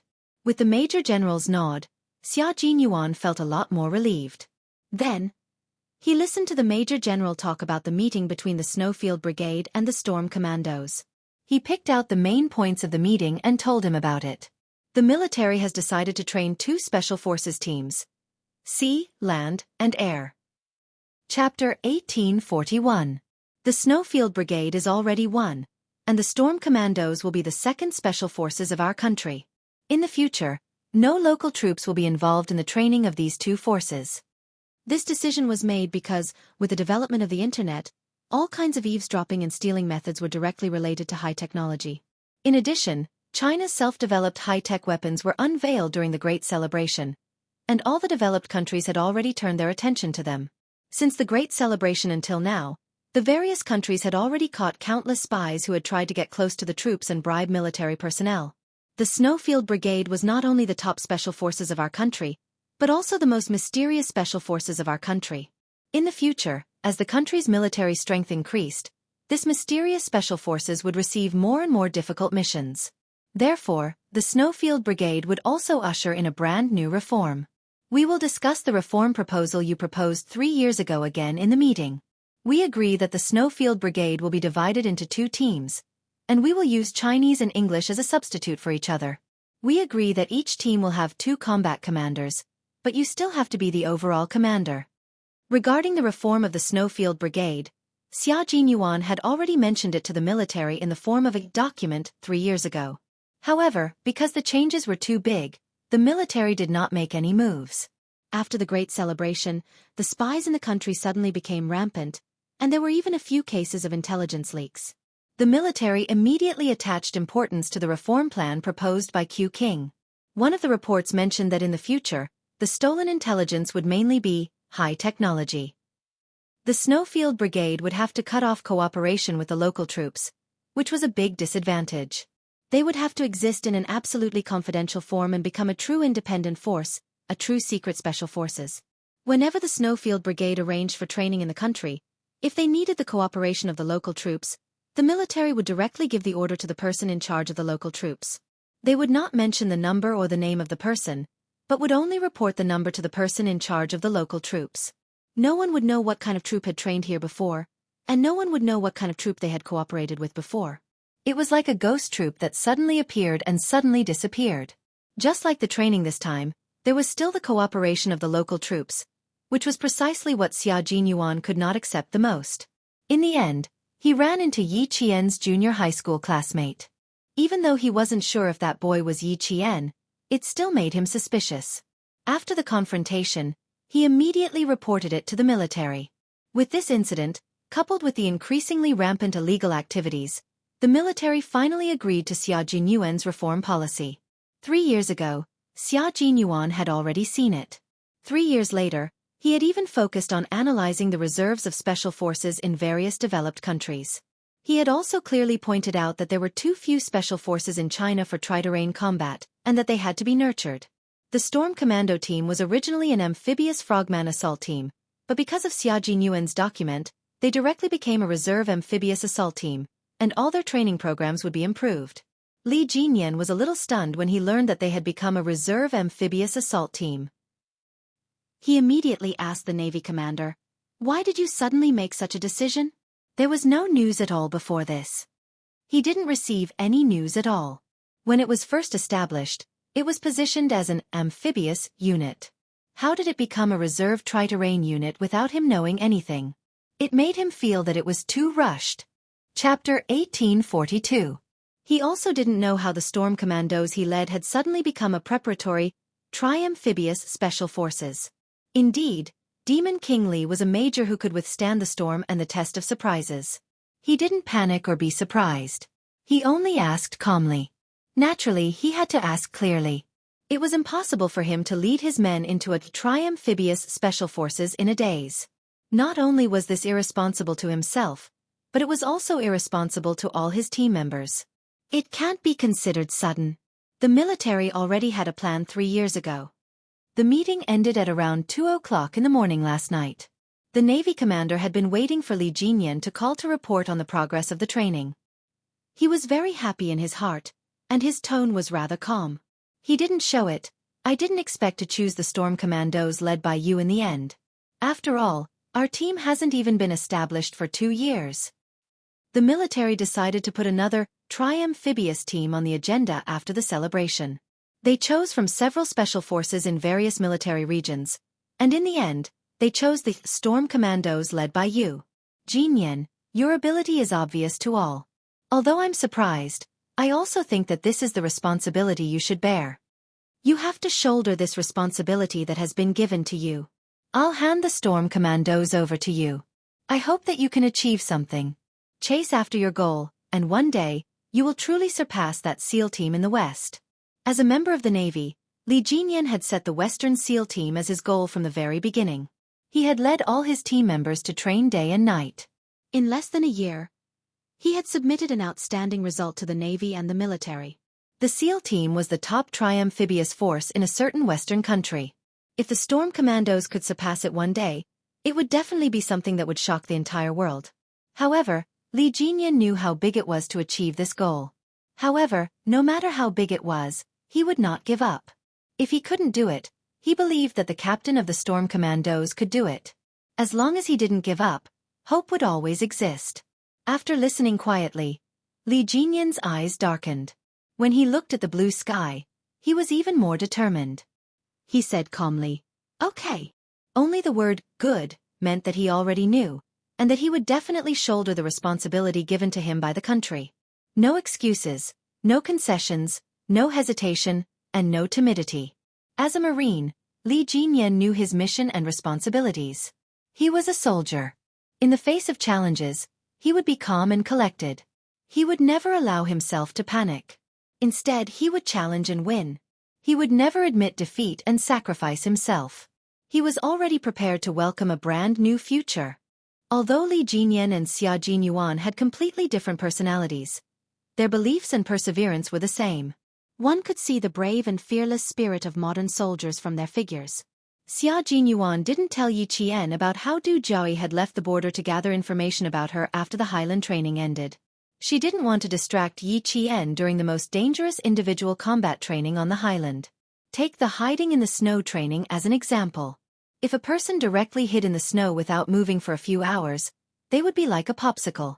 He really couldn't bear to let someone like Du Jiaoyi distract Yi Qian. She not only gathered information about you in the border, but also about me. Now that the Major General is keeping a close eye on her, she hasn't made any moves yet after returning to the Nonguang military district. Chapter 1843. Xia Jinyuan didn't hide anything. He even told Yi Qian everything that Du Jiaoyi had asked about him. I reminded the Major General. Now that the Major General is helping us keep an eye on her, if she dares to do anything, she won't be the only one who will suffer. Staff Officer Du will suffer too. Ask about Captain Xia? Why is she asking about you?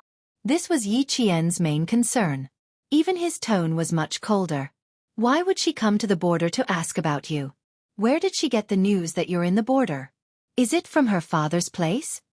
Captain Xia didn't show up that night. If she knew that he was in the border, it would be a very serious matter. It was an important matter regarding Captain Xia's safety in the country. Xia Jinyuan had already seen Yi Qian's sharp senses. Now that she had grasped the main point and asked directly, he wasn't surprised at all. He gently brushed off the frost that had gathered on her eyebrows and explained, "She didn't know that I was training here. Do you still remember that year when we fought together in the snowy highlands? I was on a mission at that time. For some reason, I became an ordinary platoon leader in the border. The border was where Staff Officer Du had worked his way up. At that time, he only knew that I graduated from the National University of Science and Technology and was serving in the border. Madame Xiao found out from Staff Officer Du that I was serving in the border, so she asked Du Jiaoyi to ask about me. As for why she asked about me, I don't want to know. It couldn't be anything good. Moreover, he didn't want to have anything to do with Madame Xiao." Yi Qian was relieved. He was afraid that she knew that Captain Xia was training in the border, so she directly asked about him. She also noticed that his tone was especially cold when he mentioned Madame Xiao, even with a hint of disgust. Yi Qian knew who Madame Xiao was. Although she didn't know why he had such an expression, she was definitely on his side. Just ignore her. It's not worth getting angry over someone you don't like. She advised him with some heartache. During this period of time, he had been planning the training. Sometimes, He didn't even have time to give her homework at night. If you're tired, don't let someone you don't like affect your mood. Xia Jinyuan wasn't someone who would get angry over Madame Xiao. He just simply discussed. Affect his mood? Heh, she really didn't have that right. As it was a private matter between the two of them, they chose a place where no one else was around. After glancing around to make sure there were no comrades around, Xia Jinyuan suddenly bent down and gave Yi Qian a quick peck on the cheek. His thin lips curved into a wanton smile as he said, "You guessed wrong. You should be punished. Your Captain Xia is not someone who is easily affected by others. Of course, this little fox in front of me is an exception. Just a small look or a small action from her can make my mood fluctuate." Indeed, it didn't affect his mood at all. It could be seen from his indecent behavior. Yi Qian, who had just been kissed, glared at him. There was no anger in her eyes. Only coquettishness. "You're getting more and more mischievous. Status. Mind your own status. I pay a lot of attention to my identity. I don't dare to forget it at all times, but I do need to relax occasionally, especially now that it's rest time." Major Xia had always known how to strike a balance between work and rest. They had left the highlands at night. Now, it was equivalent to taking half a day off to wait for the helicopter from the aviation team to arrive. He could take advantage of the rest time to have some sweetness. It could help him sweep away the stress of the past half a month. The two of them didn't leave alone for too long. Just as Yi Qian said, they still had to pay attention to their status. In addition, Li Jinyan came looking for them, so Yi Qian left first and seized the time to revise her homework. Returning to school would be the midterm exams, so she had to hurry. Chapter 1844. It was bitterly cold in the northwest of Xinjiang, but the sun was shining brightly in Nanguang. The lowest temperature today was only 8 degrees Celsius. Compared to the dozens of degrees below zero in Xinjiang, Nanguang was as warm as spring. Yi Zhifan, who was in a suit for the first time, was in a sharp contrast with the soldiers in dark green uniforms. Seeing that the door of the office building was guarded by heavily armed soldiers, Yi Zhifan could not help but swallow his saliva. He had been an officer for nearly 20 years, and this was the first time he had interacted with a senior officer in the army. He put his left hand into his pocket and touched the cold jade pendant. A trace of uneasiness flashed in his eyes. Yes, uneasiness. The reason why he could talk to the young master of the Du family was because he received a call from the mysterious man again. It had been more than 10 years since he received a call from the mysterious man. When he received the call again, the disguised voice did not change much. Probably because he was older, the voice was not as impetuous as it used to be. When the voice came from the phone, he almost thought that he was going to take back the jade pendant, because he didn't let Yi Jian become useless at all. Instead, he watched her go further and further away and stand higher and higher. Even he, a dignified bureau chief, couldn't do anything about it. So he was afraid. He was afraid that the owner of the jade pendant, who had sent him to his official career, would take back everything he had and leave him with nothing. But he did not expect that the mysterious man, who he had not contacted for more than 10 years, would say, "Try to send Yi Ying to the army. He will provide the opportunity." Sending Ying Ying to the army. This was what he had been dreaming of. He followed the order and went to Nanguang to save the young master of the Du family, who was attacked by the mafia during dinner. He was the commander of a brigade in the Nanguang military region. He had racked his brains in the Nan province but still could not do it. But in less than 4 days, he had done it easily in Nanguang. Although he had been stabbed in the back, it was worth it. It was really worth it. "Commander, Bureau Chief Yi is here." The guard knocked on the door and told him the purpose of his visit. There was no immediate answer. Just when Yi Zhifan was feeling a little uneasy, the half-closed door suddenly opened. A soldier in his early 30s with a medium build opened the door personally. His eyes fell directly on Yi Zhifan, and he laughed loudly. "Bureau Chief Yi, I have been waiting for you. Please, have a seat." This was Chief of Staff Du's eldest son, Du Kai-wei, 33 years old. He was the commander of a brigade in Nanguang military region. His enthusiasm suddenly made Yi Zhifan's heart. But when he saw Commander Du smile, "Director Yi, you should have time to have a meal with me after we're done with work." Calm. Of course. And I. Director Yi had blocked the knife for him. If he hadn't blocked it, the knife would have landed on Du Kaiwei's neck, and his head would have fallen to the ground on the spot. Just because of this, he could not neglect it. Yi Jifan smiled very elegantly. Facing the warm hospitality, he was still calm. He did not show how happy he was. Chapter 1845. Before Yi Jifan went to Nanguang for the business trip, he had already roughly learned about the Du family situation. Although it was not a real prominent family, it was still quite rich. Chief of Staff Du's family was relatively simple. There was an elder brother who was the second most powerful person in Nanguang province. His children had already joined the army. Although Chu Yunxing didn't know what they were doing, with an elder brother who was the second most powerful person in Nanguang province, it shouldn't be too bad. Chief of Staff Du was the second son. He had 2 sons and 2 daughters. Commander Du was the eldest son. He was only 33 years old. He also had a younger sister who was a member of the Standing Committee of Jianghu province. This Mrs. Du was in her early 40s. She only had 1 daughter, and she was still studying abroad. But the most noteworthy one was Chief of Staff Du's wife, Mrs. Li. It could be said that the reason why the Du family could become what it was today was largely because of Mrs. Li. She was a very knowledgeable and decisive woman who relied on her family's connections to raise the Du family, which was originally just a peasant family, to its current status. Yi Jifan deliberately learned about Mrs. Li when she was young and what had happened in recent years. He knew that her status in the Du family was quite high, and everyone in the Du family respected her very much.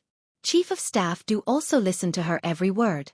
Mrs. Li was in charge of everything in the Du family, and she never asked about it. However, it was also understandable that a woman who relied on her family's connections to raise her husband's family to its current status would treat her like an ancestor. This commander in front of Chu Yunxing also respected his mother very much. It was because of this Madame Li that Yi Jifan had no choice but to be cautious. Facing Du Kaiwei's warm hospitality, Yi Jifan, who purposely learned about it before coming here, took a sip of tea and said calmly, "Commander Du, you are too polite. The thing you told me last time, I have thought about it again and again. My daughter is studying abroad in France. If she suddenly drops out of school and joins the army, once she stops studying, it will be very difficult for her to pick it up again. She just turned 19 years old a few days ago. I'm afraid that she won't be able to handle the hardships if she joins the army at such a young age." It was not that he didn't want to bring Yingying back to Nanguang province, but with Mrs. Li, a powerful woman who didn't like other people forcing her to help him, he needed to know what she wanted. In the Du family, only when Mrs. Li nodded her head would things go smoothly.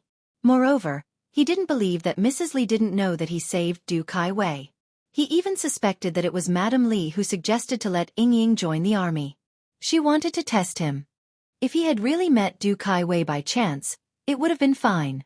However, he had been arranged step by someone else. The Du family was not an ordinary family, so he felt a little uneasy. He had to be careful at every step. Du Kaiwei's eyes flickered when he heard this. It was a little strange that he had actually refused. Du Kaiwei gently placed the teacup in his hand back on the solid wooden coffee table. He rested one arm on the back of the sofa and spread his legs slightly. He sat casually and had a domineering aura. He couldn't help but smile and ask, "Director Yi, you don't believe me, right?" According to his investigation, in order to send his daughter to the army, Director Yi had put in a lot of effort and tried to establish a relationship with the Southern Province military region. Unfortunately, he failed every time. In his opinion, the biggest failure of Director Yi was that he married a wife who was as stupid as a pig. It would be strange if Director Yi could establish a relationship with the Southern Province military region after offending a national treasure like that. Du Kaiwei did investigate Yi Jifan's affairs. When he learned that the person who saved him was the director of the construction bureau of the Southern Province, he was a little relieved. He originally suspected that it was a trap. Chapter 1846. She also found out that Yi Jifan's political achievements were excellent, but he didn't have any connections with the military. She wanted to build a relationship with the military, but he was always rejected. So she completely believed that saving him was not a trap. But Mrs. Li was right. No matter what the result of the investigation was, seeing was believing. After he finished speaking, Du Kaiwei, who had been very polite the whole time, stared at him without blinking, patiently waiting for him to answer his question. "Commander Du, this is not a matter of whether I believe you or not. I just don't want my daughter to stop studying. Also, my daughter is still young and naughty. She made a big mistake in the college entrance examination, so she can't take the college entrance examination for the next 5 years. Yi Zhifan said very slowly. He told Commander Du the truth about Yi Ying's situation. He didn't believe that Commander Du didn't send someone to investigate these things. Since he couldn't hide it, he might as well tell him everything. At least, he could leave a good impression. At that time, I thought that I couldn't let my daughter go to the military. Since she can't take the college entrance examination, then she should go to the military. But I didn't know, Sai, because of some things in my family, my daughter also fainted in junior high school. When she went to the People's Hospital for a checkup, they found out that she had a heart problem. All these reasons made it even more impossible for her to go to the military. Although I wanted to, I had no choice but to accept the fact. After thinking for a while, I finally decided to send my daughter to study abroad. Yi Zhifan let out a long sigh and said, "It's all because I didn't teach her well when she was young. Fortunately, she is not a bad girl. Otherwise, I would have a headache." After he told Commander Du the truth, the smile in Commander Du's eyes deepened. What he said was not different from his investigation. It was reasonable that Director Yi didn't want to talk about his family's problems. If she has a heart problem, she can go for a more detailed checkup. Other things are not important. It's just my daughter's little mind. Du Kaiwei had a little sister who was even more troublesome, so he didn't think that Yi Ying's things were out of line. "Director Yi, you can think about it carefully. You don't need to answer me in a hurry. Director Yi is now in a high position. I can't help you with other things. Only if your daughter goes to the military, I can say something.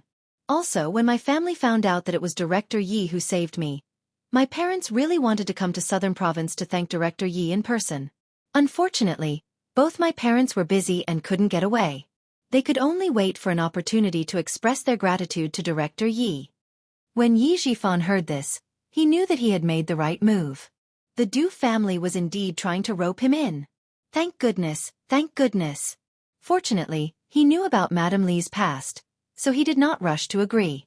When the Du family was investigating Yi Zhifan had already investigated the Du family. However, he had always been cautious. When he found out that Madame Li was actually in charge of the Du family, he hurriedly investigated Madame Li's character. As a result, he found out that Madame Li had done something back then, which made him break out in a cold sweat. The old madam of the Du family had a cousin who had once lent half a liter of rice to the Du family during their most difficult time. About 10 years ago, that cousin saw that the Du family had become rich. He had not visited the Du family for a long time, so he took this opportunity to visit the Du family. He wanted to help his grandson, who had not been admitted to a good university, get in through the back door. Mrs. Li immediately agreed and sent her grandson to university. As a result, he was directly assigned to the most remote place after graduation. Chapter 1847. The cousin tried to get in through the back door again, but was rejected by Madame Li. She said, "I've already repaid the debt of half a liter of rice." "Cousin, are you trying to force me to repay your debt?" "I'm sorry, but I won't fall for that." It wasn't easy to investigate this incident, and it came from Staff Officer Du's hometown. If he didn't know, he would have brought his daughter's information to them. Taking things slowly was Yi Zhifan's rule as an officer. He was never aggressive and never took risks. With someone supporting him from behind, he just needed to walk steadily. He knew that as long as he didn't make any mistakes, he would have a meteoric rise. Therefore, Yi Zhifan was so cautious that he wouldn't take action immediately. No matter how much he wanted to send Yi Ying to the army, he would stay calm. Because of his cautiousness, he avoided the minefield again and didn't let the Du family notice anything suspicious. With Du Kaiwei's words, Yi Zhifan left Nanguang with a smile on his face. So what if Chen Dongfeng was capable? So what if Uncle Zhen was respected by so many soldiers when he was alive? He didn't care about Commander Liu and Political Commissar Yen. With the Du family's position in the army, he wouldn't give up on what he wanted for his daughter. Yi Zhifan didn't mention to Sun Dongqing that he had a relationship with the Du family. Before the matter was settled, it was enough for him to keep it to himself. He didn't even want to mention Yi Ying for the time being. Xia Jinyuan only found out that Yi Zhifan had a relationship with the Du family at around 3 o'clock in the afternoon after the training in the mountains ended. Yi Qian said that he didn't want him to get involved, but as Yi Jifan's position increased, he couldn't really let his guard down. Since he wasn't in Nanguang, he naturally had to ask someone to keep an eye on him. If there were any big movements, he would know immediately. The person on the phone with him was none other than Xia Yiwei. The person who asked him to keep an eye on Yi Jifan was naturally her, the secretary of the southern province. About 40 days ago, Yi Jifan saved the life of Du Kaiwei, who had been at odds with his elder brother since he was young. He returned to Nanguang, and about half a month ago, he made another trip to Nanguang. His accompanying secretary inadvertently mentioned that Director Yi had gone to the Nanguang military district, so I guess that he did indeed have dealings with the Du family. Yi Jifan actually saved Du Kaiwei's life? Xia Jinyuan furrowed his brows. How could things be so coincidental? Little Fox had just started a feud with Du Jiai when Yi Jifan had already made friends with the Du family. Have you investigated who wants Du Kaiwei's life? Yes, Du Kaiwei led soldiers to cooperate with the relevant police to clear out a drug manufacturing village in Nanguang. When he showed up, he was seen by someone. The villagers cooperated to pay for his life. Xia Yiwei explained very clearly and also investigated very clearly. The person who helped her investigate was none other than Ho Zi, who was still showering in the bathroom. Sundays in the depths of winter were suitable for lying lazily in bed.